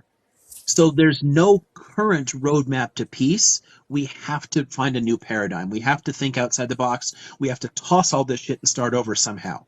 What that finally looks like, I don't know. But we have to start over somehow. But the thing is, like, Netanyahu's career, like political career, was over as soon as this happened, and he at this point has like nothing to lose. Even Biden has Yeah. kind of soured on him, so it's very concerning as well because he's the last person in that position that would probably make meaningful steps Oh, towards he wouldn't anything have like either. that. There's no chance in. I mean, his own party has. I mean, the political parties there are completely different than in the U.S. They're membership Yeah, organizations. They get to vote on policy issues. His party has voted to annex the West Bank. Even yeah, if he and wanted the to deal, negotiate, he couldn't yeah, because and the it's deal. the overall ideology of it. Yeah, and the deal with Saudi Arabia was largely hinged on not annexing the West Bank because they were already going to do it, and then they were going to probably agree not to. But then, I don't think that they would. I think he would have probably stretched out the status quo for a while, and then once those relations were well enough established, it would have still proceeded. In the long run, I don't think, unless things massively change ideologically or structurally, I don't think it's possible to prevent a right wing government eventually doing it. They've wanted to do it from the start. It's never not been a policy. Netanyahu comes out of exactly the same school that wanted to take the east bank of the Jordan and Lebanon all the way to the Litani. They've never not wanted to take the West Bank. So yeah, well, it's a long term problem there. But Netanyahu, in terms of not having anything to lose, it's a good thing you point that out, and I hope people are paying attention to the fact that the Israelis have already said they're going to militarily reoccupy Gaza, not leave. This is not a short term thing, unless something is forced on it. Those troops are not being pulled out. They're staying where they are. Hmm. Since that point is covered, I wanted to get back to the question that I had about because I feel like you're about to conclude about the Republican and Democrat. Oh gosh, it is getting kind of late. You get me talking, and I don't even notice. I don't. As soon as we stop talking, I'll I'm still going to say, pass out. But right now, I'm wide awake still. yeah. Um, the the Real quick before we end up wrapping all of this well, up, yeah. Okay. there is a really bad situation at Al Shifa Hospital. They are running out of fuel, and the patients and the babies in incubators are currently dying. And then I just saw a video of decapitated children on Instagram. yeah. Oh, I feel like it's not good to subject yourself to stuff like that, though. I feel like it's really It's really desensitizes not, you you at a guys. certain point. I don't even. It's really terrible. God, I hope that isn't. It's God, I hope definitely that isn't not. real. It's But definitely not healthy. wow. I mean, But given the lies that they spread around about babies being decapitated, it wouldn't surprise me if some soldiers fucked up and like freaked out and did exactly that. Like oh No, yes, it's from the primed, absolutely. they've bombs, been I think. primed for I'm pretty massacre. sure it's from Well, the no, bombs. it's just they're shooting. But They're industry. They just show. I have a video and yeah, I I posted it on really my. hope it's something else. but it still No, wouldn't I surprise me posted if it on some my people did it. page. There was the IDF came in and there was a little girl like filming out of her window, like looking out and filming them, and they shot at her. And I have that footage. I also have last night they started using R9X Hellfire missiles at civilians in front of Al Shifa Hospital, and I screen recorded that footage as soon as it came in. There's no denying what was being used. There was no explosion, and there was blades. So that's exactly what that missile is, and that's Oh what they're yeah, I saw using. that too. Yeah, actually, no. Yeah, Yeah. and most of the world is still going to do this. La la la la. La. They And don't want to also, know. they'll if it's too bad, they'll just say it's in a like a Islamic Jihad, Palestinian Islamic Jihad rocket. Yep. Yeah, So they'll like just no, say they that the person that they and sliced CNN up will be like, was the oh H group, and yeah, this is insane. Like it's like and the with U.S. and I'm when I made the post, I said, "Do we just have a bunch of these missiles sitting around with not anything to do with it? Because clearly this is not what they were created for, you Oh no, know?" they were. Oh They, yeah, the U.S. creates these things to destroy civilians. We are a fucked up country, no, the U.S. Yeah, and even in so do like the the Israelis. coalition against ISIS, the U.S. did so much crazy stuff in bombing. Yeah, we there's a reason we haven't signed on to tons of international conventions banning things like Uh, chemical the weapons U.S. and landmines and claims shit. real quick to the person in the comments, the U.S. claims that this was actually created to specifically target one person, not civilians, a Oh person yeah, of interest they've pulled that of one the a T couple group. times And too. that's the problem. They can say like, they've been doing this for They say ages. anything. They'll shoot a Yeah. rocket at a car or an apartment block. We were only killing the militant. Well, you knew his family was in the car with him, right? Yeah. Yeah, It doesn't excuse it. the Oh, it best makes me illustration angry of because the like the nurse that was talking and who gave the interview about the Palestinians when she got back to the United States, um, she said her friend who was a doctor was in the ambulance that they bombed that claimed the H group was in the ambulance, and I just was like, are cats the H group? Are light posts the H group now? I'm so tired. I'm so tired of them using that as an excuse for killing innocent people. Oh, Yeah, well, and unaliving. again, it's not gonna it's not gonna matter here because we do exactly the same thing and have been doing it for ages. yeah, Yeah, and and then that's that's We'll where they keep exactly running learned it cover for from. it.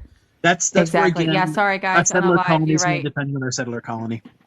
And also, I mean, ever since the best illustration of like really the IDF's Didn't we military do it in tactics 9/11 overall, too? Did what? well, in Lied. the oh Oh, yeah, about Iraq, yeah, the Oh, United States has yeah, nothing they going blamed on. it on the Iraqis, yeah, for sure. or yeah, they claimed there were weapons of mass destruction in connection to the And then Taliban. justifying the attack there. There That was wasn't. that never had anything to do with the reason for Yeah. attacking, but yep. Or yeah, I mean the IDF also has like bulldozed like in Jenin they were fighting insurgents and they just bulldozed the whole camp and like they don't they're basically like if there's people that don't like us here, everybody's gone. It's been the strategy for a pretty long It's time. been this strategy since 47, so yeah, there's nothing new about this. No. I'm going to quickly run to the loo, and then we'll get to that other question you had about the U.S. and we can knock that out first. So Yeah, is that that'd be okay? great. Sounds I'll good. be right Yes, of back. course. You guys, I just can't take their lies anymore. Just watching like the actual raw footage and then like going on like seeing what the media is saying it's like a movie. Honestly, you know, it's the most frustrating part, knowing that the U.S. is not going to do anything till people Even the actually vote many politicians out of power, because we know that the reason that the U.S. is supporting this is because the country is fucked up with the amount of corrupt politicians that been bought off. I mean, come on, that last week, it I hasn't know, even but been a every week. But politician if they that were gets bought off, Jesus into, slave. if yeah, they were bought off by Israel, then I mean, Biden at least claims to support a two-state solution, Biden at and they have least. been trying to stop them from, like, he told them that he thought they shouldn't invade Gaza at all, and shouldn't yeah, like. good luck, irony. It's really it's really hard to look at. So if you're going to look, prepare yourself, okay? Because it's not good. I've seen stuff. Well, Joe Yeah, Biden literally called himself a Zionist in a But 2016 the thing Congress. is, no, he's at not least perfect, but Biden was he's not as transparent. far. He's not No, as radical as like Netanyahu or no, like the it's people in not the actual radical. Well, Israeli government. yeah, I Here's mean, the like, thing: those Biden are is people a like very committed, Congress. very dedicated Christian, and at least Biden was transparent from the get-go. We known that, and you can tell that Biden probably is the first and the only politician in the U.S. who's doing this, who's supporting Israel out of personal conviction, not because Exactly. he's bought off. That's the fucked up part, is that we didn't know about those who are actually paid to do But stuff in or to terms of vote like for the stuff, and he just people, made stuff and passed laws that are screwing things up now. I mean, come on. A couple of days ago when they censored Rashida Tlaib because they translated her word as and say that what you said when you say from the river to the sea, that means they're being annihilation for racist. Yeah. everyone.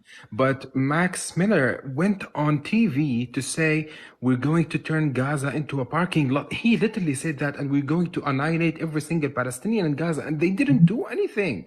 Yeah. It's insane. I mean, Yeah, they asked Biden when they think this will stop recently, and he said it won't. it's instance what happened in Congress was so Uh, freaking mind-blowing, is that you're yeah, trying to interpret stuff that Rashida Tlaib said so that you can say that she said what she means is annihilation, while you have someone who you're not even considering to censor who's literally said let's annihilate everyone and we're going to turn Gaza into parking lot. It's so fucking mind-blowing, the amount of corruption that you see now, that no one ever even thought that it would be so fucked up till we actually saw how fucked up it is. And it's really yeah. that's the most Yeah, frustrating part. I'm not gonna lie. I never thought I would see something this bad since, it just, I mean, there's I, been genocide. I mean, I, there's been stuff that's happened recently that's pretty bad too, and I, people cared a lot less. no, I mean, I I agree with you. I I really just think envy y'all in it's, this. Like because this isn't unusual at all. I mean, there are so many situations like this just going back and back and back. This has been the U.S. for the last century in terms Yeah. of supporting this kind of horrific shit and being so corrupt. This is not unusual. that's what I What's mean. Like, I interesting? knew we were corrupt. I just didn't think something like this, with a people who's been locked in an open air prison by an occupation, and then it's Yeah. aired on the internet live for everyone to see, and the lies And it still still doesn't are matter. not dismantled. It doesn't change Yeah. a freaking Nope. thing. That is what Nationalism I is a thought I would disease. never see. This stuff gets into people's heads. Yeah, it leads well into the what's it Faisal, I think. Faisal, the question that you'd had because we've talked a bit about how difficult it'll be to change things for Israelis and Palestinians to get the paradigm shifts there. We have the same work to do here. This country's messed up. Hmm. A lot of our ideas. I mean, they've spent the last 70 years literally mainstreaming Nazi rhetoric in this country. There's so much stuff that is just mainstream conservative rhetoric that is not what conservatives were like before. It just isn't. They're so reactionary. They're so extreme, and the depth of racism and violence that is constantly justified. Yeah, the turn into a parking lot or crap, but this has been going on for a long time. I mean, freaking McCain said, we're gonna like bomb it until like it becomes glass. The sand becomes glass. I Yesterday, mean, this shit has been around for a long time. They've been steadily built. I mean, starting going back into the 50s and 60s, they started normalizing the really extreme kind of Bircher conspiracy theory kind of bullshit. And once you're bringing theories in, it gets a lot harder to have any kind of rational conversation. And the problem I see in terms of conflicting identities in the U.S.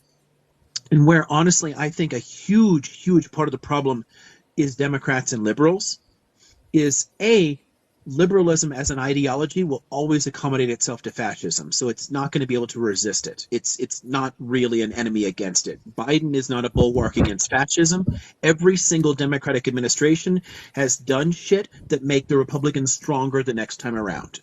But the a bigger part of the I don't know, gosh, it just gets so kind of frustrating about this. Yeah. The extremity that we've built up here, the kind of ideals that have been building up, you've gotten to the point where they have no idea what the hell they even are. I mean, the Republicans aren't conservatives. They haven't been for ages. And they're still convinced that it's totally normal. And Democrats keep treating them like they're a sane opposition party and that they are conservative and that they can do bipartisan legislation. The problem there is that most Democrats are severely right-wing. Like, they're really far over. So they don't really recognize the problem. And the differences are largely on social issues. Democrats are much better on social issues, but they support all the wrong economic positions, all the wrong military and foreign policy positions, all the wrong nationalistic shit like the bombings here. And a lot of this is because of us, not really the government. It's attitudes shifted in the U.S. because of the impact of think tanks and media and religious ideas. Thinking about, we mentioned the rise of Christian Zionism in the 1960s earlier, the whole anti-communist push in the 1950s and 60s, bringing tons of conspiracies in there. You get people primed to believe the most horrific, ridiculous bullshit that can't make any possible sense. And if you can do that, you can sell anything. It does. You can put every possible Instagram video of dead or unalived kids in front of people, and they won't believe it. They'll say They this won't is believe fake. it. The Yes, H word made it fake up. news. I know. Which I mean, doctored. A lot of the They'll never videos accept it. at this point that I've seen, there's no faking them. Like, you couldn't even get like a AI or whatever to kind of fake those videos. It's too real. Even But it's obvious it's I will real, say, but it doesn't. with that's the problem. Like, after give it 5-10 years, then we will have that issue because AI is becoming a pervasive problem. Oh, sure. We're going to have that issue where like Israel would be able to actually show what they claim, and it's still not real because it's AI generated. But and we have that's it where without. things are going to get really scary too. That doesn't work if you have a population that actually has been taught some basic critical reasoning skills, and you still have some basic trust in institutions. It's already happened. We don't have those. I was going to say we don't.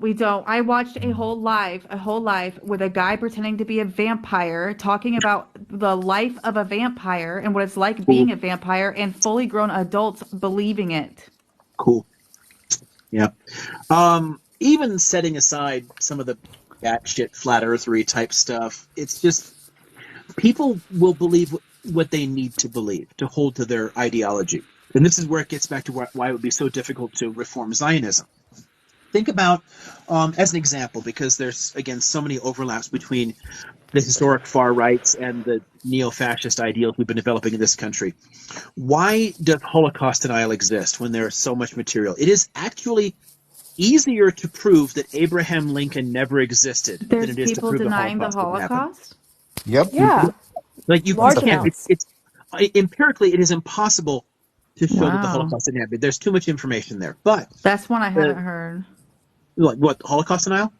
Yeah, I haven't heard that yet. You should look There's that up. tons of Holocaust deniers. Oh, really? It's a huge, Yeah, huge a whole bunch. bunch. Armenian, Armenia too. Or that one too. Like the Which is Armenian still, genocide is denied by Turks too. The U.S. voted to recognize it, and Turkey got really mad at the U.S. Oh yeah, Yeah, that took a long time to get that recognition through, and it was pretty weak when they did it, but they finally did. We finally kind of got there.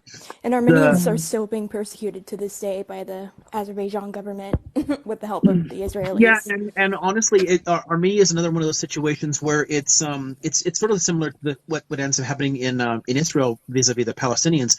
A lot of Armenians themselves, being historically victims of persecution, were horrific to Azeris and to other peoples there as well. And I mean, I could show you nationalist, socialist black metal bands in Armenia. They're literally like Nazi shit. They've sucked in a lot of like far right nationalism themselves. It's sad that oftentimes badly What do you think? traumatized people take on the same ideals. But the problem here about things like Holocaust denial is it exists for a reason. If it didn't exist, people couldn't hold to fascist ideals. They would have to say that there's something wrong with my belief system. If you can Yeah. show that nationalism always leads to violence, that nationalism leads to violence against minorities, it leads to wars, it leads to atrocities, then people would have to let go of it. But if it's a Yeah. part of their identity, they can't. So in comes all the denial and rationalization and projection and cognitive dissonance. They have to hold to ideas. So And yeah, and did fascism you? also, it connects people socially a lot. And so Yeah. when you're telling somebody to give up their fascist beliefs, that means Mhm. giving up people that are close friends, family Right. members even, and religious leaders, things like that, Mhm. which is a much bigger step to take. So they have a vested interest Yep. in keeping up this facade. Same thing with tons of Oh my fundamentalist gosh. religious movements too. Like there's a social aspect. It's giving them a sense of not only meaning in life and solving certain problems that way for them, but it also does connect them to other people. So And a lot of times they'll isolate from other types of people that aren't kind of thinking this way. Like yep. even I wouldn't say Mormonism is a fascist, kind of identity, but it certainly has some characteristics, and you can see how people are kind of encouraged It to go to definitely has a lot Mormon of weird colleges and things racist like that. aspects. Yeah, and there's kind of a different culture that exists like within the U.S. But That the it's U.S. is, intentionally separated from the habits and like characteristics of the culture around it. you know, in terms of identities, it's not even as simple as like Republicans versus Democrats in terms of a different understanding of what it means to be American. But that is the case. But it's so I'm thinking back to the original question about this. Because in many ways the Republican and Democratic positions aren't as different on some really basic and important issues, but they do have a different moral core. They have a different understanding of morality. And one of the problems that you often get with talking to people, addressing these problems, trying to help people get out of these things is that you have to understand where the other side is coming from because they do have a morality. It's just very different from yours. There's a lot of different Yeah, ways to no one construct thinks they're the bad oral guy. arguments. No, exactly. No, the Nazis were the good guys. They thought they were the good guys. They believed it, right? Every person with the most fucked up belief in the world thinks that they're the good guy. So they do have a moral understanding, but there's something fucked up about it, and it's very difficult to try and unpeel that because people often approach it with the wrong framing. So when Democrats attack Republicans by calling out their hypocrisy, or their tolerance of corruption, it doesn't matter. They don't care because hypocrisy and corruption are part of that whole. They expect it. They expect people at the top to cream off the top and to manipulate things. It's not a problem for them. But hypocrisy bothers liberals. So you have to kind of understand where that moral framing is. What are those emotional concerns? If we can figure that kind of stuff out, we can learn to talk to each other better. But people keep falling into their own kind of camps. Everyone's sort of like divided on these different issues. And because the views are so different, it does end up seeming like multiple Americas. And I'm often like sitting there, just sitting there going, like, what the hell's wrong with all of you? Because I'm looking at Democrats and Republicans. And again, I'm an anarchist, so I'm Guys, on it's the been left. what? It's So been what? actual 30, leftists are 30 not. some, how many days, Yeah, guys? base, same. 36? Oh, for the fight? Yeah. Mm. Since all this started, Yeah. 36? I want to I'm say 33. Was it 33? I was just talking to a Palestinian friend in Minnesota earlier today about this, and actually several times recently because she's been so depressed lately. She's just like Yeah. distraught, crying, just doesn't know how to deal with it. Yes. It's telling her like turn off the TV, like I'll follow news for you, like don't subject yourself to it. But then Good she's like, idea. but I can't look away, I can't look That's away. where, But, yes. Okay. but So it's let me killing her. explain that just a little bit because right before you started talking, that's exactly what I was feeling. I put my head down for a minute. I just me opening Instagram for that 1 second and what I saw, I was like, and I've just been seeing a bunch of stuff like that. That one was really intense, but I just said I just don't think I can look anymore. I took a break today. I had Yep. to take a self-care day. This was the first day that I've taken actual time off of everything. And I was okay when I came home after all of it. But it's been affecting me so deeply, and and that's the feeling, like what you're saying, that your friend said, is that as soon as I thought I just can't take it anymore, I'm like, but they don't have a choice. They don't have a choice. They have They to keep don't know. taking it.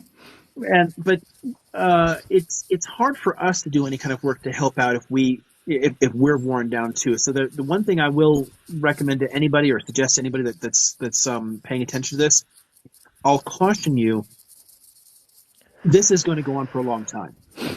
I do not foresee the U.S. forcing this militarily, and I don't. And yeah, as said earlier, Netanyahu has nothing to lose. This is actually helping to keep him out of jail. He was in trouble already. And as He long tried as to there's a take over the conflict, country. wartime leaders tend to stay in power. It's hard to get rid of them. So he's going to stretch out his time in power, and it's an opportunity to carry out some of the things that because he's always been a believer in Greater Israel anyway. So hey, this is a great opportunity I to feel clamp like down on the I West Bank, to really. seize Gaza. This is going to go on for months and months and months and months and months. And if we are all, if it's hurting you, You think it'll go take on for time off, months and do some months? self-care. I don't It's know. there's No. gonna be worse wars in a couple months, though. I think. I There will think be. like East Africa is Oh gonna have a God. huge war, because Yeah. I think Ethiopia is gonna invade Somalia, like northern Somalia, where they have that weird like little kind of country thing, Well, because they can't defend themselves and they you've need a had two port. back and forth. You've got two different genocides already taking place. Two different groups in Ethiopia have been taking turns trying to wipe each Yeah, other out but they for kind of the last few squashed the years. beef, and then the president said he's going to like go and he warned like Eritrea, Djibouti, and Somalia. They needed a I think port. you're thinking of Somaliland, right? The northern part. Yeah, Somaliland, but they Yeah. probably formally warned the state of Somalia. Yeah, and it Well, but yeah, again, this um, is one of the things that frustrates me, because of this is just how hard it is to get Americans to care about things. I mean, how many Yes. people died in the or Second Yes. Congo War? Myanmar. Like Like 7 million Myanmar's been people. going on since like Oh, 1948. Like, yeah, and yeah. it's like the largest. It's still Or like just as big as what's happening in Israel, You and guys, I it's not started bigger real for like a like while. soft sharing things. I have 600 friends in America. Well, actually, there's a few that are not in America, but most of them are in America. And I started out kind of soft. I started out a little bit just sharing like the injustices, like that's been going on for years, right? And then I just started posting the children, and I was like, someone's gonna care. Guess what? Not a word. Mhm. Yeah, and it's not even like, okay. So People are I conditioned. Like always people do hope that when that. they walk past homeless people all the time, Oh like yeah, in the U.S. Like it's the we, people we are conditioned to yeah. like have selective empathy because they But manufacture consent. I used to hope that really being confronted with it would matter. So getting back to the videos and pictures that we're seeing here, the scale of it, how many people have died so fast in just Yeah, 1 month. But yeah. again, 7 million people died in the Second Congo War, and I maybe like a Wow. fraction of like a It's hundredth the of a percent of largest since Americans World have War even heard II. of it. Yeah, No one knows. the It just largest since didn't World War happen. II. Yeah. Like Right. it didn't happen at all as far as anyone's concerned here. But everyone freaks out about Ukraine or whatever here, but like no one noticed that. This there's tons of awful shit happening in the world all the time, and to get us to actually care and recognize that we actually contribute to causing them, Yes. wow, that's an uphill battle. Why? I What do you just think? don't like, What do you think I about the know, NATO but intervention in Yugoslavia? There are real problems with it, but I'm that one and the Libyan one I'm always torn on, because there's no good options on both cases. That Libya? they're Yeah, because Gaddafi was slaughtering people, and there were credible threats that there was going to be a lot more of it. Yeah, that's So true. I guess. the like bomb like at least bombing his like artillery and tanks and downing his jets, things like that. Yeah. It's hard to say that NATO completely messed up by doing that because he was going to put down that uprising. It's the same situation in like Serbia, in Kosovo, They in kind of Bosnia. fomented the There uprising, were though. horrific massacres happening, but the way we handle it makes things worse too. We kill tons of people as well. So it's not like it's not.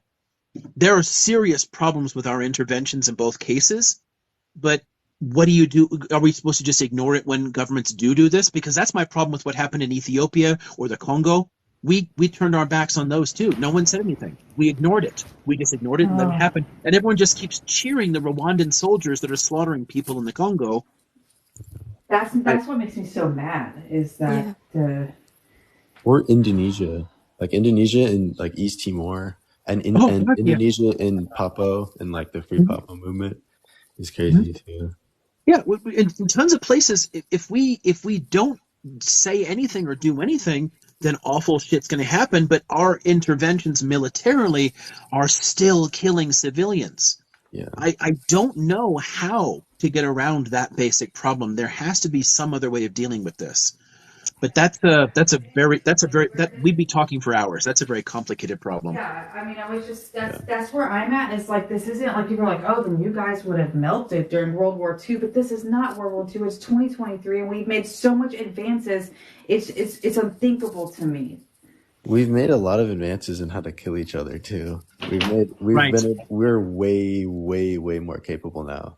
There was a missile that was sent from Yemen from like the Houthi militant group into space towards Israel.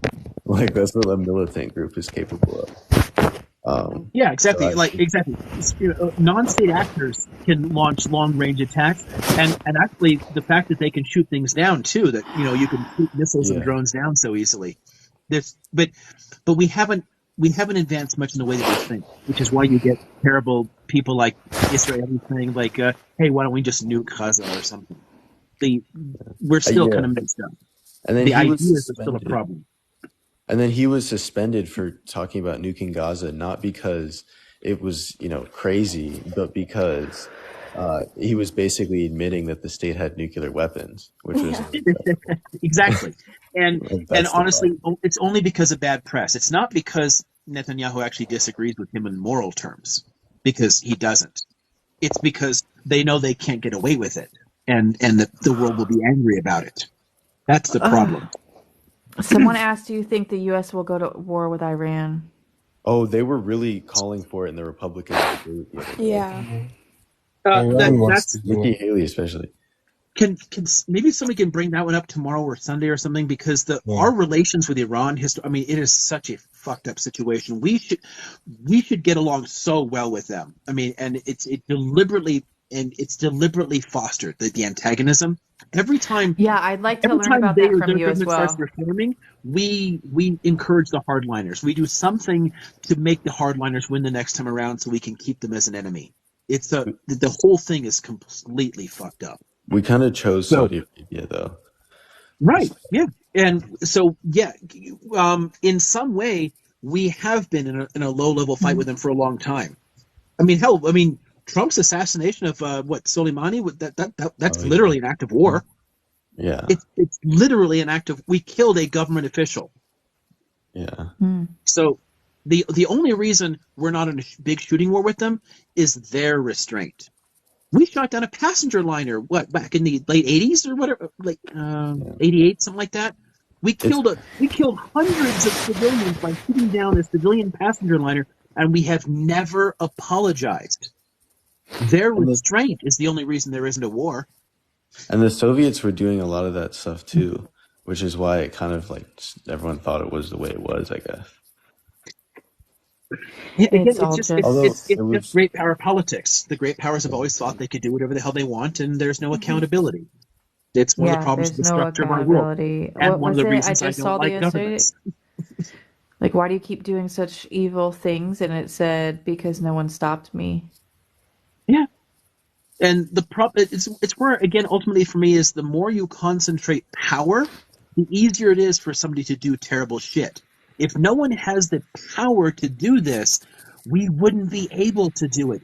And somebody's fucked up racist attitude wouldn't matter, because he'd have no capability of harming other people. Right. Yeah, you're right. It's powerful centralized states and militaries that's again, this is why I became an anarchist. I think this shit is terrifying. It Okay. doesn't matter however good a country thinks they are, every single one of them, when you give them this much power, they're going to oppress people. They Yep, all yep, they yep, all yep. do it to varying Hmm. degrees. At And it's every always been single that level. way. From the Just like poorest you country to the said. richest country. Yeah, so like you said, how the people who were like um making what the deeds, I'm sorry, I'm getting tired, so my brain's not working, but the deeds, how they were lying about it and Oh getting yeah. the land that way, Taking it just advantage makes of the me think laws to of like manipulate people. Yeah. US and Israel with like the Arab countries. Like it just makes me think the white superpowers are trying to just take over the browns and take over the world. Like, and then it makes me think of like capitalism and what has fed into this, and how Israel and the US are in each other's pockets. So, of course, they're going to be a team against the rest. And, of course, all of the other, Gaza and Iran, like, we're known for lying and trying to take over for resources. Obviously, there's a lot of oil there.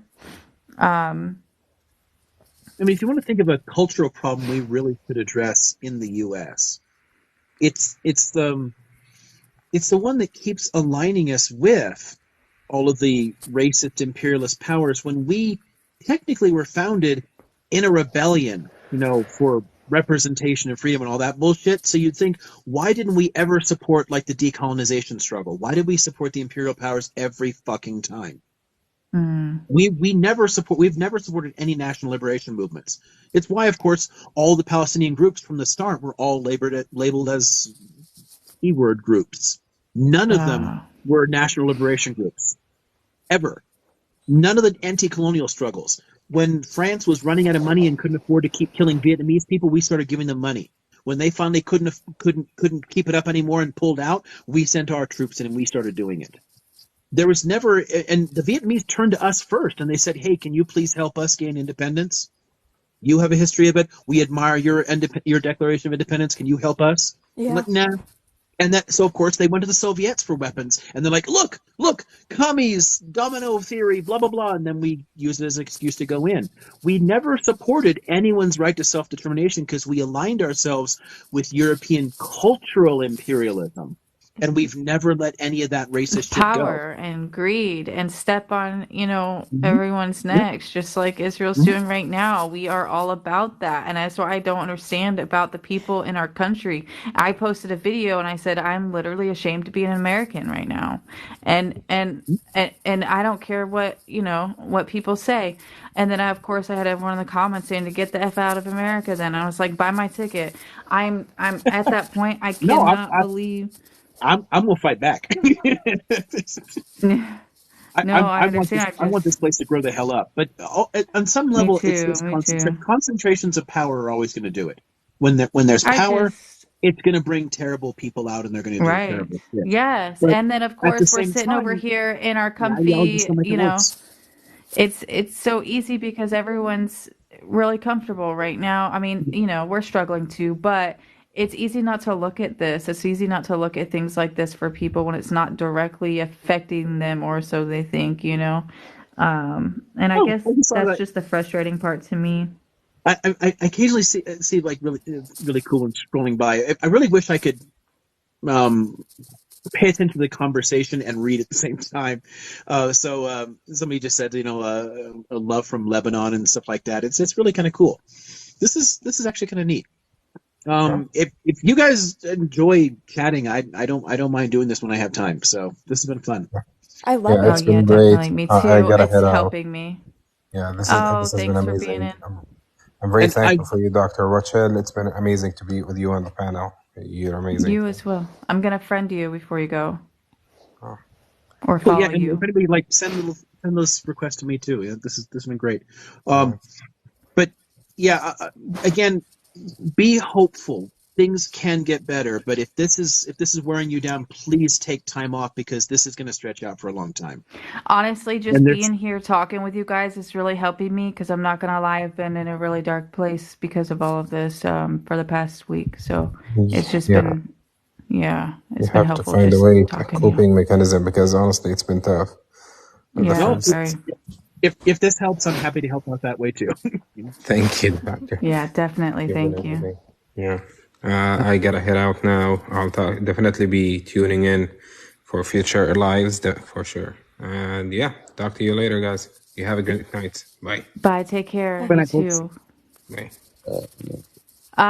Be blessed. I would love to go to the protest. Unfortunately, I'm a single mom of 3 children and one is disabled, so I can't take my kids there. But yeah, I would love to. I do as much as I can from here, and that's coming up, thinking about the psychology behind why Americans are silent, and then going at those points. So that's why I don't know if you were here, but I was asking Liam about the history of the religion, since that seems to be a lot of what drives the mindset here with the Christians. And so I just kind of point stuff out like that, get people to open their eyes the best as I can. But obviously, like Liam says, this is something that's going to take a very long time. Somebody asked about when the next thing is. I had scheduled 9 p.m. Pacific time tomorrow. This one just turned out to be a fun accident because I was just testing how to do live, and it just turned into a nice long conversation. God, this has been 5 hours. Wow, shit. Has it But been it's 5? yeah, I turned this on at 9:00 my time, Oh and my it's 2. goodness. But it's Be blessed is asking 9 to come p.m. up. Pacific time tomorrow. I'm gonna turn this on, and then sometime in the morning the next day on Sunday. But I don't know when. It depends on what time I get up. But I'll post and let people know. Okay, I definitely will come on. But Yeah, and I'm this whole weekend I'm doing nothing but grading papers. I'm sitting at home in my office all What weekend, time so is it there right it'll now, be Liam? a break.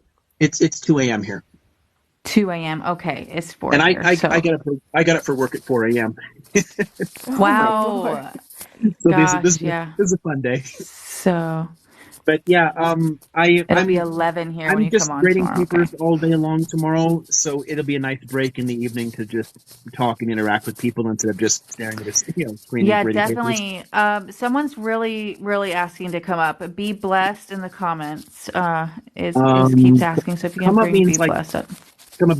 by voice. You Yeah, mean? request. No, did you request to come up? Be blessed. To be Yeah. a Okay, there's an guest. accept thing. Okay, so I'll do that. Okay, good deal. Okay. Jeanette, do you But yeah, I mind don't want to stay too much longer. muting? I think it's your mic. I really It's probably actually should. a quick one. It's on the topic that you were just talking about. I really wanted to raise a point, but also hopefully see if I can get some insight from Liam. I'm so glad this live was successful. I was actually here when you first started. It is 10, it's about 10 o'clock in London at the moment. So I missed most of it, but I caught the first hour and then drifted off. So what you were saying with regards to Americans and essentially why people are, on the whole, I think, not really interested in what's going on. It's not just America. Unfortunately, Mm-hmm. there's a sharp rise in fascism. Our Mm-hmm. governments are trying to encourage that at the moment. We're in a very difficult position because after probably 10, 15 years of growth and success and so on, we're now in at at the door of a recession, and probably a very bad one, as they're talking about. The sad thing is that instead of these, sorry, 1 second, instead of these governments and politicians that caused this, owning up and saying, oh, we messed up, we caused these issues by making sure that we were incredibly greedy and not really taking care of the things that a society needs. They're now taking the opportunity to stoke up as much hate as possible so that when we Yep. do riot, when we do rise up, we're not looking at them. Instead, we're looking at each other. So they're Right. trying to encourage as much as possible that we hate each Yep. other. So what you're Divide and seeing in rule. America. Sorry, go ahead. Divide and rule. It's an old strategy. Absolutely, absolutely. So what they're trying to do is use the tool that they know that everybody is able to believe in, which is religion. So you have Christian fundamentalism, you have Islamic fundamentalism, you have Hindu fundamentalism. You have fundamentalism in the Islamic world as well, as a means of making sure that you encourage people to use that as their starting point and use that as the means to be able to say that person hates you because of your religion, right? Because also people find solace in religion. People are taking opportunities to, that's why you're seeing an increase in people converting, for example, right? Um, so you are seeing these tools as a means to kind of sow the seeds of I guess hatred and doubt and so on. So when you see that Americans are not getting involved, because if you remember the Trump administration, the whole administration was, the campaigning was, that person hates you, and when that stops working, oh, let's go to the economy. So ping-ponging between the two of hate and economy, and that's what we're looking at the moment. That's why it's incredibly important that we're protesting. That's why it's incredibly important that we're taking time to not allow the sharp rise in Islamophobia to go on, because I believe at the moment, compared to this time last year, it was at 186% increase in Islamophobia, and not enough of us are talking about this. So yeah, I think those are the things that we need to be aware of. I agree. One thing you also need to be aware of is that the Israeli government is using this as a massive propaganda tool. There seems to be a Yeah. handshake deal with the fascists. Mhm. If Yep. there's one thing to worry about, is that the Israeli government is not just trying to make sure that they harm as many Palestinians as possible. They're also trying to make sure that they export fascism everywhere across the West. Because I when mean, fascism takes hold, they're in yeah, a good place. you've got we and this is okay. So the most of the wall behind me and all of the wall over here, this wall over here, all studies on like fascism, nationalism, right wing populism. I mean, it's a massive, massive global problem, and we're watching this shit happening in Turkey and Poland and Hungary and in the UK and Canada. It's all over the place. France, it's all over the place, and they're all reacting to very similar basic problems. And this is one of the reasons that I'm so angry frequently at Democrats in the US or New Labour in the UK, shit like that, because they're directly enabling it by embracing neoliberalism and dismantling a lot of the basic things that help people to feel more secure in their own lives. Better healthcare, better education, better job security, better pay. The U.S. is down to 27th in the world in social mobility. If you are born poor here, you are very likely to stay poor. This is not a land of opportunity anymore. And poverty is massively increasing among younger people. We're just not getting ahead. My generation was the first one in U.S. history not to do better than the parents' generation. Everyone before that was always doing better, and it's steadily down. For the millennials and Gen Z, everything is getting worse here, and all of that primes people for nationalism, because you get then the people saying, "I can solve it," and it's these brown people or this conspiracy, or that you play on those fears, and we have very real fears about our lives, but then someone sells us a little bullshit story that makes it easier. That's the Israelis do that, the French do that, we do that. Everyone has been doing the same shit for decades, and it's getting worse and worse and worse. And every time the liberal sides enable this stuff, the next time the right gains power, they sound a little bit more Nazi-like. And in many places, their rhetoric is indistinguishable now. A lot of U.S. Republican rhetoric is literally indistinguishable from Nazi rhetoric. I'm looking side by side at text, like, what the fuck? It's the same stuff. And this Wow. problem is If I can interject, global Leah. in scope. This is one of the reasons I'm getting so worried. Yeah, I mean, how do we solve a situation like the Palestine-Israel situation when every place is getting more and more fucked up in the same basic way? If Yeah. support for ethno-states and a decline in democracy is becoming more tolerable to Americans, how can we possibly say that Israel should be a better place and more democratic? I know. Yeah. I know we're pretty bad. The world is pretty bad. Yeah. It's I agree. we're agree. there are serious signs of decline, and it requires us to step up.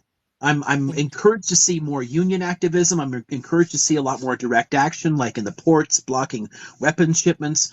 We need a lot more solidarity. We need people to Yes. unite, you know, across all Yeah, we kinds of like definitely shouldn't be intersectional sending lines. them We need weapons. new coalitions. We need to actually take this seriously. If it's all just like, oh, wait for the next by-election, like, oh, like wait for the next big election. The vote will solve it. It's not going to solve this shit. It doesn't. We have No, can much, I voting much just doesn't. I'm deeper so tired of problems. interject for a hearing that. second, Liam? What was that? Um, I was just asking if I can is just interject on the point you were just talking Yeah. about. So today, London's going to be having a protest, and we're hoping to reach 1 million people. At the same Yes. time, today is Armistice Day, so the veterans are going to be going to lay a wreath as the cenotaph. What our government has been doing is it's probably spending the last week, not probably, have been spending the last week in sowing the seeds of division by telling people, you see those people over there that are going to be protesting those, what they've been referring to as hate marches. Yep. They're there to make sure that your good veterans don't get to have their day, right? Yep. So what they're trying to do is not only squash the protest, they're also trying to make sure that they encourage, without actually saying it, so dog whistling at those people to make sure that they turn up and um, cause issues for the protests, because they know if Yeah. they hit 1 million, they're in trouble. So guess who Thank you. stepped up? I was honestly, initially, I was surprised when they didn't go ahead with objections to it, when they decided to let it go ahead. And then I started wondering. So it's nice to hear your perspective on that. I think that it's intentional, because if you can bring out counter protesters, if you can let this turn violent, if you Mm-hmm. can turn it into propaganda that fosters more Islamophobia, it feeds into all the anti-immigrant rhetoric that's already there. So Absolutely. I think they're letting it go ahead just so they can say, look at those people. They love these people who hate you, and foster more of that hate. Where they Absolutely. So yeah. Yeah, exactly as you said, the thank you. trade It's unions. really nice to hear somebody else thinking, because I had to figure out why are they letting this go ahead, at all? Like, why would they even tolerate it on Armistice Day? But So, because it's actually a perfect time. The whole purpose of Armistice Day is that it's supposed to be amnesty, right? So yeah, the line has theoretically, yeah. been, But people like the to line has claim it for been their own, They like to give it exactly, very specific, limited meanings. It's just like the way people always throw around like "never again" for the Holocaust. It's yep, supposed to mean never again for anyone, i.e., the absolutely, shit happening in Israel shouldn't happen. But yep. people twist it into "never again to me." People Well, try I to mean, use things in their own way. there's a massive propaganda machine going on, and I'd love to kind of go over that at another time. But Oh, sure, yeah. I just wanted to raise the point that exactly as you said, the people that needs to step up are the trade unions. We have somebody called Mike Lynch here, who's the head of the RMT trade union, who has been doing a stellar job when it comes to coming up, standing up to the government, because people are demanding equal pay. They're asking for not to have an 11% decline in their pay, but actually see real time increase in their pay, with the fact that people are struggling to pay their bills. I mean, you're having old people jumping on buses all day so that they can just go round and round and not have to pay like gas and electricity in their home to stay warm, right? So he has now come out and has gone to several news channels, and I'll DM you some of these as well, and come out and said, no, not only should the protest go ahead, and they should go ahead on Armistice Day because amnesty for Armistice Day, but also we're going to be there and talking. So yes, exactly as you said, the trade unions need to step up. The student unions need to step up, because student unions are the most important, what's it called, protesting force, because they are a group of people that hopefully are going to be tomorrow's leaders. So it's very important that they come out. That's why Yeah, you're seeing that students are being attacked and being silenced. So yeah, I'd love to get into this more, because I really think that right. we're missing a trick in this conversation, because we're battling a propaganda machine that is Mhm. very sophisticated because this has been Very planned for. sophisticated. Yes. Yeah. So I But the way really to would do like it us to go into this war. is all the solidarity networks, bringing people together, building larger coalitions, crossing the borders. Sharing, We can sharing, do this shit. sharing the truth. Yeah. And we have to, and these unions have to get militant about this shit again. Yep. Just getting a nice authorized protest every now and then is not enough. We have to be willing to push They back. do know what they're doing. Yeah. I mean, I'm really happy to see a lot of the newer unions in the U.S. because a lot of our older unions had gotten so co-opted by the bosses that they just don't have the strength anymore, and a lot of the working classes drifted so far to the right that they oppose a lot of the things that their unions traditionally have stood for. It's more of that, like, fuck you, I got mine, I've got a good salary, that's the only reason Yeah. I care Did about the union, and they've you forgotten what hear unions are all about. Did you hear them say that there's no humanitarian crisis in Gaza right now? Did you hear them say that? Who the hell said that? He was being interviewed. It was someone from Israel. It wasn't Netanyahu. No. It was it was Okay. like a soldier, a I was worried high-ranking. that it was a union leader in the U.S. I was just like, what unions No, are no, you? no, a Okay. high-ranking military official. And when he was Yeah. questioned, he said, "There is no humanitarian crisis in Gaza." Yep. I'm just like, You can get it. chase 1 million people out of their homes, and that's totally fine. Yeah, that's not a problem at all. No Yeah, big well, deal. the Just guy go was walk in the like, Michelle, park. they don't have water, they don't have food. He was like having to like Mhm. point out the very like basic, points of what a humanitarian crisis is because he refutes the idea that there is even a humanitarian crisis there. Well, on some level, a lot of them are dehumanizing the population, so maybe it isn't a humanitarian crisis for him. To the um, yeah, I But mean Michelle, to him. again, remember your question, and you were saying you're ashamed of you're ashamed of America and what's happening.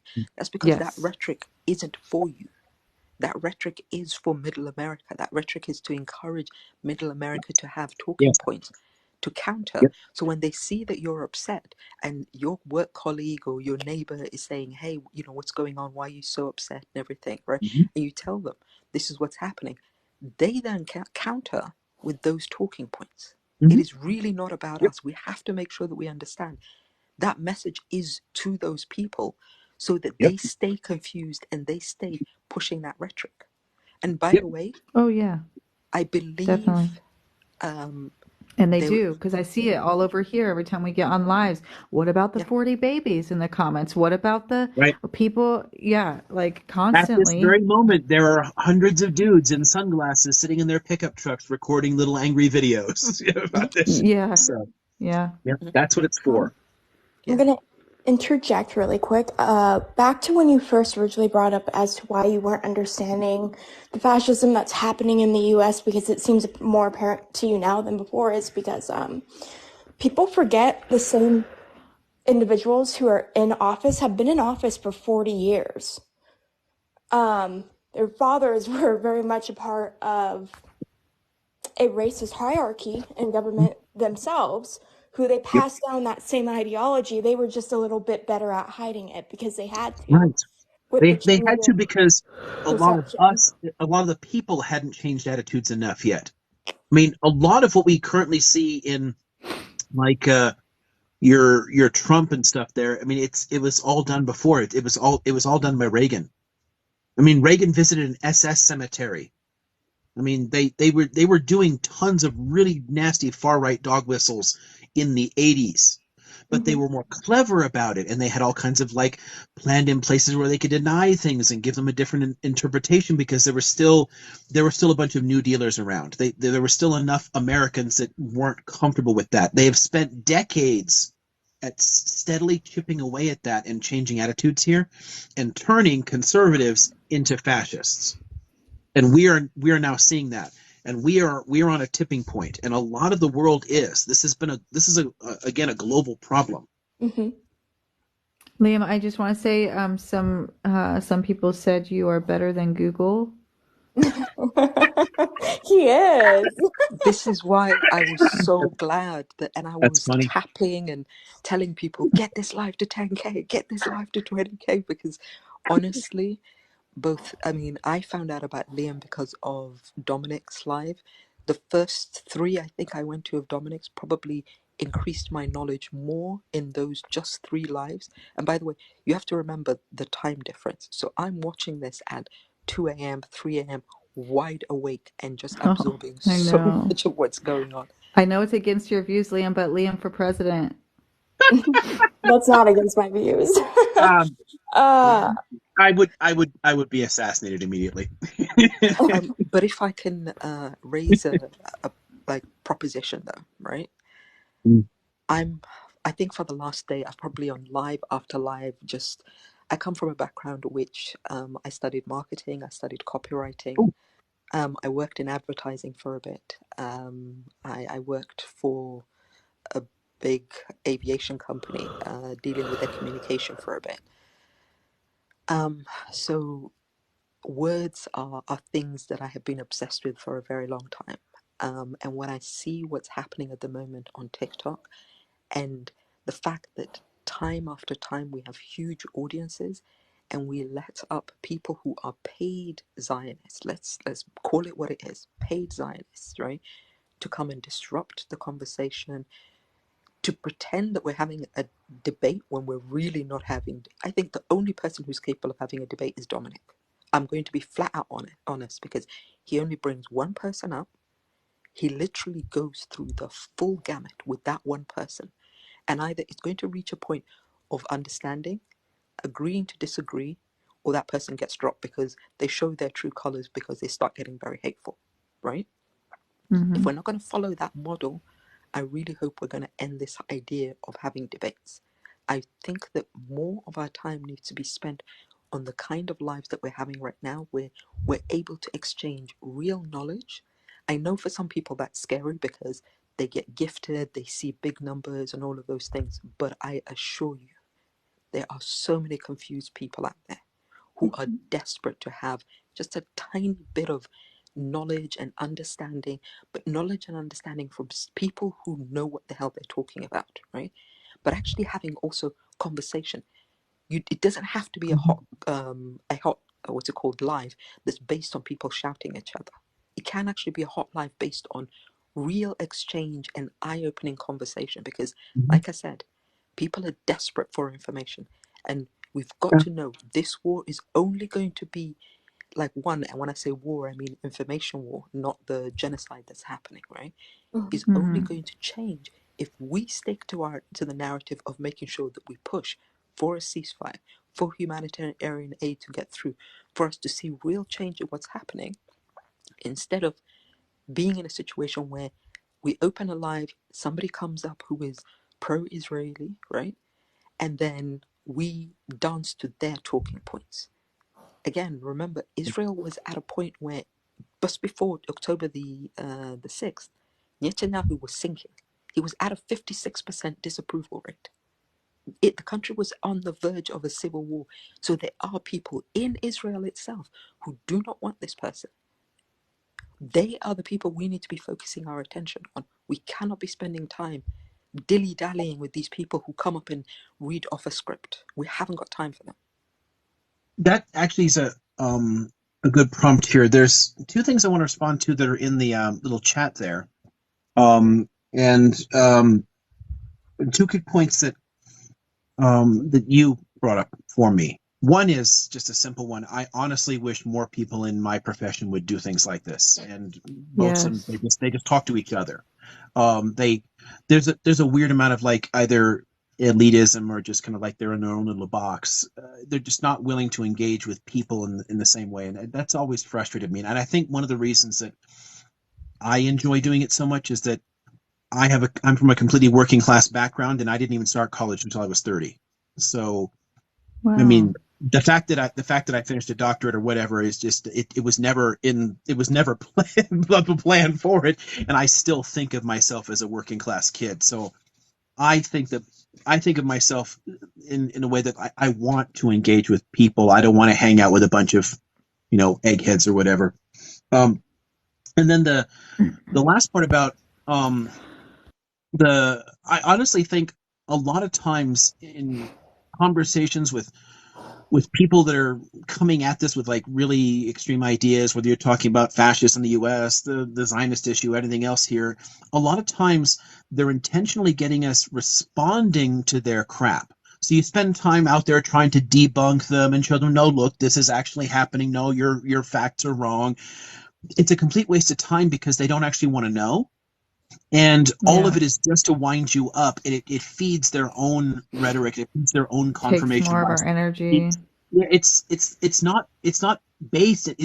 We're approaching it the way we would frame things, and with the same interest in actual knowledge that we might have. They don't have that. It's not the point of that engagement at all. So I think we need to spend less time responding to their bullshit and more time advancing our own solutions and pushing for what we want.